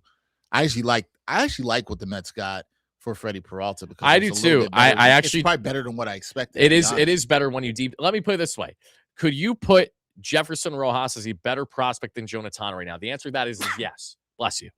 And because the Mets still believe in Tom. and mind you, the Mets farm is so weak right now that Jacob Reimer is currently ranked in their top 5, where Reimer has been up and down all year because of injuries and inconsistencies. Last year was his first official breakout in the minor leagues with the Mets. He was like their hitting savant. He was their guy that through their analytics department really made massive adjustments with his hit tools, and he skyrocketed for them. This year has not been the case due to injury, especially someone that we thought could be knocking on the door to make his debut this season. It ain't going to happen until next year now. But when you look at the fact that even guys like Zach Thornton still need to be promoted from within the Mets farm, among others, I mean, you look at everything the Mets added here, and you automatically going to have Jefferson Rojas at 1, and you're more than likely going to have Sammy Stafora probably at, I don't know if I would put him ahead of Elian Pena, because Elian Pena is a very exciting prospect for the Mets that they acquired in the IFA pool a couple years ago, but he's definitely in top 4.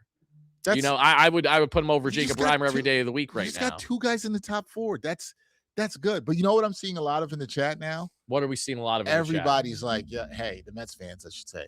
The Mets fans, when are they going to trade Beatty? Where are they going to trade Vientos? What do you mean? You want to trade Brett the Hitman? You really want to trade Brett Bonds Beatty? You kidding me? Brett Bonds Beatty. Wow. That's what I get to pull out once every couple months when he hits a home run. So Brett Beatty's the strongest likelihood to be dealt between himself, Mauricio, and Vientos. But right now it feels like if the Mets trade Brett, it's more so just for the sake of trading him than anything else. But here's I'm fine with. Which again, because here's the counter: do you want Brett Beatty on your roster next year? Do you want to put him in a position where you may DFA him if he doesn't perform well?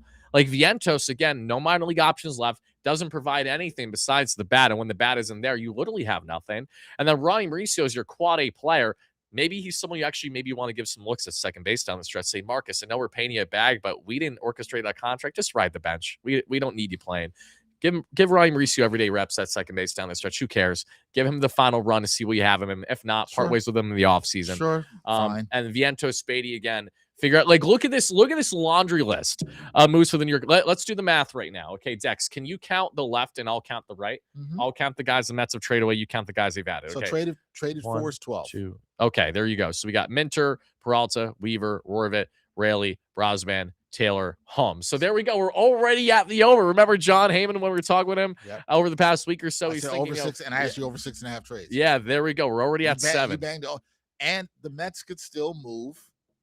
This time, because it's time for Brian Cashman, Luis Robert Jr. Right? Exactly. Who wants Lou Bob? I don't know if the Phils would still want him because they have Brian De La Cruz that they acquired not too long ago. I would take Brian De La Cruz over Luis Robert currently, just in more certainty in what you're getting.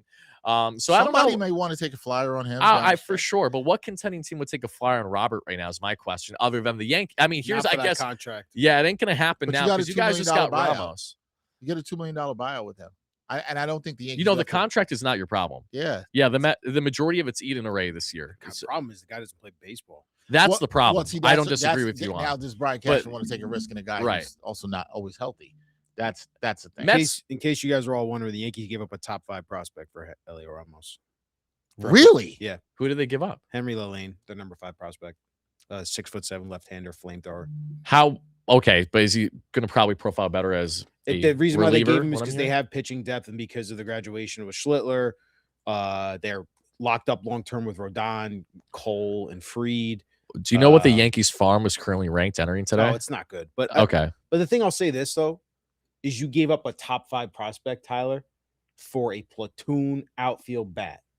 That's a bad defender. Yeah, it's tough. That is because here's the thing: if he doesn't hit, you have no use for him whatsoever. But that's the current state of the Yankees, right? That's what's going to eat. And he's pitched good this year. So far, he's pitching to a 2.8 ERA. Tyler, he's an ascending player. 6'7". He throws gas. No, that's awesome. No, again, that's a big pickup, obviously, that the San Francisco Giants are getting. We'll see how he develops with them. And for you guys, again, I understand that is bothersome at first, but at the same time, I will say this, Ryan, it's almost a little bit of kind of like, beggars can't be choosers, if you will. You want to get something here, obviously. So hopefully, in the case of been your platoon guy, decided to cut him. I agree. Especially with the run that he's had since then this season. But at the same time, Ramos hopefully will do well for you guys. See if he could take advantage, especially if he goes a little oppo there. I'm curious to see how he's going to transition in New York, but I think Garcia is going to be a lot better than some Yankees fans are making him out to be. As long as he can handle the New York market, But very solid player. the question, Tyler, and I'm not trying to be, and I know I am. I'm the emotional Yankees fan, but I will That's say okay. this. People know me as an emotional Mets fan. Look at Just this a couple. from a bird's eye view, because that's the way you have to view this if you're going to be in the front office, right?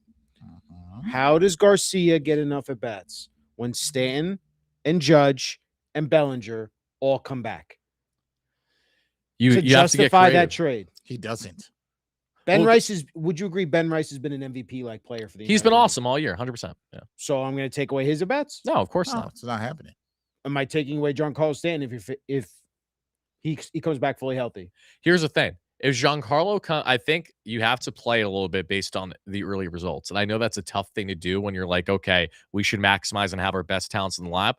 But if Giancarlo comes back and is pretty much like ice cold, for example, it could kind of weave itself out a little bit where you already have your So solution if you're facing there. a tough righty and Stanton's in a cold streak, you're just going to play Luis Garcia at DH. Yeah, I think you or need you're going to play Ben Rice at DH. And right. You need to be creative and you need to take advantage of the matchups because now that you have more of an abundance of guys that you can emphasize those matchups with a bit more. I know it's not overly ideal because you're like you want the best of the best in there every single day. But you look at the redundancy though. Correct. 3 first baseman / DH with Goldschmidt. No, the Rice, Mets have done and this stuff Garcia. over the years plenty of times where you have too many of the guys are in the same exact position basically, and they bring little to no value Yep. when it comes to base running, Yep. defense, etc. And then when they You know are on a that cold well. streak, you're like, oh my God, what are we supposed to do? Because you don't want to DFA the guys that red or anything like that because they're valuable, but they're not valuable in stretches of a time. And what is not ideal for a Yankees team that between your injuries and inconsistencies this year, you guys need something to float. But all I know is you did not trade for Garcia with the year that he's having to limit what you're getting him. Because here's the thing. If you bring Garcia in and you say have a bit of a cold start with him, say he doesn't perform well tonight for the Yankees in his debut. Let's say his first couple of games aren't great. And then the Yankees are like, you know what? We're going to be platooning him moving forward. And then you realize that his numbers don't get better. Now you say to yourself, how is that? How could that be? Well, how do you think he feels going from small market to big market and then going from being an everyday guy in DC where he's hit all over the place, great season, to then going to the Yanks and they're like, oh yeah, you're just going to be a limited option for us. It's not going to be good for him, nor is it going to be good for the Yankees either. It's in everyone's best interest to try to play him every single day. But Tyler, the Yankees have done that before. Though. Oh, I'm not saying they haven't, and I'm sure they probably will. I'm just saying guys who you think would, like you're saying, get full run, but then they'll be like, no, we have a plan for you. Our plan for you is to actually be a platoon bat. You're going to face all the righties. The lefties, we're actually going to go Goldschmidt. Right. And then it's going to start with, Cashman being the first. He should be blaming himself when you see Garcia not perform that. He won't do it. He won't do that. No, he'll He be will quick not to do blame that. others in the media. We don't have to go on that tangent. But yeah. Also, guys, I believe there's a tweet trend for Yankees Twitter. When Jack Curry speaks, you listen as a Yankees fan. Oh, of course. Yes. I've not. Information. As a Mets fan, I Jack know that Curry's even. also Yeah. So this is kind of like breaking news a little bit from Yankees information from Jack Okay, Curry, who's sure. doing the trade deadline live show on Yes Network right now, too.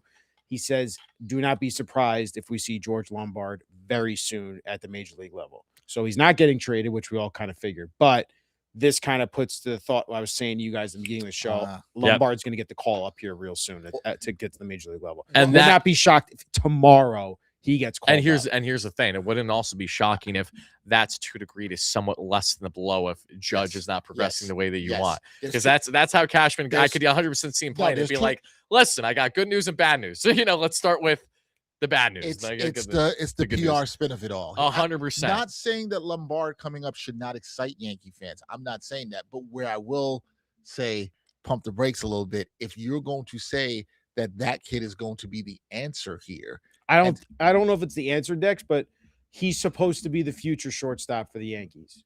Whatever. This is a really interesting trade. Breaking news. Yeah. I saw that one before. That Passon confirmed it. I saw He just confirmed it. That's interesting. That one was on the Marcelo Meyer is going from the Red Sox to the Giants for Eric Miller. There was a couple other people that were on that first, but Passon confirms that just now. Can I add to this for a second? Because I was just having a great conversation regarding Marcelo Meyer with people really tapped in the Red Sox space.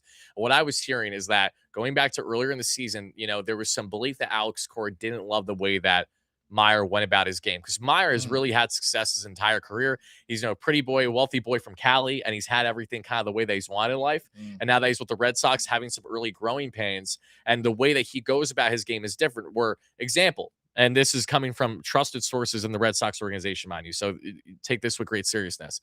Going back to the early start of the season as well, many players after games will work out after the game. It can be part of their routine.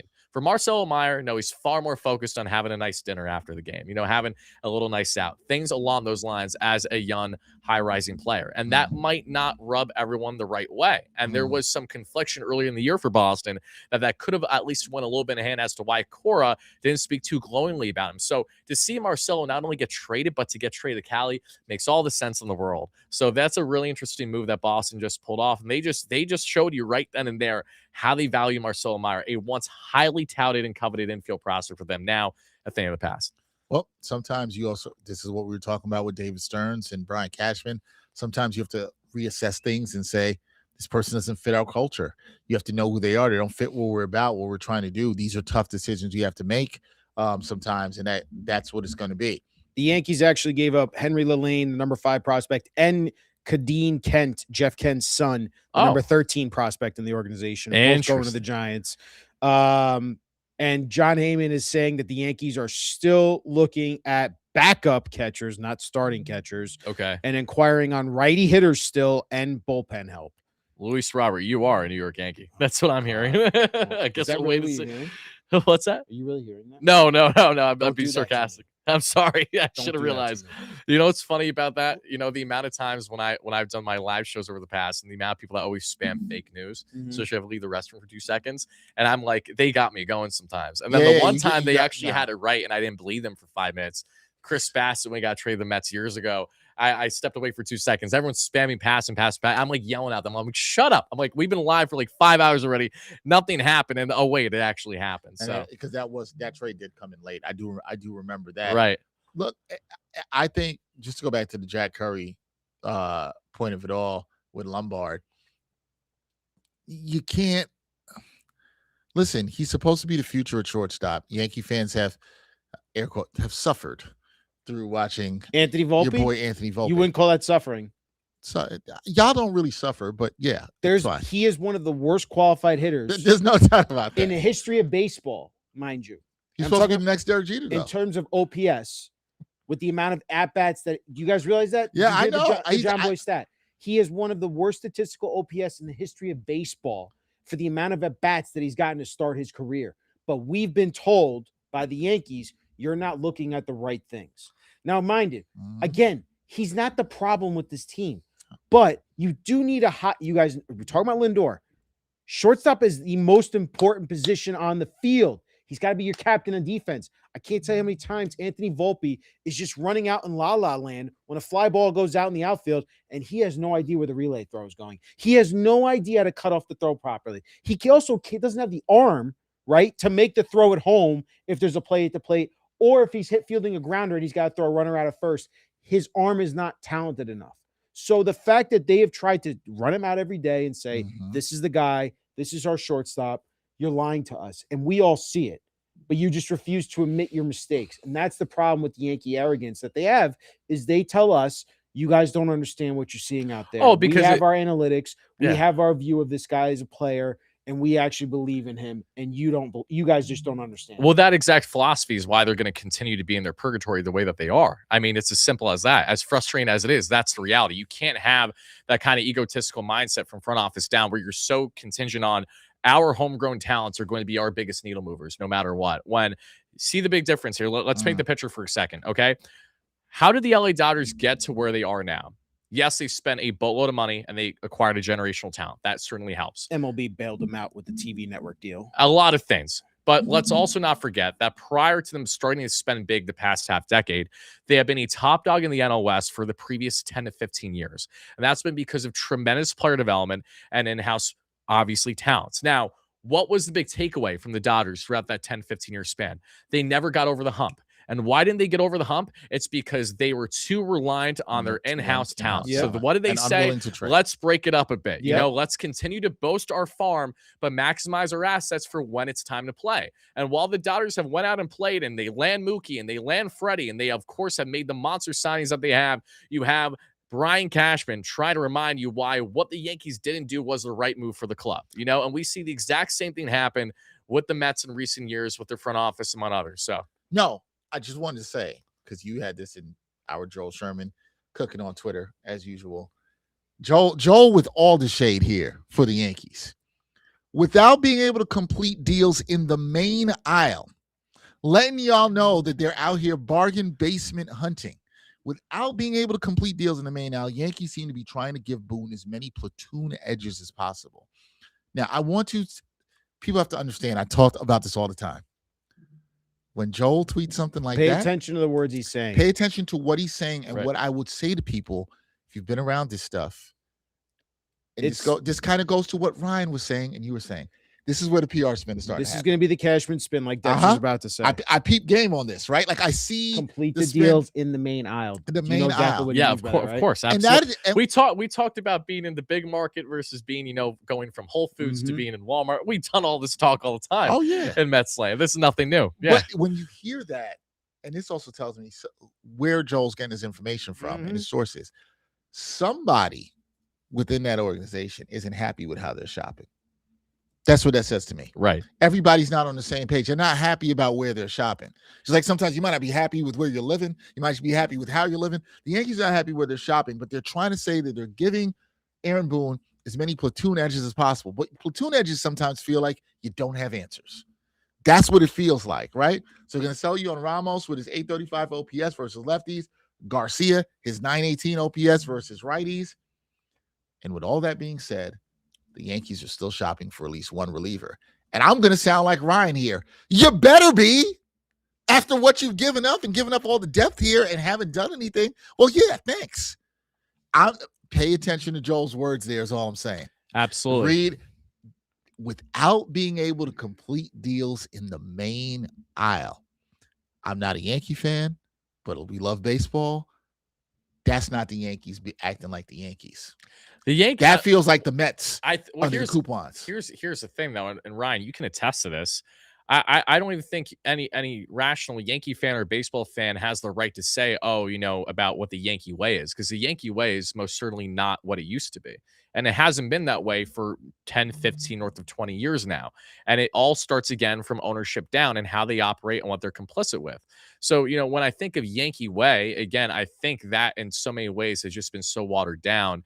And that's why fans like yourself are as frustrated as you are, because you just want to see your team actually get to the point of not only making playoffs, because you expect that each year. That's what the Yankees build their roster around, but actually having a couple needle movers where it's like, oh, we have a realistic shot of this, where even when you look at your run a couple years ago with the Dodgers, it was night and day because you guys were just so behind when it came to fundamental play, just basics of baseball that the Yankees still continue to disregard, which is from a baseball fan point of view, just taking fandom outside of it. That's an uncomfortable thing to see from afar, because you realistically don't want that. Obviously, I can sit here and be a Yankee hater all I want, but I want these teams to thrive, because when the Yankees are thriving, the Mets are thriving, it's great for baseball. Absolutely. More than anything. So I'm really curious to see what's going to happen over the next half hour, because again, we have 25 minutes left until it's officially deadline time. Cleveland Guardians are acquiring Foster Griffin from the Washington Nationals, according to Jeff Passan.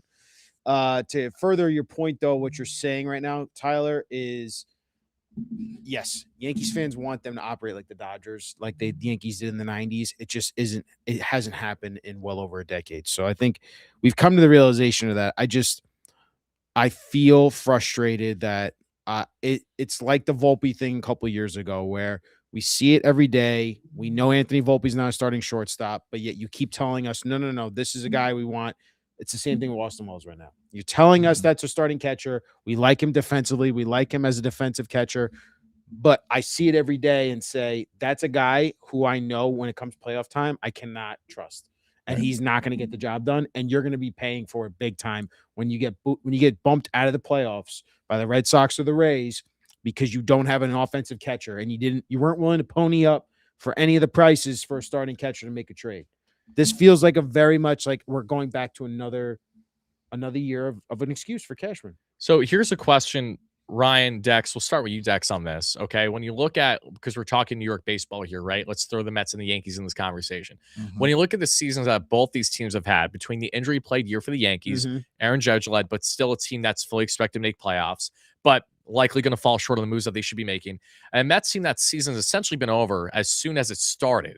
If you had to pick between the two from a fan point of view, what would you prefer? Either looking down the barrel of what looks like a certainty that the Yankees are going to have another typical Yankees year, or the Mets, who had an unprecedented year, but their season has essentially been done since April. Dex, starting with you. I try to put fandom out of this. Just try to think from just a baseball fan point of view, and everyone watching live, let us know your thoughts about it as well. I think most people know I try to be a logical person on this stuff, but when I listen to Ryan and his fandom, what I hear and I see sometimes is it almost feels like the Yankee fan feels like the team is stuck.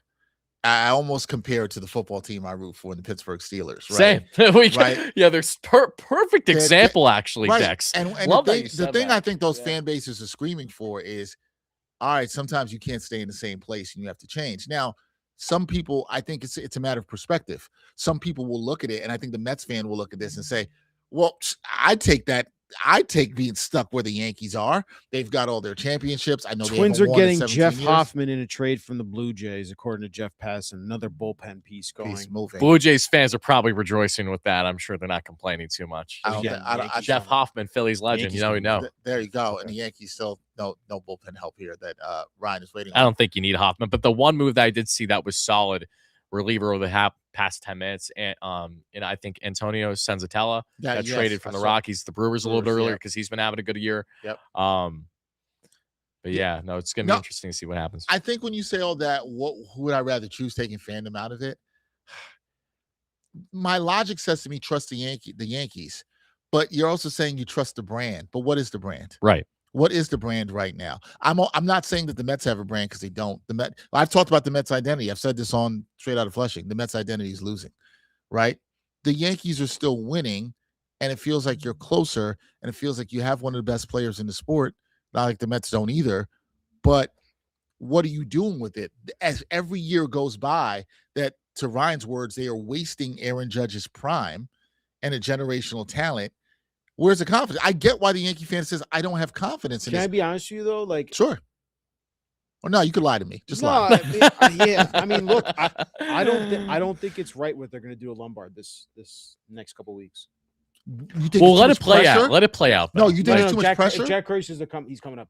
No, I'm saying let it play out though, regarding him getting the call up before you get to the conclusion. I think it's the wrong move. I think it's the wrong move. I think the kid needs to stay down there in AAA, call him up in September when the roster's actually expand. You think it's too much pressure on him coming up in this spot? Dex, this is the I'm how asking. many times can we talk about it? This is the worst lineup in baseball right now. And no, it's dreadful. I don't disagree. And you're going to put this, like, I don't disagree. Whether Yankees fans try to be rational or not, they're all going to be all over this kid as soon as he comes up. I think defensively, there's no doubt in my mind he can handle the shortstop position, and he'll actually look worlds better than what Anthony Volpe and Jose Caballero. But you don't think that buys him some time? You don't think that buys him? But you don't think it buys him time just because he's not Volpe? That at least gives him some time? I don't think it's right though that he's gonna have to be in there every day, right, as a bat. And then, like, let's say he struggles mightily because it's a huge graduation, even from AAA to major leagues. It's not fair to him, and I don't think it's fair to him in this type of run that we're talking about, where they have to take advantage of this chance to make a run in the playoffs. I don't know, man. Like, it's a lot on the kid. It's a lot on the kid. Where there were pieces out there like a Zach Neto, where it feels like you could have made a trade for him. But let me ask you this though: I'm sure you would hope that you're wrong. If you're wrong, Cashman's gonna look like a genius. Sure, that means he finally hit on a draft pick, like a first round draft. Yeah, pick. you've been waiting for a while. Took him long enough. Took him long enough since Aaron Judge. Yeah, which is arguable. And mind you, every team in Major League Baseball said no, thank you to Aaron. So it's But I know what Joel, and if I say that to Joel, he's gonna be like, Ryan, you're being an idiot right now, because he's gonna say Cam Schlittler and Ben Rice, they found them in the mid rounds, which is totally right. Okay, and he deserves credit for that. Yeah, and if Joel was here, I'd say the same thing. I think that's different than the point you're making. The point you're making is you're looking at time and situation. You're looking at what this Yankees offense looks like right now. And you're looking like having this kid come in the Yankees are still in the pennant race. They can still win the division. They're desperate for a good bat. They're desperate for a good bat. And you're asking a young kid. Have we seen kids spark teams? Yes. Sure. Absolutely. Michael Conforto in 2015 for the Mets. We Mike. We remember that, right? You like Mike. Hasn't never really been the same since then. Nope. But listen, you would sign if he was Michael Conforto right now. What you saw from the 2015. Yes. That can't always be the norm. I do think it's a lot to ask of a kid. I do think sometimes you have to think outside the box, Ryan. I tend to agree with you. I also want to say, let's just keep it a buck here too. The Yankees jersey right, Mhm. is a different weight. Mhm. Wearing the pinstripes is a different weight. It's not like any other team. Okay. And so you're asking this kid not to, he's not coming up to play for the Rays. Yeah, so I'm going to shade my own team. It's not like he's coming to play for the Mets. He's going to play for the Yankees, where there are expectations. Yeah. The expectations you have for the general manager that's not getting it But done. I can't give the kid expectations, right? Like I have to be fair to him. Yeah, I think you would want to be. Kids in the middle of an AL pennant race I agree. to I play think for that- the Yankees, quote unquote. Yeah. All that doesn't matter to me. All I care about is what are you doing to surround Aaron Judge, Bellinger, Stanton, Fried, Cole, Schlittler, Bednar? Excuse me. This is like real questions you have not answered. What they've done is things on the margin, right? The Ramos thing is a platoon bat. We all agree. Right. Garcia is a platoon bat, if we all agree. Yeah. When they're fully whole. Again, will they get fully whole?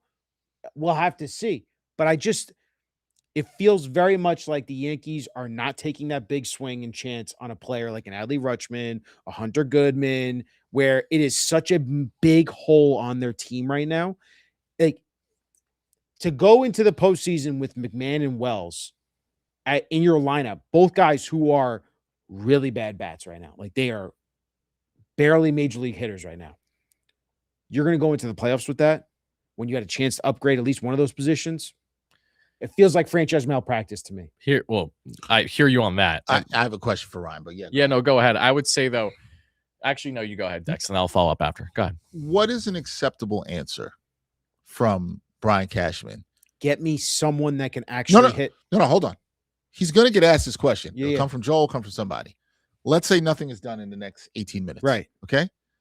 Hey, to what you're bringing up, you did not address these needs of getting another hitter, an everyday hitter. That won't be And very every clear. day, everyday you hitter didn't get a starting catcher. Catcher. Player. Yeah. Let's even put it to that. You're sticking with Austin Wells as your starter. Yeah, let's say, and he's going to get asked this question 100%. because it's a question that has to be Because asked. mind you, Cashman said this to everyone, guys, 3 weeks ago in Tampa, where he said catcher's a problem right now for us. He did. He never does that, mind you. He never criticizes openly like that.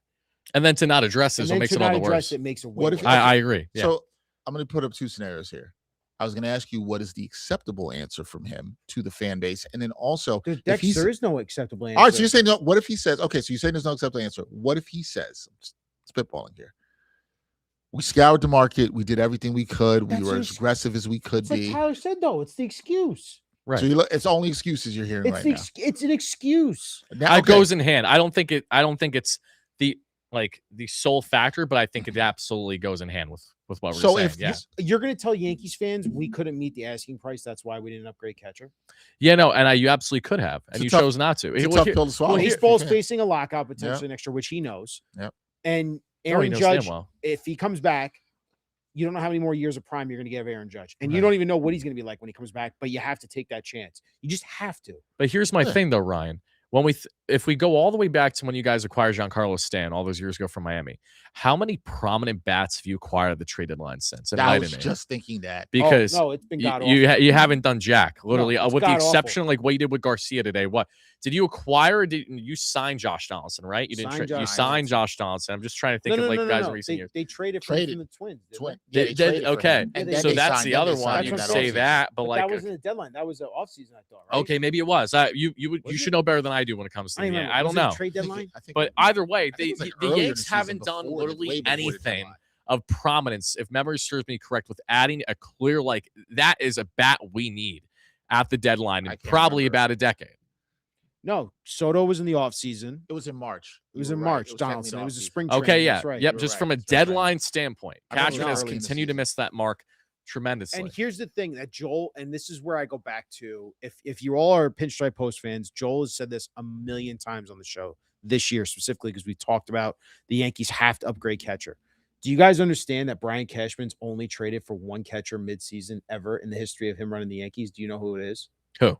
This is going way back though. No. It's not that far back, but it's far back. Like it's over 10 years In back. in Cashman's time as the Yankees GM and general manager, he's only traded for a catcher midseason once in his entire career. Oh, there's a very interesting layout of a trade that's Go ahead. being Tell worked me on what right this now. is. The San Diego Padres are looking to acquire Lars Nootbaar, Alec Burleson, or Trevor Larnach to fill lefty needs. So John posted this for the post in a way where I don't know if it means that they are just going to land one of the three, if they're trying to land two of the three, because these are guys. Tells me they're being aggressive. They're being that's what that tells me. Breaking news: AJ Preller is trying to be proactive. Yeah. Who would have thought, right? They're being aggressive. That's what when stuff like that comes out. Who's the catcher, Ryan? Pudge Rodriguez. Oh, wow. 2008. Not 2008. I was going to say 2000. That was the only other time Brian Cashman's ever traded for a catcher mid-season. Do you guys want to know why? And he told Joel this, or Joel did some research on this too. Go ahead. So I'm trying to because Brian Cashman and the Yankees, what I talked about you guys before, they believe they're on the front line when it comes to Yankees defensively, in analytics, in framing, defensively, learning the system that they have with Matt Blake and teaching their pitchers. Here's how we're going to call pitches and whatnot. Brian Cashman said it was so difficult to get Pudge Rodriguez on board with how they were calling games for the pitchers, and that it was a real struggle. And he actually said, I don't like trading for catchers mid-season. It has to be an off-season move because it's so hard to get them imported into our franchise and have them learn what our pitching staff is doing and learn our system. That's how advanced they are because they're in the pitchers meetings every single day. Like Austin Wells is in the pitchers meeting with his iPad and he's literally showing the pitchers and he has to present to them. Here's how I think we should attack. And the pitchers and Matt Blake come back to him and say, well, no, this is actually the plan of attack today. So they put so much on these guys mentally to be really in tune with how they want to go about. And mind you, they're seeing the returns. They have the best ERA in baseball when it comes to starting rotation, one of the best in baseball when it comes to bullpen. So I get it to an extent. Right. But the franchise malpractice part is because of how bad this lineup is. And Wells is so bad offensively. It's historically bad what he's putting up numbers wise. You have to address this. And for them to continue to just run him out there every day, it's like the Anthony Volpe thing. I'll keep repeating myself. You're selling me a bill of goods that you're saying we don't understand the value of defense over the offensive struggles right now. When it's like, no. Brian, I'm trying to tell you right now, you guys are the worst offensive team in baseball since Aaron Judge without an injury. Went out with that injury, and it's an injury no one has any idea how he's going to return from, especially at that big and that size he is. So for you not to address that problem offensively and just do it on the margins that we're talking about with Garcia and Ramos as platoon bats, that's the franchise malpractice. I think there's a very easy way to kind of, bring this to the top of this conversation.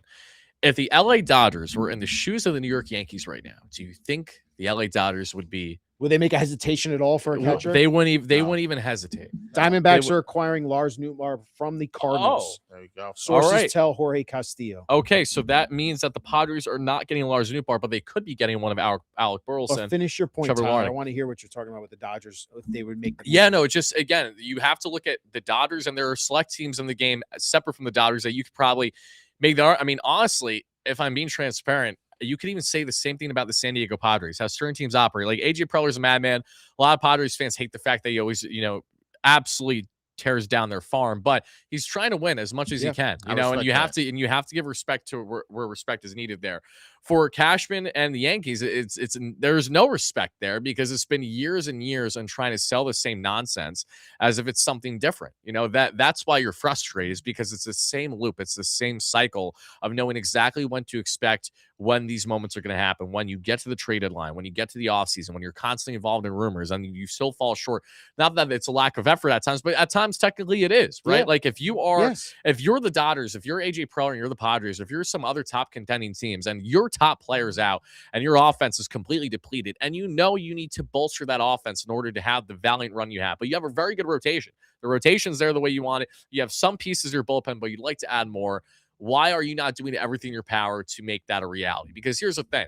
For the Yankees, it feels more and more abundantly clear that how they're operating is the manner that they are going to continue to just waste Aaron's time away, and they're going to continue to do this cycle because they can't seem to fathom the idea of sacrificing potentially having a year or two of actually being a bad club by really absolutely blowing up their farm when sometimes push comes to shove. You should do that instead of just churning out the same prospects and having the slivers of success you're having. Again, Schlittler's been awesome. Obviously, you've had a couple breakouts this year. Tyler, what does that say? WAR right there for the Yankees, right behind the Milwaukee. I know. What does that say? Second best in baseball right now per Fangraphs. Exactly. You're wasting that. No, I know. Yeah, 100%. but I completely understand what you're saying. I'm just saying this is unfortunately, it's like talking to a wall and us continuing this conversation because literally it's not like this is one of those things where is Cashman going to change? I hope for your sake he does in the next 10 minutes. But if I'm a betting man right now, I'm going to say no. I'm down to 10 minutes. The answer is probably no. What I heard when I was listening to Ryan speak, there was something that struck me, and it was that the Yankees have a plan for what they want to do with their catchers. And Ryan talked about the impact that it's had on their pitching staff, obviously being one of the best in baseball, and how they're calling games and all this. But here, I have to go to the Mike Tyson legendary quote here. Everybody's got a plan until they get punched in the face. When the Yankees are getting punched in the face and the catching, they've been punched in the face for a decade and they still don't understand how to reply to it. What happens when that keeps happening? You're gonna get knocked out, right? And they're in an abusive relationship. They won't go call the cops. That's the problem. Anthony DiComo is reporting, or this is what he's saying. The Mets aren't expecting any more deals. Their total haul 8 trades. Okay, that's fine. You know what? Honestly, outside of trading Robert, I didn't think the Mets were going to do much more. Puma had tweeted out 10 minutes ago, the Mets are still trying to trade Luis Robert, but obviously DiComo just put that out. So yeah. We'll see if they do make a deal done before pencils down, everyone. Pencils down. Hey, the teacher said that. Look, my point is at some point the Yankees have to recognize that it's not just about the plan you have. Can you adjust? And you have to adjust when you cannot have a situation where Austin Wells and Ryan McMahon are at the bottom of your lineup and you cannot trust those guys to get you big hits in the playoff series. You cannot do that. There's been no adjustment. That's where I think fans are always, I don't care what the sport is, are going to be frustrated. You want to see your front offices, your teams give you a chance to win. That's all fans generally ask for. Give me a chance. Have a plan. Sometimes you have a plan and it doesn't work. But you got to have a counter to the plan. And right now, Brian Cashman showing us that counter plan, but who's to blame for that? There's no accountability for Brian Cashman not having a counter to his plan going right. Where's the accountability? Heliot Ramos said he's happy to be a New York Yankee. I'm sure. Well, that's good. That should make you excited. He wants to be here. That's an important thing. What'd you say, Nikolai? Oh, yeah, that's right. Sonny Gray did say that. Nikolai. Oh, that's hilarious. That's actually so funny. Pull that out of the ass. That's so funny. But you know why I hate that quote? Does anybody everyone's wondering, Nikolai said he was a Yankees fan. So did Sonny Gray, which he's not wrong. Does anybody ever say, yeah, I got traded to this team. I'm not happy to be at this team? Nobody ever says that. Great. No. You're happy to be a Yankee. Or whoever. Everybody's happy. What are they going to say? I do want to say that this might be one of the worst trade deadlines the Yankees have ever had. I'm just going to say that out loud right Ever? Now. One of the worst ever. I mean, I don't even think that's a crazy statement considering where they are, the fact they could still win their division, the offensive issues they have.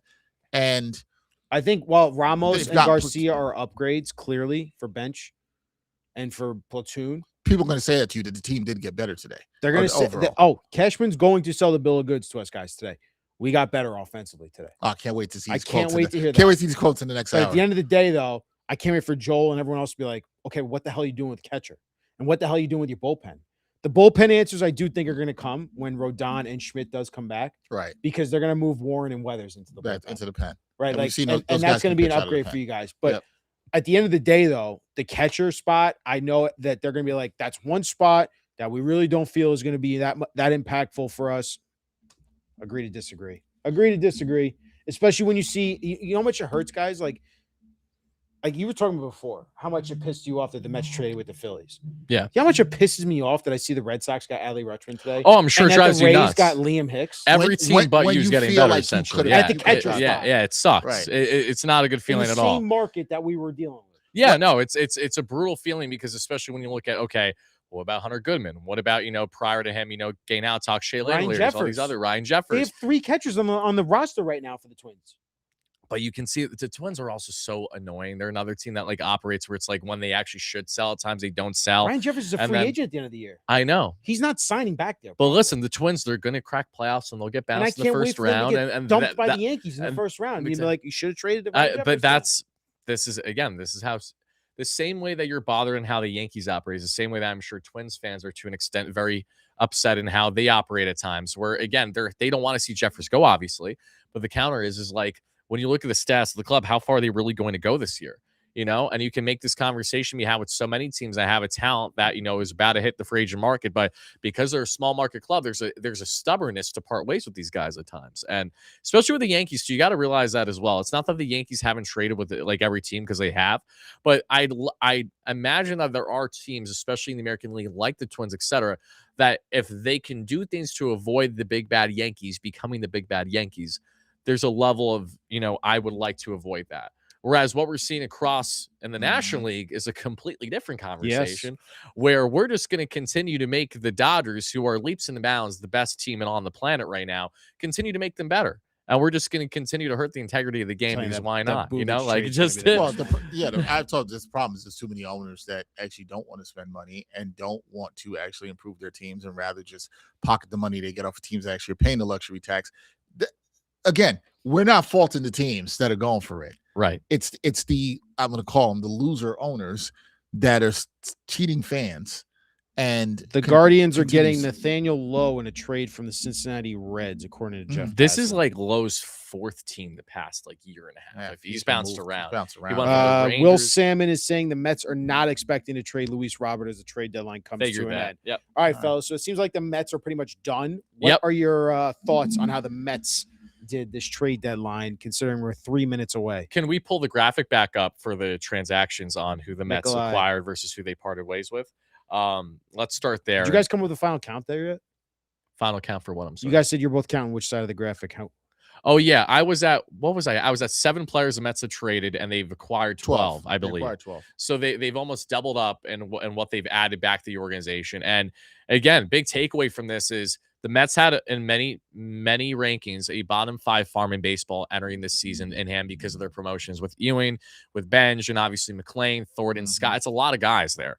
So to see the Mets just add 12 prospects to varying degrees, some that are cracking literally their number 1 to their number 4 or number 3, from mid-teens to obviously going into the 20s and maybe outside the top 30. Like, they have a good balance here. And right away I look at, and I'll throw this to you, Dex, the guys that I'm most excited about undoubtedly start with Jefferson Rojas and his tools that he could impact the Mets as soon as next season. That's really exciting for a third base type profile. Then you have Mr. Emilian Petrie we've been talking about. That kid has, I can't stop raving about him. We talked about him briefly when we did our breakdown, but I did an even deeper dive on him after the fact. The big standout with him is that he was I believe the 26th or 27th ranked prospect for the Rays. He's automatically top 21 for the New York Mets. You could argue top 10, top 15. The reason for that being is he cut his strikeout rate in literal half this year.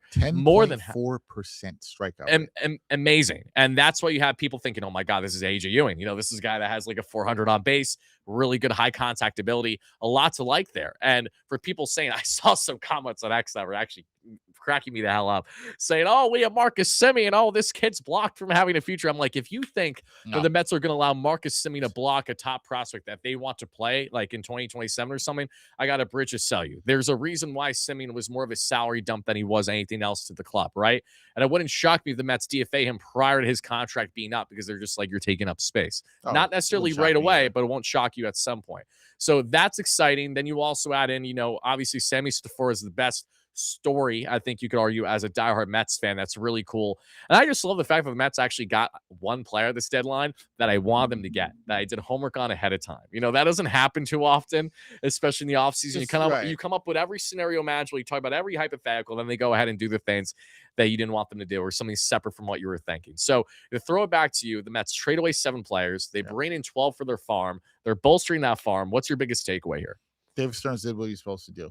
Am I overly impressed? No. Do I think he did a good job on the 2 players that could bring him the biggest return? Yes. I think that's the most impressive thing for this deadline. And I think he probably actually did, considering how we both feel about Petrie, and how he can perform, especially with the most impressive thing being his strikeout rate and how he's cut that down in half, which is just really dope and hard to do as we are officially at the deadline. So pencils down, Ryan.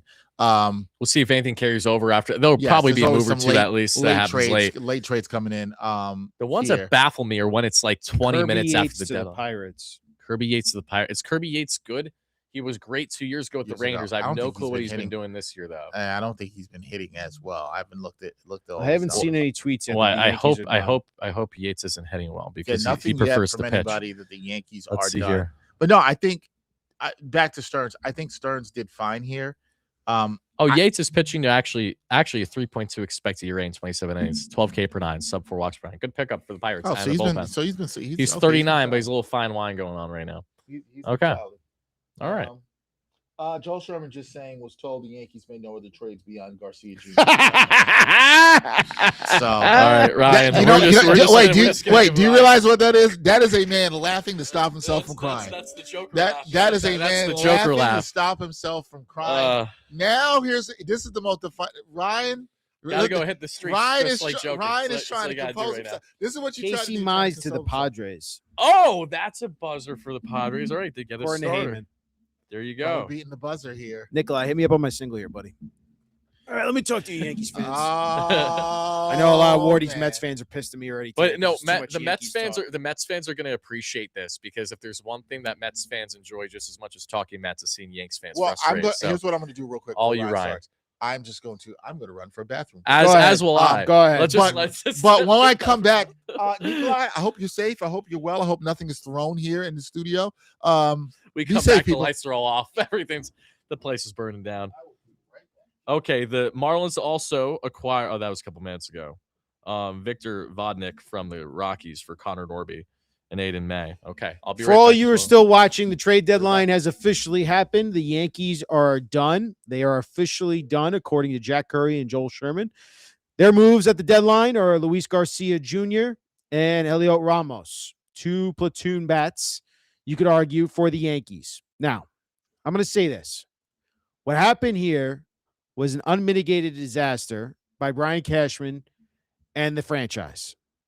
You had an opportunity to absolutely upgrade this team this time to make it a true contender. You heard all the rumblings in the past couple weeks about how the Yankees needed catcher.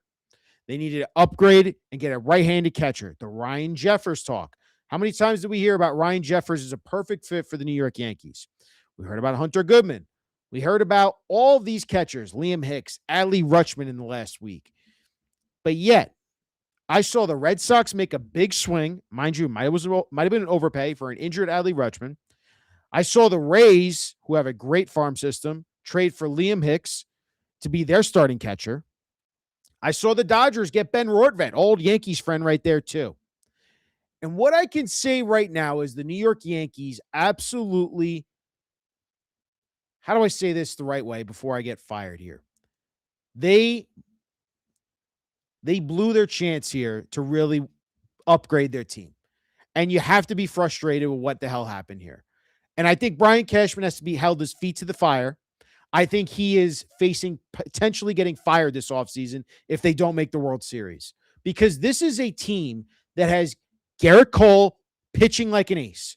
Cam Schlittler is the AL Cy Young favorite. Max Fried is back and getting healthy and looks good. They're getting Rodon back. They're getting Schmidt back. Ryan Weathers has had some nice ups. Will Warren just had a nice win in Chicago. They have one of the best bullpen ERAs in all of Major League Baseball. They have the best ERA in baseball, according to Fangraphs, and the second best WAR for starting rotation in all of baseball. Aaron Judge is supposed to come back. That is according to Aaron Boone and Brian Cashman themselves. They expect him back. They expect him back to be in the playoffs, ready to rock and roll for this lineup. This lineup is the worst in baseball since Aaron Judge went out with that injury. They went through June swoon again. And nothing tells me today that the Yankees are serious about winning a World Series. Nothing. You didn't upgrade the catcher spot. You missed your opportunity to upgrade over Austin Wells and Ali Sanchez. And for you, as an organization, to tell us as fans that we don't understand how hard it is to be a catcher in major leagues and call a pitching staff as good as the Yankees is because we can't give up the prospects that we value to upgrade that spot is franchise malpractice. And let's not forget, they didn't upgrade the bullpen either, people. And that was the one thing a lot of Yankees fans like ourselves and Yankees writers were talking about before the season about how bad this bullpen could potentially be. And you got rid of some of those bad pieces that you relied on all year in Jake Bird and Camilo Doval. Has anyone else forgot how bad Ryan Yarbrough has been this year? Has anyone else forgotten how bad Tim Hill has been this year? You didn't upgrade anything in the bullpen. In fact, you traded away some of your best depth in Giovanni Cruz and Camilo Doval and Jake Bird. So now who's pitching in the bullpen? In these critical games down the stretch with the Red Sox, who haven't lost a game and it feels like eons, and the Rays, who are not going anywhere. Tell me, if I'm wrong as a Yankees fan, that Brian Cashman absolutely failed this deadline to upgrade this team. Now, writers and insiders like Joel and John are going to say you're being an arrogant Yankees fan. And what I say back to them is, Joel and John, I've never seen a starting rotation this good in my lifetime with the Yankees. The starting three of Cole, Schlittler, and Fried. Never. Aaron Judge is in his prime still. And if he comes back healthy and performs even 85% of Aaron Judge, you actually have a chance with the lineup. But you're continuing to run out currently Jose Caballero and Anthony Volpe at shortstop, with Ryan McMahon at third base, and with Austin Wells and Ali Sanchez as your starting catching tandem. Tell me how that is okay as a starting lineup that you actually think you're going to win, that you're going to win the American League. Tell me. I would love to hear what Brian Cashman has to say as the excuse for what this deadline turned out to be. I'm a passionate fan. I love this team. I want to see them win. But I know that we are going to get into a much important playoff-like games in September. Not even in the playoffs. I'm talking about the chase for the AL East and a wild card spot, where you're going to be relying on big at-bats from Austin Wells and Ali Sanchez. And when those guys come up short, and when Ryan McMahon comes up short, and when Jose Caballero comes up short, or Anthony Volpe comes up short, or let's even say George Lombard, which unfairly, he's going to get called up here according to Jack Curry very soon. You're going to rely on those guys to come up with key at-bats. And you failed to upgrade those spots. And let's not forget, Trent Grisham is going through the worst slump of his career right now. And let's not forget, Paul Goldschmidt has not looked right. Brian Cashman operated on the margins and didn't get the impact bat that he was supposed to get. And he didn't upgrade anything in the bullpen. I'm going to give it back to Tyler. I got nothing else to say about the Yankees right now. This is incredibly embarrassing as a fan. And this is incredibly frustrating to watch this team continue to operate on the margins when you're supposed to be the big bad Yankees. You haven't been the big bad Yankees in well over a decade. That's the truth and the reality of it all. I'm frustrated. Let's see what happens with Luis Garcia and Heliot Ramos. I hope they both become studs for the Yanks, because that's the only way this is going to work out as a successful deadline. Tyler, I'll throw it over to you. Now, Ryan, final thing, because I want to have you while you're hot on the Yankees conversation for a second. With how weak the American League has continued to be, even with how underwhelming of a trade deadline you guys just had, where do you see yourself actually getting in the end of the season here? I think they're shaping up to be the repeat of last year. They're going to be hot. They're going to be out in 5 games in the ALDS or 4 games in the ALDS. They're going to get beat by the Red Sox probably in the second round. That's where they're shaping up to be right now. That's fair to say. You know, we'll see what happens with Boston. Obviously, with Adley, there's uncertainty with his health with that wrist injury. And one thing I will say, not to help make you feel like everything's fine when I know everything's not fine for you from a Yankee fan point of view. I haven't been fine all year from a Mets fan point of view, so I get that as well. But the Red Sox did miss the mark slightly on one thing that they were hoping to do, at least for their lineup, and that was to essentially bring in someone more for that infield. Curtis Speed was that pickup. They wanted that shortstop. That fell short terribly, and Zach Anito was really that next man option, and that did not materialize. The Angels, I understand them not trading Zach just yet. They're a team that actually was a little bit more proactive than I was expecting them, because Angels are one of these rare teams where it's like, again, same thing, Artie Moreno, they don't know how to operate. Nope. So it's like when they should sell, they don't sell. When they should buy, they don't buy. It's just that kind of thing. But I think how the American League is currently constructed, you're right. The Yankees still have good of a shot as anyone to actually have a run. Now, what's going to be imperative is there going to be that next man up mentality where the Yanks have lacked without Judge and have lacked in recent years without your top player? Tyler, they haven't had next man up mentality in fucking months now. No, I believe you. No, I don't. We've seen that. 2 months of them being the worst team in baseball. But the crazy thing, though, about the baseball season is that while that is 1,000% true, and it may very well continue that way, there's still a world where you get to yourself to the final month of the season in September, and the Yankees just start to get hot. It doesn't even need to make logical sense. I've seen this picture. I know for 5 years straight. Tyler. I'm sure you have. Tyler, it's the same thing. It's a June swoon after a great start. They get hurt and banged up. They get their reinforcements in August after deadline, and they end up getting healthy and make a great run into the playoffs. And then you know what happens in the playoffs? They fall short because the positions they could have upgraded at the deadline, they didn't. And those are the guys that ultimately end up costing them from going to the World Series or winning the whole thing. As things currently stand, would you say that you're fearful of having to match up with Boston in playoffs from the stance of a team being together? Oh, yeah. They're heading for a second-round exit right now. Okay. See, whenever Yankee fans say that, then they'll be in the World Series. No, they won't. I've seen this story every year, Dexter. It's the same story that I just told Tyler. They get hot to start the year. They go through the June and July swoon. They get injured and banged up. They blame the injuries on the reason why they struggle, which is, we all know, not true. And then what happens is they get healthy at the end of August. They make a run in September. They sneak into the playoffs, which is crazy with the payroll they have. And then they end up being a second-round exit in the playoffs because they can't hit. End of story. I'm going to the bathroom. Let these guys talk about the Mets. So this is, I will say this. Greg Joyce just tweeted this. First kind of goes something Ryan said earlier. First time since 2009, not counting 2020, that the Yankees did not acquire at least one reliever at the trade deadline. No catcher either. Wow. Obviously. Good note there. Nugget from our Yankees beat reporter Greg Joyce. Mets fans, you're in luck. Okay. We have a little bit left in this show. We have an awesome guest that's going to be coming on soon later that's going to talk shop on Mets with us. Yes. So while we wait for our good friend to join us, in the meantime, Dex, let's talk more, okay? Mets fans are like, listen.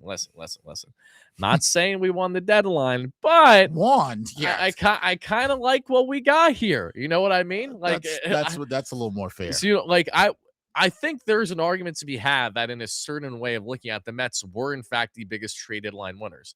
Name me a single team that made the amount of moves that the Mets did that did enough of what they wanted to do at this deadline. I mean, you could say, obviously, the Dodgers are the clear winners in landing Tarek Skubal, the back-to-back Cy Young Award winner. Right. You could say, obviously, the Cubs, Cosman, I thought the Cubs Holmes, had a great deadline. That is a fantastic deadline, even though that they gave up, obviously, some really good pieces from their farm. Again, you have to give to get, and I respect the fact that Jed Hoyer went the way that he did to actually move the needle for the Cubs in that respect. But the Mets were able to completely change the dimension of their farm, and that shouldn't be understated because let's not forget something that happened, obviously, last year. What did the Mets do at the trade deadline? Oh, yeah. They added a bunch of relievers. Dex, loved the deadline, though, last year. Loved it. I know, but what did they also do? They also trade away like north of 9-10 prospects. Which is what you do when you go for it. But right. But here's the thing. But the Mets just did a very good job at replenishing. And got back 12 prospects. 12 prospects, right. And they did a very good job on making sure that it wasn't just all quantity. That was my biggest concern heading into this, okay? Let's see. Worry that was pure cope. We saw the only good thing about the team this year. Yeah, it doesn't. This can be the only good thing about the club this year besides the youngins. That's fine. The bars are low. I mean, what? I'm not trying to sell you guys on, the New York Mets have been in all this amazing thing this year. No, we know they've been dog water. But it's okay to respect and appreciate when they actually do something that makes a logical sense for where they're given the status of where they are this year. There's this thing from some Mets fans that they've got players who won't immediately be here, won't play here next year. There was no trade that you were going to get somebody that was going to come and you could guarantee they were going to impact even the 2027 Mets. Somebody may. It's not impossible, but it wasn't likely. And I think fans are this isn't basketball, this isn't football, this isn't even hockey, where you're going to, when you're selling, that you're going to get somebody that's going to immediately impact your team. That's not what's going to happen. That's not how you can judge these trades. Correct. You cannot probably even know, just like any trade, you're not going to know the true measure of it, especially when you're a seller, until probably years down the road. You're not going to understand. It's going to be about what does Stearns do with these prospects, which one of these prospects develops and actually helps the next winning Mets team, or which of these prospects develops enough that Stearns and company, if it's still him that's here, are able to trade to add players to the next winning Mets team. That's what it's going to be about. Like, I understand that. We had a super chat in here. Sammy grew up 5 minutes away from me. Can't wait to see him at Citi Field soon. I think That's it's it. it's a Again, dope I story, man. want a Sammy Stafura jersey. I want to really lean on that. This is going to be our star shortstop of the future post Lindor.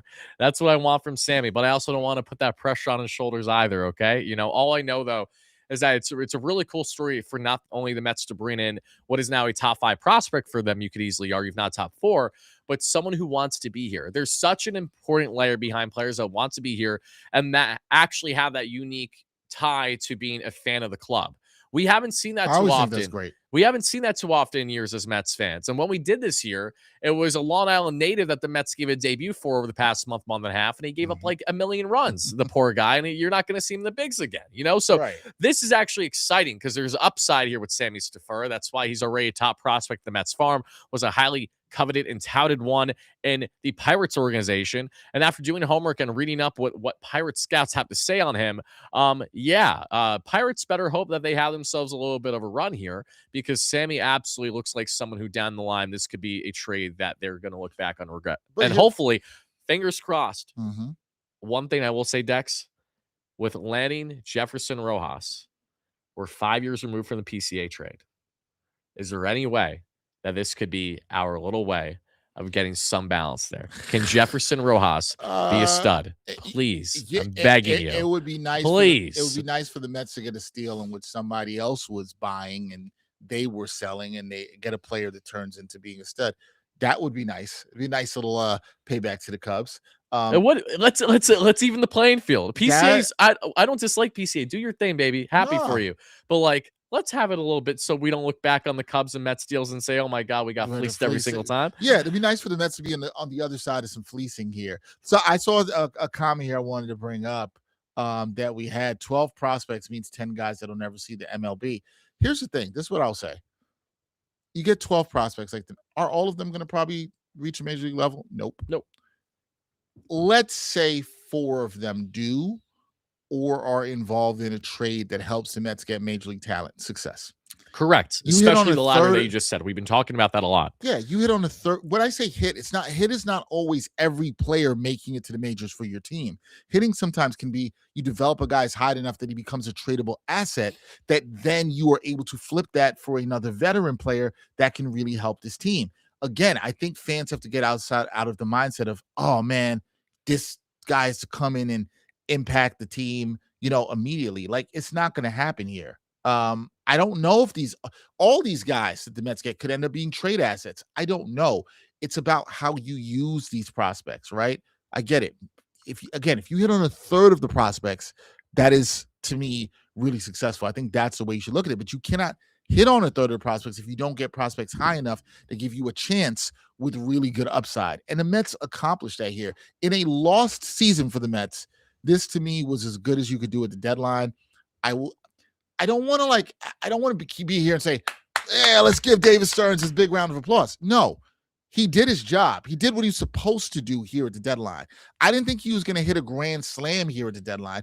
I think it got an RBI double, Dex. That's fine. RBI double. You got somebody on base and you drove him in. Those win games, right? And you have to start with something. You know what? Maybe he started the rally with an RBI double. Someone got on base. Stearns brought him home. We'll see. He didn't hit a grand slam here, but that's fine. Now, there's a lot more work to be done. Should Mets fans be encouraged that they were able to get perceived, I'm using that word carefully, perceived value from their biggest trade assets? Yes. Does this mean the 2027 Mets are going to be great? A lot more to do in the team building, okay? A lot more to do here. But look, I think this is fine. You're a seller at the trade deadline. Do I think the Mets are winners? I think they're winners in what they set out to do. Yeah, I think of the teams that were sellers here, they did one of the best jobs of any sellers here. I mean, you could look at what's the second closest selling team that we saw? Let's take a moment. The Giants sold off a bunch of the Giants did sell off and they actually fair. The Giants got a very good return for Robbie Ray. They did. They also got a very solid return for Heliot Ramos. Well, so I think the Giants did well too. Sellers. I agree. Yeah, no. So I like to separate. Let's look at the winners. The winners. And it's fitting because the Giants and the Mets both dumpster fires this year too. So it makes sense that they were able to maximize. Two big market teams are able to maximize. I think of the sellers, they are the winners. Because I separate it. The sellers who won and the buyers who won. I think the Cubs are in that league of the buyers who won. I think you got to put the Red Sox for what they were able to do in upgrading a catcher. I think in terms of the sellers, the Mets and Giants accomplished what they needed to do here, and that was the players that had really high value for them that they could cash in on. Could they get top prospects? They did that. Now, does that mean both those teams who've had disappointing years will be good next year? I have no idea. Right. But I think they did what they came out to at the trade deadline. Nobody's going to applaud, oh, yeah, my GM sold well. Nobody's doing that, right? But what you will say is, okay, we expected him to go out and sell. We said it. David Stern's better. If Luke Weaver was still here or Clay Holmes was still here, you and I were going to be as mad as Ryan is right now. David Stern's going to do that. Am I giving him a gold star for this? Absolutely not. No, we don't need to go to the lengths to award David Stearns. We can just say he did what he was supposed to do after having a colossal failure of a roster build this year. Okay, yeah.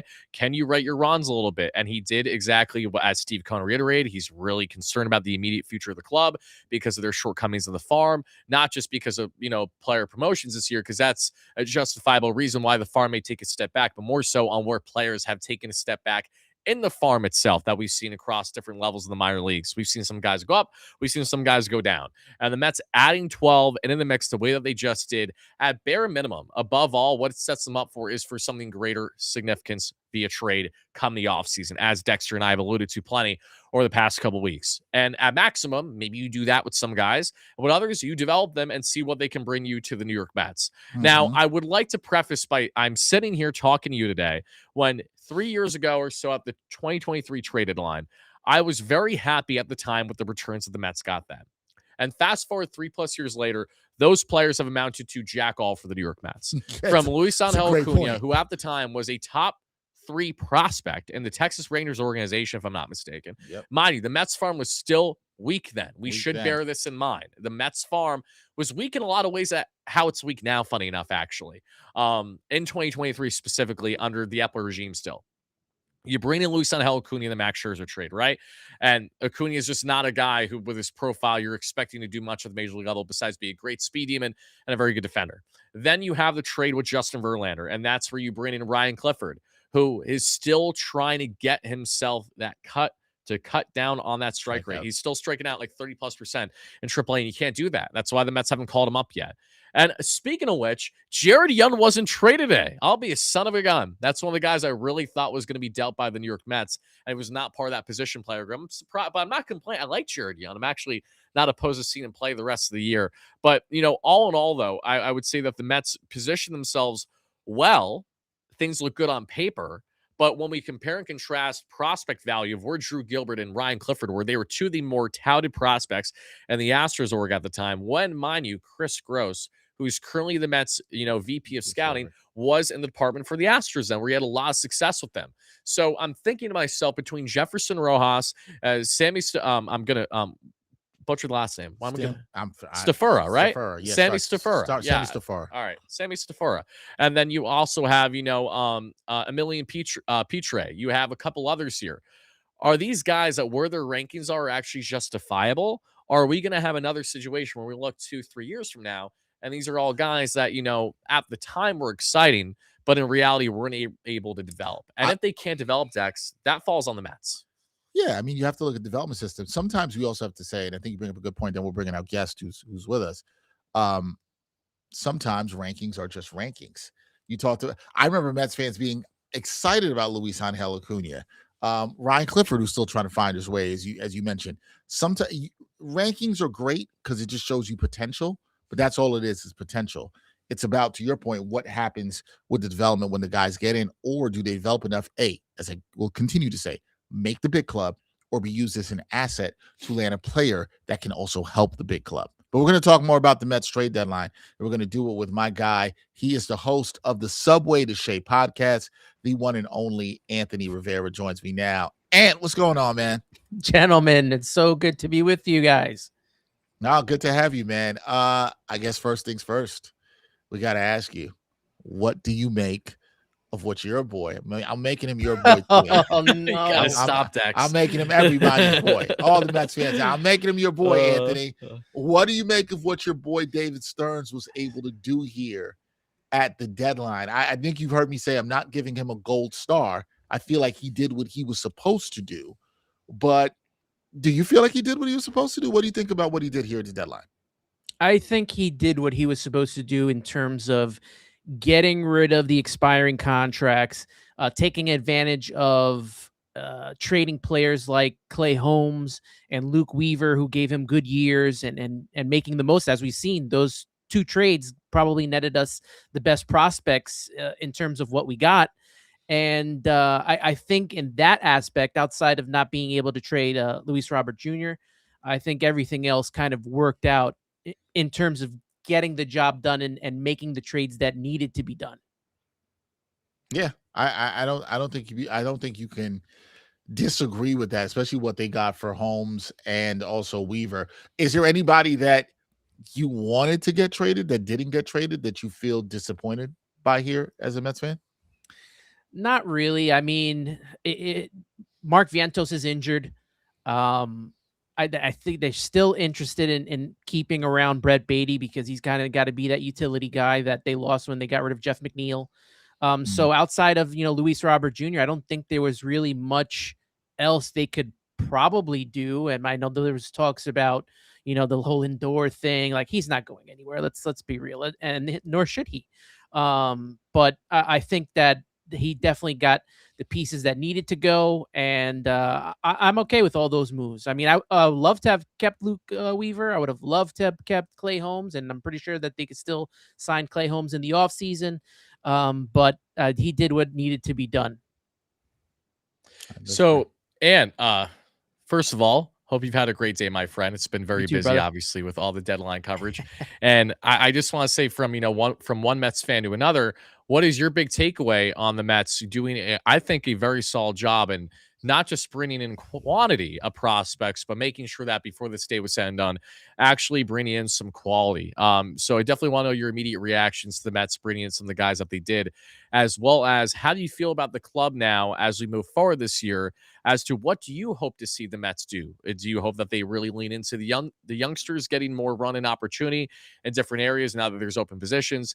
Do you hope that we see the Mets actually maybe show you semblance of what could be a consistent offense even without Juan Soto? Whatever your thoughts are, make sure to let it rip.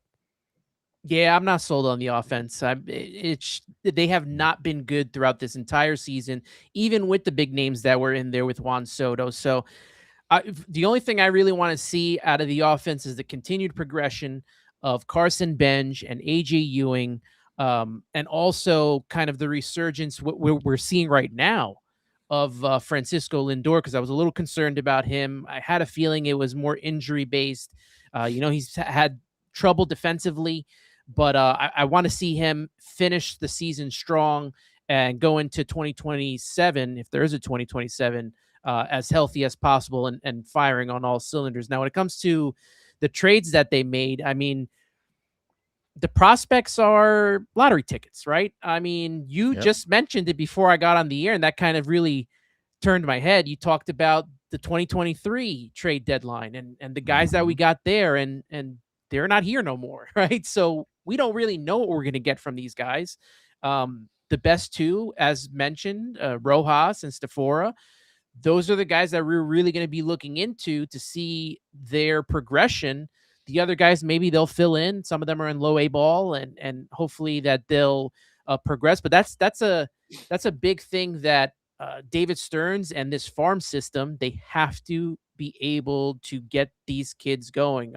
Look at how they were one of the top farm systems last year to now being kind of now near the more terrible ones. And it all happened within a year. I know there was injuries involved and a lot of players took a step back, but that was a big drop for them. So hopefully they find a way to turn it around, because David Stearns has a lot of work to do when it comes to putting now together what is supposed to be the major league roster. I mean, I love that they're trying to refill the farm system and trying to get them back and going, but he is the president of baseball operations for the New York Mets Major League Baseball team. So when it comes to the offseason and signing free agents, I don't want to see the same, story when it comes to bringing in these guys and being hesitant and signing really good players that need to be on the roster. Yeah, I'm glad you brought that up, right? Because the job's not done Mhm. here Anthony, at all whatsoever. This is the beginning. I've been a proponent of, I know a lot of says not a lot, but there's a section of Mets fans that want Stearns out of here. And I think it would show a lot of instability to have got him up out of here. Now, that doesn't mean he's done a good job in the last couple of years. And I've also said this is really year one, that last offseason, year one of him building the team in his image. Now, for worse, it has not been a great image for the Mets here in 2026. He does get one top 100 prospect, which Mets fans were asking for here at this deadline. But some Mets fans, and we've seen this in the comments, well, you didn't get rid of Beatty, or you didn't get rid of Vientos, or Luis Robert Jr., or Kodai Senga. We could also, we could also add Sean Manaea there. Some of those deals were going to be tough with the money here as well, too. And you said you weren't disappointed there was anything that you would have wanted Stearns still to do. As we look forward towards the offseason, what's the next thing Stearns has to do? Because we're talking about more work that he's got to do. What does he really have to do this offseason to correct the mistakes of last offseason that gave us the team that we have now? Well, I think Senga's a free agent after that. You correct me if I'm wrong, right? Senga's going to be a free agent. Let's actually check his contract. Yeah, he has a year contract. Does he have a year left? I can't remember. I think Kodai has a year left too. I don't know why I thought it was maybe like a 4-year deal or something like that. There's unique clauses. He's got one more year. He doesn't have a full no trade clause. His contract runs through 2027, a conditional 2028 team option. So yeah, which they obviously are not going to exercise more than likely. No. Okay. So that's what we got there. Okay. He's more tradable next year if that's the point you're going to make. Yeah, and I know Met fans are upset about not trading him and not trading Vientos is hurt. I mean, you're not going to get anything for Vientos right now. No, Brett Beatty has not had a good season. You probably could have gotten something for Sean Manaea, but then again, he's got the contract, and you're going to have to pay off a load of that deal. So it's like you're either getting a good prospect or you're paying down a contract. It just doesn't work the way that they wanted to because of the spot that they're in right now. They're really in a hard spot. Like, we didn't get much for Freddie Peralta. One, because he had a bad year and he's been struggling, and they probably could have if he was doing a lot better. So not everything was in the favor for the Mets and David Stearns when it came to this trade deadline. But with the guys that he got rid of and was able to make some moves in, he definitely brought in a nice haul with Jefferson Rojas and Stafora from Pittsburgh. So that I'm glad with. Now, going into next season, he's going to have to surround this rotation with at least one or two, veterans that can get you through 5-6 innings. Like, they can't go through this much longer where they can't have a rotation piece is not being able to go deep into games. That's a problem. And then it leads to the bullpen, which now he's going to have to rebuild. Because if you look at it, this is the bullpen that they wanted when they had the trade deadline last season was the great bullpen that we had this season. It was a really good bullpen, aside from some of the struggles from Devin Williams. But now they're all gone, so they're going to have except to for Devin that. Williams. Funny enough, because that's how it works, right? Of course, we got to keep. Yeah, for sure. Yeah, no. Next season is going to be very fascinating. This offseason is going to be a huge task when it comes to covering and reacting from a fan point of view, because we don't know how much this lockout's going to hold things, for one, and two, we don't know what that CBA is going to look like, which will kick in after the 2027 season's concluded. But the Mets, how they operate, is obviously going to go in direct hand as to what happens there. If we actually see that there's a floor and a ceiling, then Steve, who's going into 2027 as is with north of $300 million on the books, unfortunately, you have to wonder how far the Mets are going to be willing to move the needle on spending. And that brings Dex and I to our consistent point in the build up to the deadline. I'd love to know your thoughts on this, Ant, and that's that, while yes, most prospects are lottery tickets at the end of the day. We understand that even if you are a prospects guru and know how good a kid is looking in, say, the farm, even their top 100, whatever.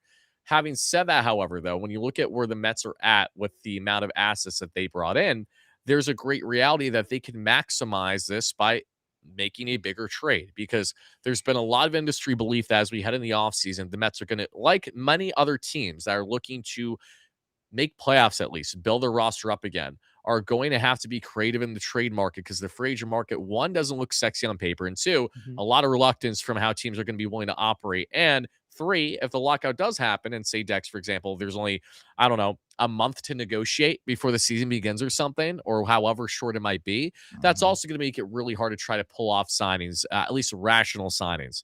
So, what's your thoughts on the Mets bolstering the farm? Yes, but also positioning themselves that should they want to find themselves as buyers in the next couple months, now they're in a better position than they most certainly were prior to do so. Someone asked me what like David Stern's play was this trade deadline, and I think some of it was, based on if there is a salary cap or not to try to get rid of a lot of these contracts. And he did most of that during this trade deadline. So um, I hope that he's able to use some of these assets that he's has and that he got, and they're able to develop some of these guys so that they are trade worthy, so that they can get another bat in here. They need desperately for this offense that has struggled all season long, or a mid top rotation piece to lead the kids in the rotation. And I hope that he's Mm. able to do that with some of these guys that he's got. Hopefully Jonah Tong has a bounce back season, because we know he struggled this year. And hopefully, Jefferson Rojas brings them what they can in Stafora, and the rest of the guys that are, Jacob Reimer, who's had an injury plagued season. Hopefully he can turn it around. So we'll see if David Stearns can pull the trigger. We've seen him do it in the past. In Milwaukee, he's pulled some moves on some trades to bring in some guys. So hopefully he can do that here. And he's here for the time being, right? I mean, Steve Cohen said he's Mhm. not going to get rid of him. So and you talked about it, Dexter. You talked about the consistency of having someone lead the front office, even though people want him gone. I mean, he's going to have to turn this ship around and do it quickly with a free agency offseason, like Wardy said, that is not rich in free agents, and he's going Nope. to have to do trades. So we'll see if he can pull that off. Yeah, it's going to be interesting to see. I think the word that's going to come up a lot heading into this offseason and is trust. And the Mets fan base overall, yeah, I see you laughing and of where I'm going. The Mets fan base has lost What do you mean? trust. You don't trust David Stearns? I- What? How could Mets this be? there's the trust has been eradicated.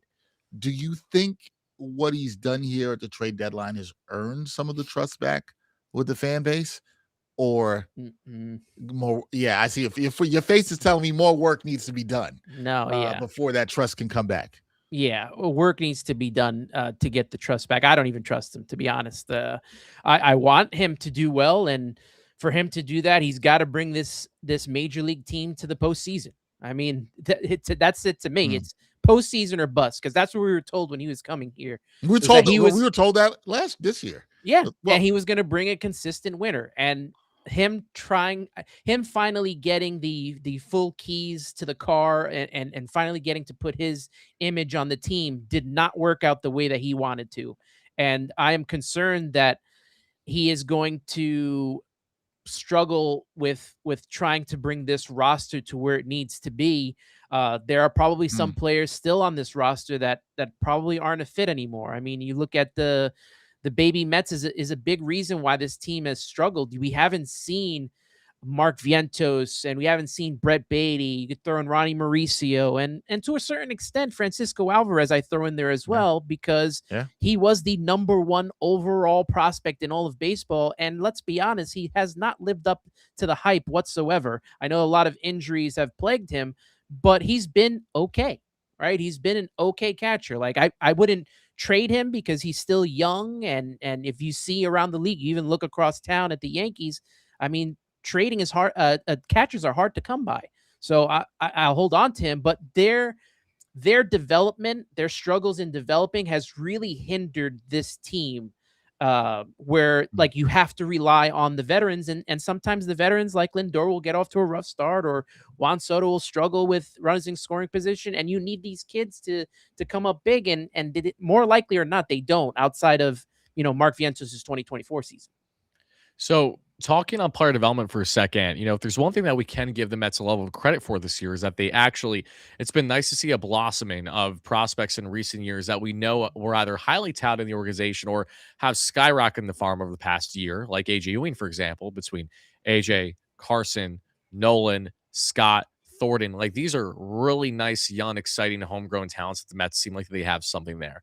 Now, when it comes to Mets player development this year in the farm, it has definitely been up and down between guys being promoted and inconsistencies and injuries that we've seen in the minor leagues. A calendar year ago, the Mets were the winningest organization in all Major League Baseball, from low A all the way up to triple A. They were just so good collectively that we saw, and so sound. How ironic that they were sound in the farm, but of course not sound at the Major League level. So as we fast forward now a year later and we look at a team that struggled at times with their development in the farm, how do you feel about this club as we head into 2027 with the prospects that they brought in, and ultimately putting the keys back in the hands of a guy like Andy Green, for example, who, again, was absolutely ecstatic when first talking about Christian Scott when becoming interim manager of the Mets, raving about him, his tools, as is the case with Zach Thornton. Like, Green's going to have his hands all over these kids yet again as he goes back to the player development role as we get into next season. So I'm curious to know your thoughts as to where's your confidence level and the Mets in their player development. Do you think that they've actually been able to take a step forward at the major leagues in certain ways? I feel like they have,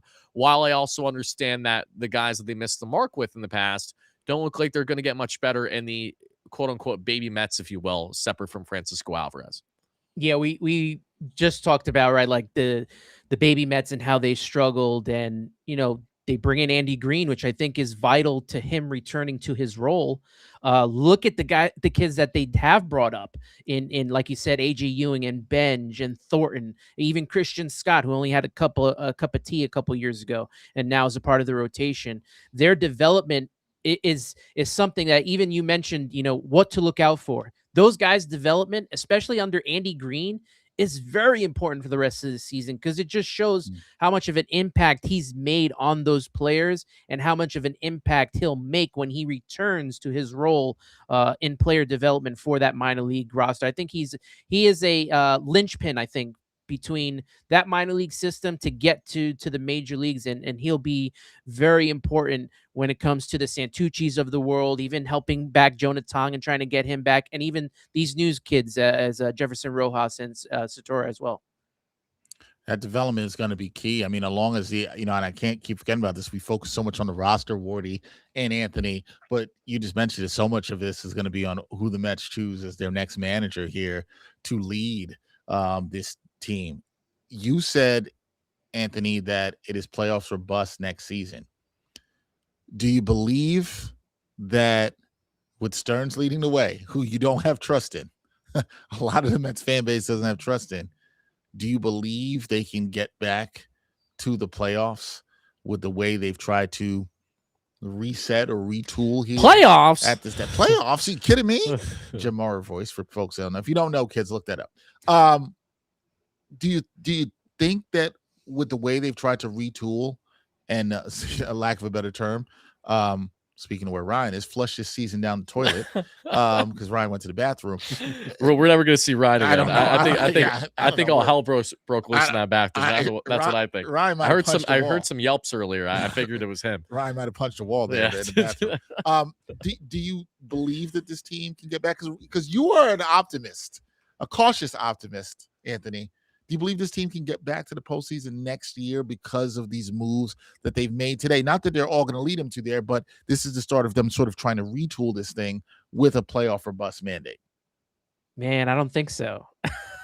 I don't think so. I mean, what has Stearns shown over the last couple of years to make us think that he's going to get them there? Like we already talked about the free agency not being very, very, heavy with good free agents like last year was, and the last couple of years.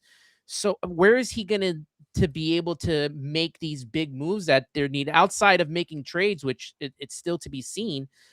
If they can, I'll say this, if for me personally, it has to be playoffs or bust for Stearns, but I would assume for Steve Cohen that if he's able to get this team winning and competitive during the season, he'll get his final year. I think that will happen.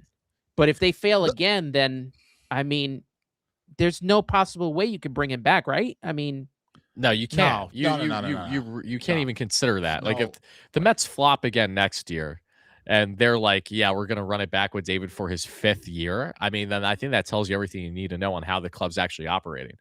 And that would kind of be against versus what we were hearing Steve Cohen say, where, Steve is not saying set in stone that Stearns will play out his entire contract here because we don't know exactly what the future is going to hold. I remember specifically sit down with John and Joel here about a month and a half, 2 months ago, where, when asked to reiterate by Joel on the status of Stearns' in his future, he said, I'm not going to guarantee anything. I think that's a very important thing to highlight, as it's going to go in direct hand as to where the Mets find themselves again a calendar year from now. Are we going to talk here as sellers again?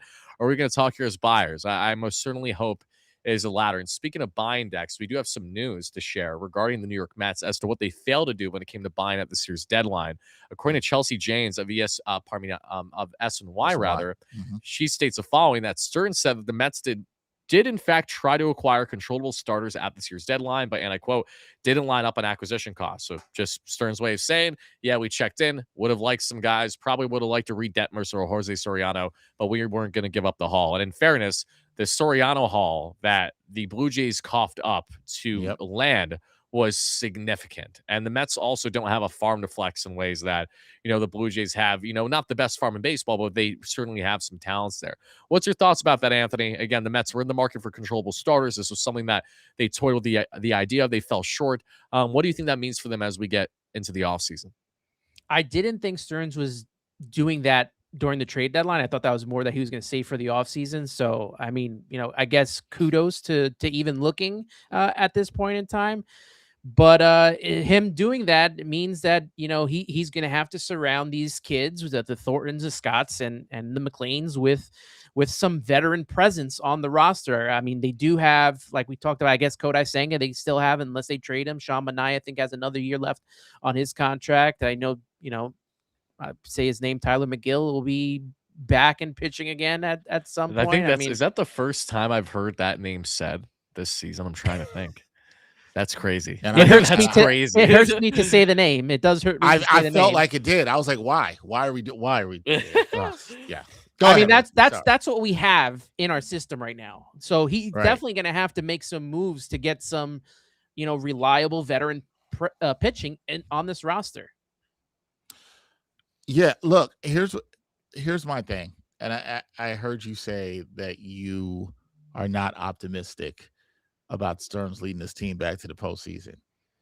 The tough sell for the Mets fan, and this being a Mets fan, Anthony, and doing a show on the Mets, and I saw somebody in the chat say this is a rebuild. Retool. Well, somebody actually said, no, this isn't a retool, that it is a rebuild and that the Mets won't make the playoffs next year. And my thing is, well, look at this payroll. The Mets don't got time. I mean, if they want to rebuild, they have to come out and say that, but I don't think does Stearns have time? What Anthony said is to have a competitive year next year. I think it depends on how the team looks and how young they look, but does that buy him time? Enough time for me? And with the Mets payroll and all the money they have invested in this team and having Juan Soto in his prime, can you really sell fans on a rebuild? That's the question I'm asking everybody. No, you can't sell the fans on anything right now. So that's your first mistake. Trying to get this fan base to buy in is where you're going to fall short. Okay. And every fan has every right in the world to feel the way that they do right now and have felt the way that they have. Now, as we get into next season, especially what's going to be really interesting to see how this all plays out is, again, are the New York Mets going to have a better year and push for playoffs because there's a lack of expectation? Because if memory serves us all correct, since Steve Cohen has become owner of the club, the Mets have failed tremendously with any year of a level of expectation. Let's give you the quick timeline breakdown, okay? 2021, first year under Steve Cohen, right? Roster wasn't great at all. Not shocking to see them buying, but really should have been selling at the deadline when we traded PCA away. Thank you, Zach Scott, for nothing. Then we head into 2022, a Mets team that heading of the year, the hope was to push for playoffs, right? That was the expectation that hopefully the Mets could get there. They exceeded those expectations in the first half. Were one of the best teams in all baseball, got over 100 wins that year. But when adversity came, it finally struck them in ways that they did not know how to overcome down the stretch that season. And you could see the difference because in the first half that year, the expectation was to just hopefully be a playoff team. And the Mets were playing well above a playoff team caliber. They were playing at a level that was amongst the best in the game. So that was really exciting for that first half. Then 2023 comes around. The expectation is to, at minimum, again, make playoffs, if not something greater. You parted ways with DeGrom. You brought in Verlander. You have your grizzled veteran rotation. And as a shock to absolutely nobody, in hindsight, it was an absolute failure. The Mets are sellers at the deadline. And then that is it. 2024 comes around. Another year, the Mets are hoping to just be a playoff team more than anything. They get to 10 games below 500 in their first 2.5, 3 weeks of the year. The season feels like it's over before it began. I know that we know that feeling this year because that was the actual reality. And then they go on a run, define the odds, and it goes back to JD Martinez saying, everyone thinks we suck, so let's go out and prove them wrong that we don't suck. Let's chip away, take it day by day while everyone has written us off. And the Mets took advantage of that and came together as a group, and they really were able to show you that, yeah, maybe the pressure off their shoulders was exactly what they needed, so they could just lock in, play loose, fun baseball, and come together as a great culture of a group in 2024. 2025 comes around. You sign Juan Soto. Of course, you have lofty expectations to, at minimum, make playoffs. If not at maximum, have a deep playoff run.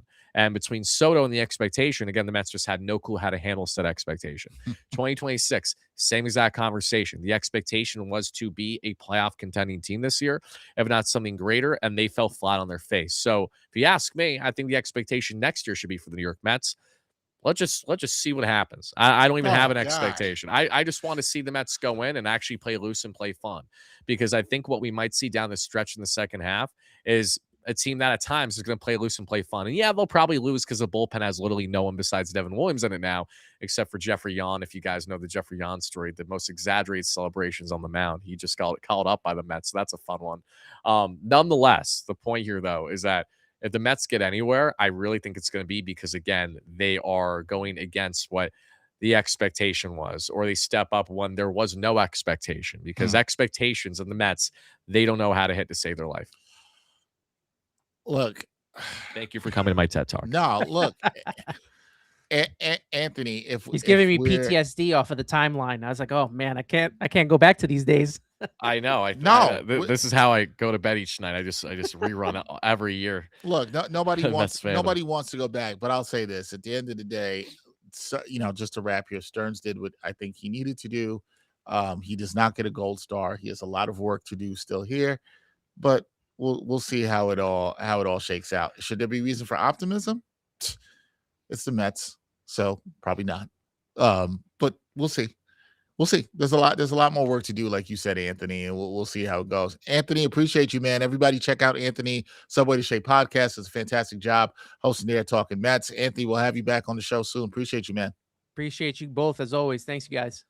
All right, man. Thank you, Ant. Have a great one, my guy. Once again, my guy Anthony Rivera of the Subway to Shape podcast, doing a fantastic job joining us here on the Trade Deadline show. And returning to the studio is Ryan. Ryan, he's alive. You are alive. A lot of people were very concerned about you. They were wondering, did you go to blow off some steam? Did you fall in the toilet? Did you just decide to abandon the stream at all? You did not abandon the stream. Have you made calls to Brian Cashman yet? He's talking right now. David Stearns also talked and didn't say much of anything. No, David didn't say jack. Which was what a shock. The only thing David said was that. Were you outside watching what Cashman had to say? No, because the coward won't go on Zoom, so he's doing it over a phone call from Tampa. Strong words. So he says that he was in on Adley Rutschman. They weren't willing to meet the price, and that it was, quote, a too thin of a market for him to operate for catcher upgrade, and that they still think they have good catcher situation, even though the offensive production is not meeting with their. Said they still have a good catcher. And even though 3 months ago, I'm sorry, wasn't it Aaron Not Boone? even 3 months ago. It was 3 weeks ago. He said it was a problem. Oh, how'd it go from problem to a good situation? Yeah, I don't. Was the follow up asked? No. Of course not. Because we not. can't have a full him on camera or actually at a podium in front of the media with actually him getting asked questions. Bad. Remember, that's a tough job. The Yanks have a game tonight. That's the priority, right? He's running and hiding away from the problems right now. Brian Cashman on Aaron Judge. We currently are still very optimistic he's going to return, but there's challenges with all that too. Whenever we re-image, we'll get a better idea. That doesn't sound good, guys. Wow, to a T. No, exactly that. Doesn't sound and we've all experienced this in fandom too. So it's, I feel for you. It's not a fun feeling, especially when you're trying to have a good run and you see from a mile away you're not going to have the run you want because of the malpractice from your front office. I think this is it. I said this on Twitter. I think this is the nail in the coffin for Brian Cashman. This deadline. For There's- your sake, I hope it is. I don't know if it's there's- going to be or not. We'll Unless see. there's one saving grace. Unless Lombard comes up and hits and I don't think that will save him because that's not going to make them win a World Series. You have a lineup right now with Wells, Sanchez, Caballero, Volpe, McMahon as a third of your lineup, and you needed to seriously upgrade one of those positions. And all you did today was upgrade spots that you didn't need to upgrade, to be honest with you right now. And you didn't upgrade your bullpen, and you didn't upgrade your biggest problem at catcher. The lack of bullpen, it really sticks out to me. Like, I know it wasn't a big market, but still, like, that's crazy. They're running on 10 days straight, 10 games in 10 days of using this bullpen. They haven't given any help there. We heard Cashman speak just now. Again, he said, we're waiting on guys to come back from the IL. So he's using the injury excuse again. I think the only person that could buy this right now is probably Hal Steinbrenner. If Hal's buying into all this crap from him with the waiting for players to come back from IL, the price was too big for us to meet, and we weren't going to meet those demands. And using the Judge injury as an excuse for why this team wasn't improved. I just, it feels like to me, Tyler, like you're okay with being not a championship team. Like you're okay with running this team as just a strictly, this is a business for us to profit in. And we really don't care about the fans, and we really don't care about winning. And we don't care about winning a championship, because you can't look at me in the face if you're Brian Cashman saying 3 weeks ago, catcher is a problem. You're blatantly telling everyone we're open for business for a catcher. It's not like Austin Wells started to figure out how to hit the past 3 weeks. That's the thing, though. Right. So I just had this conversation with Tommy Hogan, who's my nighttime producer over here, diehard Yankee fan like myself. He's obviously very disappointed, just like me. He's like, it's one of the worst we've ever seen as a Yankee fan, which I agree with. It's one of the worst deadlines I've ever seen. Fair.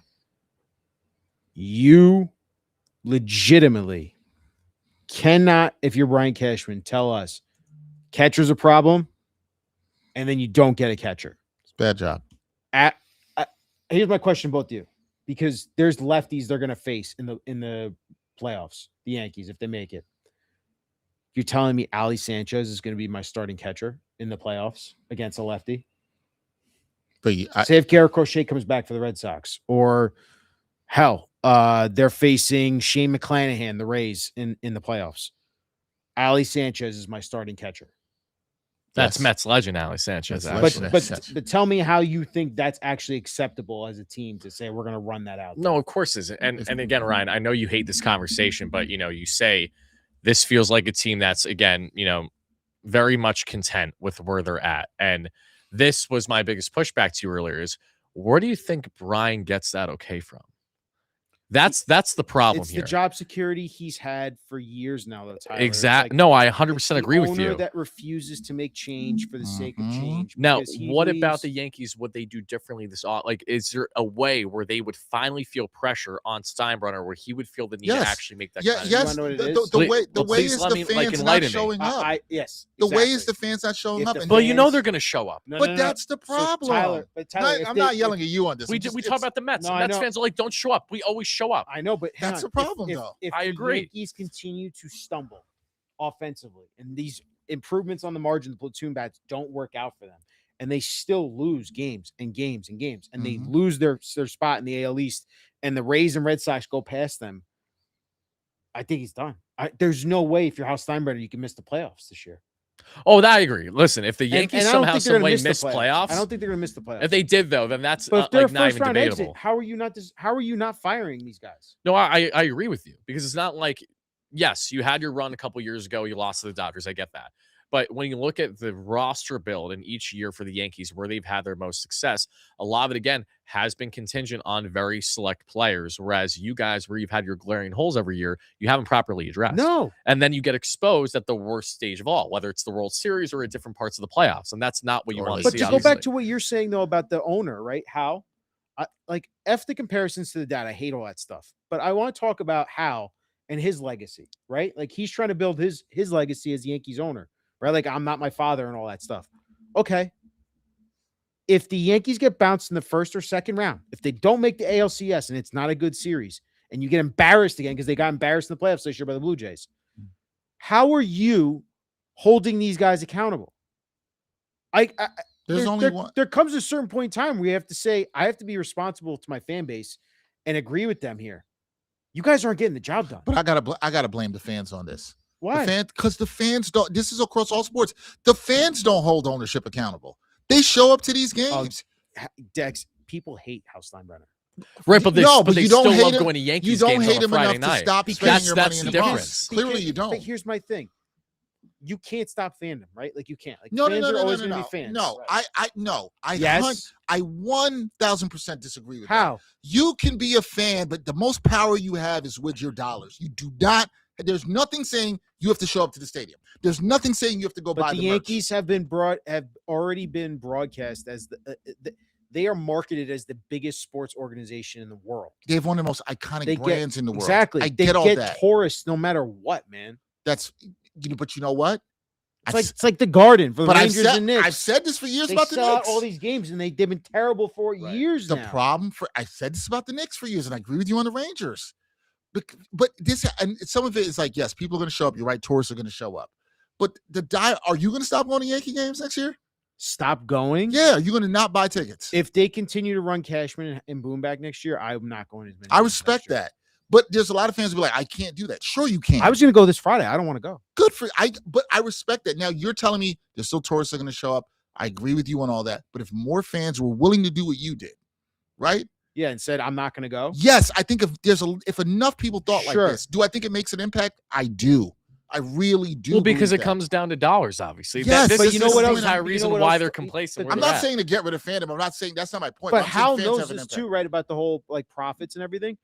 They're not going to make as much money if they get bounced in the first round. Dex, one playoff game, Right. But okay, that's when he's going to fire Cashman. that's a great point. Here's the thing. When was the last time the Yankees got bounced in the first round like that? When they lost in the wild wild card, card a couple years ago. Okay. they lost. Um, They lost to the Red Sox. Sox, Yes. Okay. Yep. All right. That's 22. Was it 22? Yeah, it was. 22. 4 years ago. my Listen, I They respect missed you. in 23. I just I would 24. They went to the World Series. any Like, they fans got that are knocked out, watching, yeah. are you going to do the same as Ryan? Are you not going to show up? Because listen, I'm going to listen, the Mets got me out to the ballpark. I was injured this year. I got to the ballpark. I'm not going out to watch that. Do you guys agree though? It's really unfair what they're going to do to Lombard. Like, Yes, I think it's yes, I unfair do. in the I do sense agree. that already on Twitter. it's all pre- over the place. because out of every fan base in Major League Baseball, Yankees fan base is up towards the The worst starting imaginable shortstop of the to New York position a kid Yankees. like this, where if you guys don't One of perform right away one of with the them. toughest positions it's to one of play the in hard. sports. I'd argue the starting shortstop of the New York Yankees is right there with like Quarterback of the Dallas Cowboys. quarterback of the Dallas Cowboys. He's Yeah, one of the because biggest positions in all everyone's like, sports. "What do you mean you're not Derek Jeter?" You Yeah, know, it really starts But there. even 'cause you that, set like, the bar. it's just you are the face of the franchise, Right. And we just saw what happened to the embarrassment of Anthony Volpe. And, Right. like, there's questions about what the hell they're going to do with him too now if Lombard comes up. Right. And you know and unfortunately, what the reality is likely going to be is Lombard's going to come up. And if he doesn't perform right away, then it's not going to take Boone and be like, all right, Ant, get right back in here, and then it's going to be a seesaw. God. Like it just, No.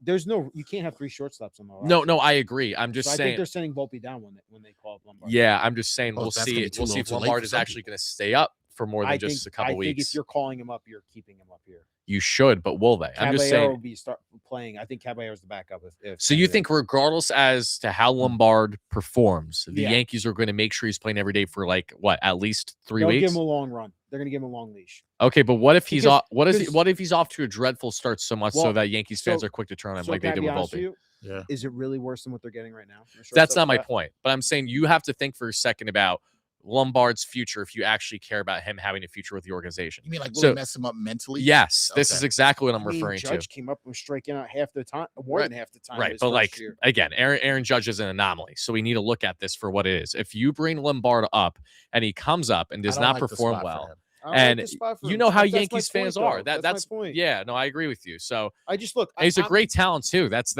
Bottom frustrating thing. line- Like I hope he does well. You know, Bottom line, Brian Cashman failed this trade deadline. He gets a major F, and everyone's giving him a failing grade right now. I would getting give him an F torn too apart. without He's getting hesitation. torn apart right now. And mind you, I don't know if you guys follow like the MLB trade analysis like Twitter account. They said the Yankees had a massive overpay in value. Oh, for Elliot Ramos. Was it like baseball trade value stuff like Yes. that? But Yeah. you felt that instantly in the moment. You I said that. I Yeah. said that you traded away the number 5 and number 16 prospect. Not mind you, I don't care like about Right. You prospect don't know what rankings. they're going to be. Right. But at the end of the day, though, Elliot Ramos is a platoon back, guys. That's a terrible defender. You already have a bad defender in Jason Dominguez out there. So who's he replacing? Him?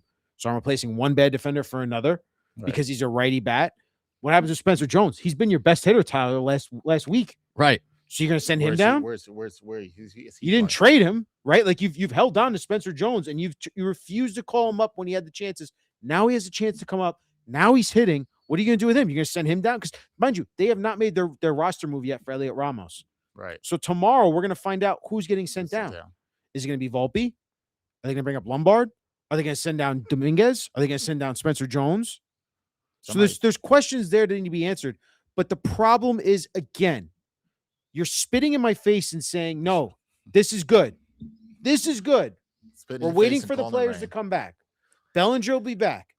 Stanton will be back. He's apparently hitting and swinging and jogging in the outfield or running full speed for him. No, Stanton looked at pitches today, guys. He's ready tomorrow. I can't stand But like that. and then the crux of it all is that you're now going to rely on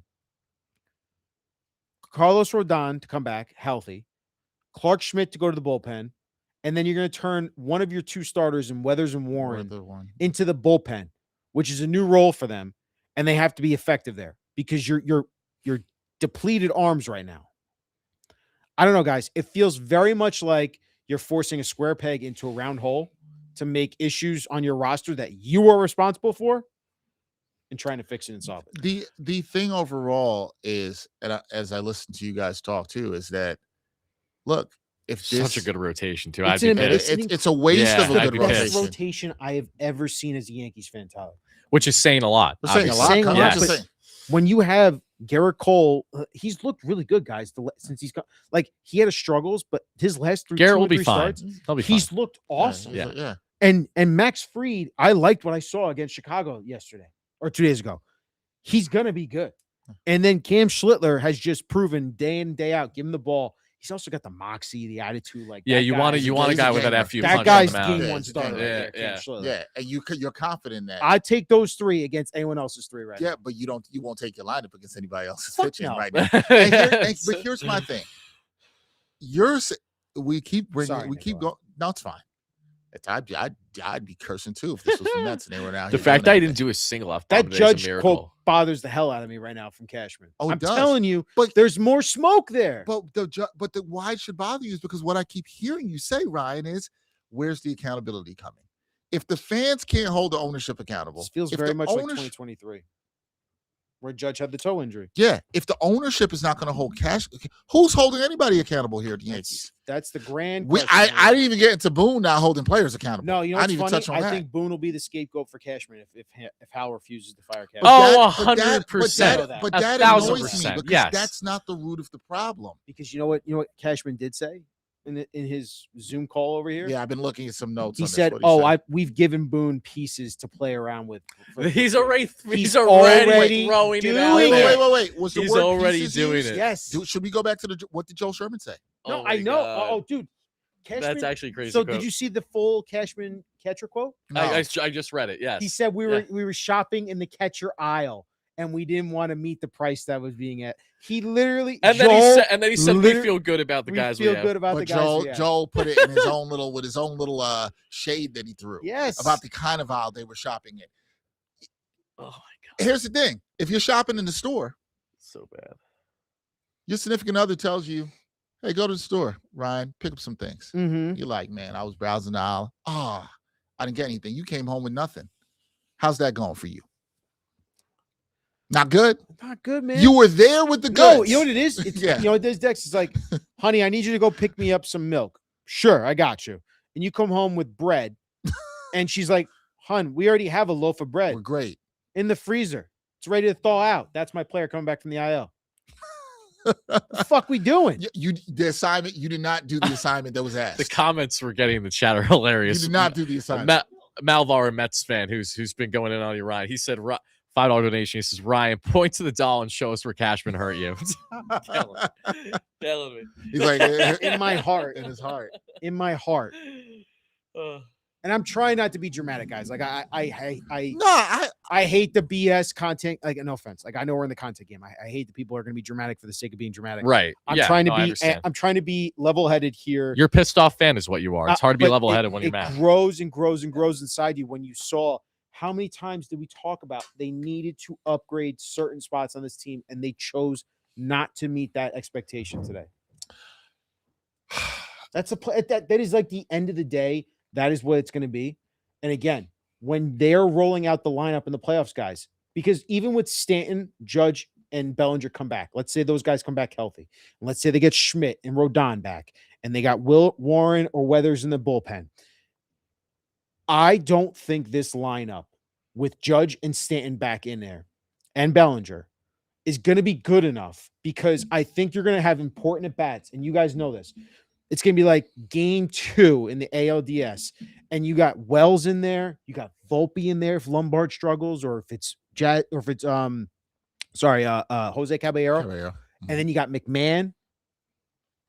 How are you going to be, as a Yankee fan, confident with those guys at the plate? These guys are all sub 100 WRC plus guys. You know what I mean? Like, they're not even average players. They're below average. Jazz Chisholm is having a terrible offensive season that we haven't even brought him up today. Like, he has been horrible. Because he's been steadily bad. There's nothing really to bring up. Yeah. Tyler, it's steadily bad. Yeah. Except there are guys some of the other guys we brought up are actually worse. But he's not going anywhere, right? Like, he has to be in the lineup every day. Right. So if you're willing to accept Jazz being stunningly bad this year offensively, how are you okay with going in it with Ryan McMahon, Austin Wells, and Jose Caballero / George Lombard as your starting 3 with the left side of your infield and a catcher? I just don't think it's enough. I really don't. I need to know from Brian Cashman what changed in the last 3 weeks. You said it was a problem, and now Dex, we know the answer to that. We know the answer to that. What's changed in 3 weeks is Brian Cashman just did what he typically does, tells you what the problem is, and then doesn't act on it. There really isn't much. This is a pretty straightforward thing to look at here. But to the fans, what they're saying, this is Ryan's point about spitting in my face and calling it rain. This is the problem. The fans are now feeling the effects of, like, it's almost like the organization saying, yeah, but we know y'all going to be there. We know you're going to show up and buy in. No, that's exactly what they're saying. Here you go. This is what happened. They didn't want to pay the price for Adley Rutschman, and they saw Austin Wells go 229 batting average with a 372 on base and a 514 slug with 3 homers, 4 ribbies, 7 walks in his last 15 games. They think that is an acceptable offensive production. Because remember, a 15-game sample size trumps 100. 100. I mean, you could go more. I'm just, just saying as an example. This guy started 77 games. He's got 217 at bats. He's batting 161 on the season with a 265 on base, a 272 slug, a 537 OPS. That's crazy, dude. He's making Omar Narvaez look good. Holy shit! It's bad. Mets fans know that. That name. I can't keep complaining about it. They gotta go out there and prove that we were all wrong about this, because that's the only way that he's gonna come out clean. Right. Listen, at the end of the day, as frustrated as you are right now, and as other Yankees fans are, winning cures everything. Yep. So if the Yanks just go out and play really good ball moving forward post trade deadline, you're not going to continue yapping the way that you are, but as we all know, it'll be one of those things. You won't yap when things are going good, but as soon as things start to go bad again, and when those bad things are exactly what you were calling out months ago, exposing, you're going to go right back in that shit, back to square one. We know how this cycle goes. You've only known me for a couple months, and you've known me for years now. Am I being dramatic? And how this is who I am? This is just a normal. That you're dramatic? Oh, wow. No. Well, what do you mean? No, but somebody could interpret it that. They're like, if this is their first time seeing you, they're like, nice. Is he always dramatic?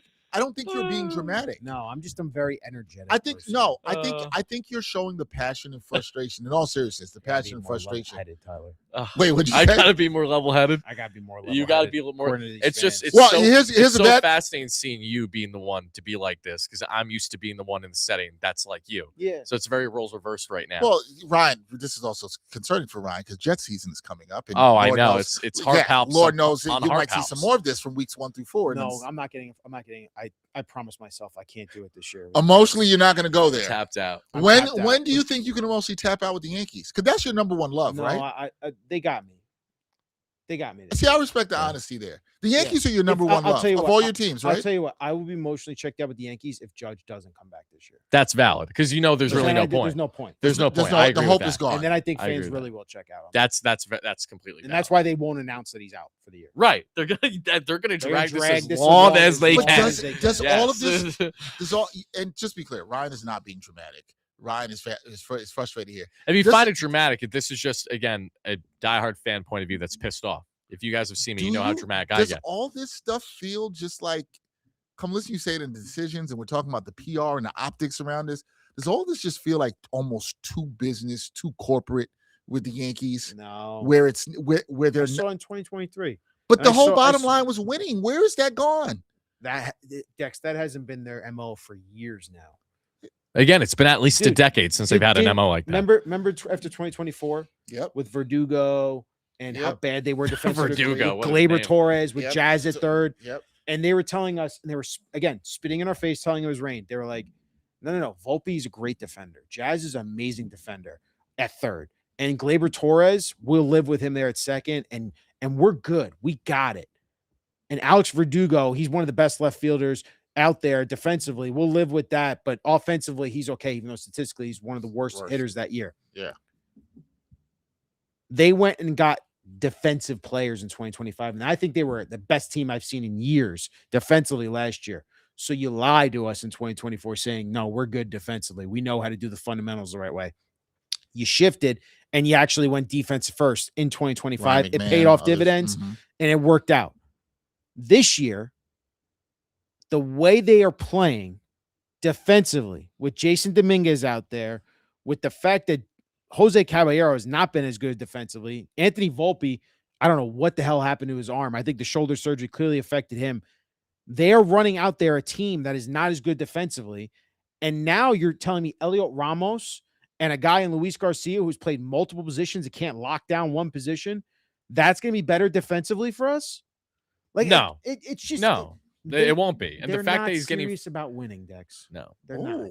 Well, if you They're not. I That's not I the- don't think that's an irrational take at all. No, I don't. And, But like, it's, but it's yeah. a far cry from the Yankee, the whole ethos of Yankee fans. I'm not saying you this specifically to you, Ryan, was that we're about winning, getting these championships. We're always trying to compete. We've got a shot in there. And what this looks like to me at the last couple, I don't want to throw last deadline because they did address some defensive issues the last deadline, right?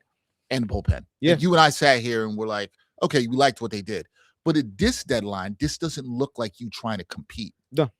It looks like you saying, oh, we'll get by because the fans will still be there. They'll still buy. They'll hold on to the hope that Aaron Judge is going to come back or George Lombard is going to save the day, which I do think is a tough spot for the kid. I'm with you on that. It's crazy. Yeah, it is. I don't want to take you guys for more Mets talk. Keep doing your Mets. I think we know. talked about I'm this. good. We I'm talked. done. We're good. I think we're good done. too. It's been 4 straight hours. Are we we're good, Dex? Last thing I'll say is, there were some comments from David Stearns. David Stearns Who did gives not a say shit? much of anything. He- It was he- pretty all- much a literally- nothing burger. Literally, all he did was say that again. Yeah, we tried for some stars, but we didn't want to pay for them. That's literally all he said. Was he happy about the prospects he got? Of course Yeah, he's he said happy they because tried this to get the moves he highest made. value, Of course blah, he blah, is. blah, blah, He was blah. like, I believe that we position our team the best way possible to obviously have success moving. He's going to give the most He was on generic camera. He responses did to Matt. get on He camera. was in camera. He did go on Say camera. what you will about David Stearns, he does have a spine. He will actually show up to the media. I do give him know? credit. He's faced the music. David's only been in this market for a couple of years. He's already doing laps One around quote- Brian, not hiding away at least. One That's- interesting quote. that's I do something. think some of the players we acquired can and will help us in 2027. Yes.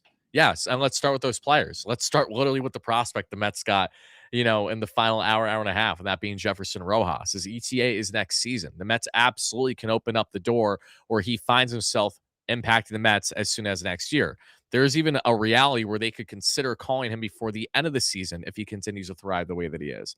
You not only look at him, you also look at guys who can impact the Mets right now. Out of top 30 prospect for the Chicago White Sox, 27-year-old Zach Franklin, who the Mets acquired in their trade this past night with Huascar Brosnan being dealt. Notable on Franklin, awesome K per 9 in AAA this year as a reliever, over 12 K per 9 as sub 3 walks per 9. But the problem with Franklin, though, is giving up home runs absurd. Over Yes. 2 home run per 9. So the expected numbers are like a 3.5 ERA. The Mets need relievers. They have no relievers right now. So fully expect Franklin to get a look as soon as this season. We're not even talking next year. I'm talking right now, guys. So you'll see that. And then as we get into next season, see what the development of Jefferson Rojas looks like beginning of spring training. Same thing with Sammy Stafora, who's probably going to be a year away removed still. But yeah, Jefferson sticks out like the sore thumb. And then you can obviously, among the pitchers the Mets acquired, how long it will take them. Like Gabe Davis, the towering 6'9" flamethrower, he's expected to hit the bigs in 2028. But if he transitions to the bullpen, maybe heading into next season in AAA for the Mets, maybe that's something that gets him up a little bit sooner. So just immediate thoughts and reactions there. Immediate thoughts. Look, again, I'll say Stearns did what he was supposed to do. I wouldn't go too crazy. I'm not giving him a gold star. It's fine. I understand why the Yankee fan like Ryan and Tommy and Nikolai are disappointed. I get all of it. All of it that's going to happen. Look, man, we will see. We'll see how a lot of this plays out on all of this stuff. This was fun. This was a good fun. trade deadline show. This was a pretty honestly, this went fairly quick for like a 4-hour long live show. I was surprised on how much we were like flying through those first couple hours. Shout out to all our guests, Greg Caserta, Anthony, Hector. Appreciate all of them. Appreciate everyone. Shout out to the fans, everybody who checked in. Shout out to the 20,000 people that chimed in for this one. We appreciate you guys greatly. Make sure to continue to hit that like and subscribe button in for the New York Post Sports YouTube channel for all things New York sports. You guys can check me out on Wordy NYM as well if you haven't already. I appreciate that. Malvar, thank you for the donation at the buzzer because he's just been throwing them all day long. Worry, the difference is the Mets haven't won since I was in 4th grade when the Yankees won in 2009. They had they had won the quarter of the World Series ever played. Ryan is being dramatic. From a Mets fan point of view, I can understand why you feel that way, obviously. It's apples and oranges if we're going to compare success. But I also understand from Ryan's point of view why he's pissed off. Because if I was a Yankees fan, I would be screaming my head off right now. Like the fact that he's not even doing that, I commend him for it because I would absolutely broken this I'm not mic screaming by now. because the fans are telling me not to scream and I'm being too dramatic. So Brian Cashman, I know we're wrapping up, but he did just speak on Austin Wells, guys, and he says Wells has been getting his offense going. You son of gun, you've done Where? such a good job. This I know Cashman so well. Yeah. This past month has He doesn't been even like try to hide it though. That's the no. thing. This is the best part. This past month, what I tell you, 15 games has been a much more successful version of him, and a much closer version to what he's capable of. He's hopefully trending in the right direction. That first default is taking care of the pitching staff, which they're exceptional at. Such a benefit for our pitching staff. They're doing great there. Hitting wise, looking at the last month, again, Wells has been much better. I know he's capable of a lot, but we'll see. That's what you're going to tell Yankees fans. We'll see. We'll see. And we'll see you guys for the next edition of either Pinstripe, what our guy What the here is, hell that being was Brian Tomorrow, and Joel Sherman. Joel and I are going to record tomorrow, peeps, 10 a.m. We'll get Joel Sherman's reaction to what the hell happened with the Yankees. What the hell was that quote? What the hell was that? That's Brian Cashman saying we'll see. What? That was a word salad full of bullshit. What the hell was that? Like we're just gonna Ryan's leave like, I'm on so that? over shit. I'm done. What? I'm done, man. Like is any? I'm sorry. Like what was? Where? Where's the I can't evidence? freak out on this anymore. I can't. I'm asking for. We need. Joel, please tune in. Pinstripe Post. Tomorrow, Watch Joel it. Sherman, Pinstripe Post. We need answers. Straight out of need Flushing, new answers. podcast dropping in the next 24 to 48 hours on Yes. recapping the trade deadline for the New York Mets. So we hope to see you guys there as well. Should be a fun one. That's gonna do it.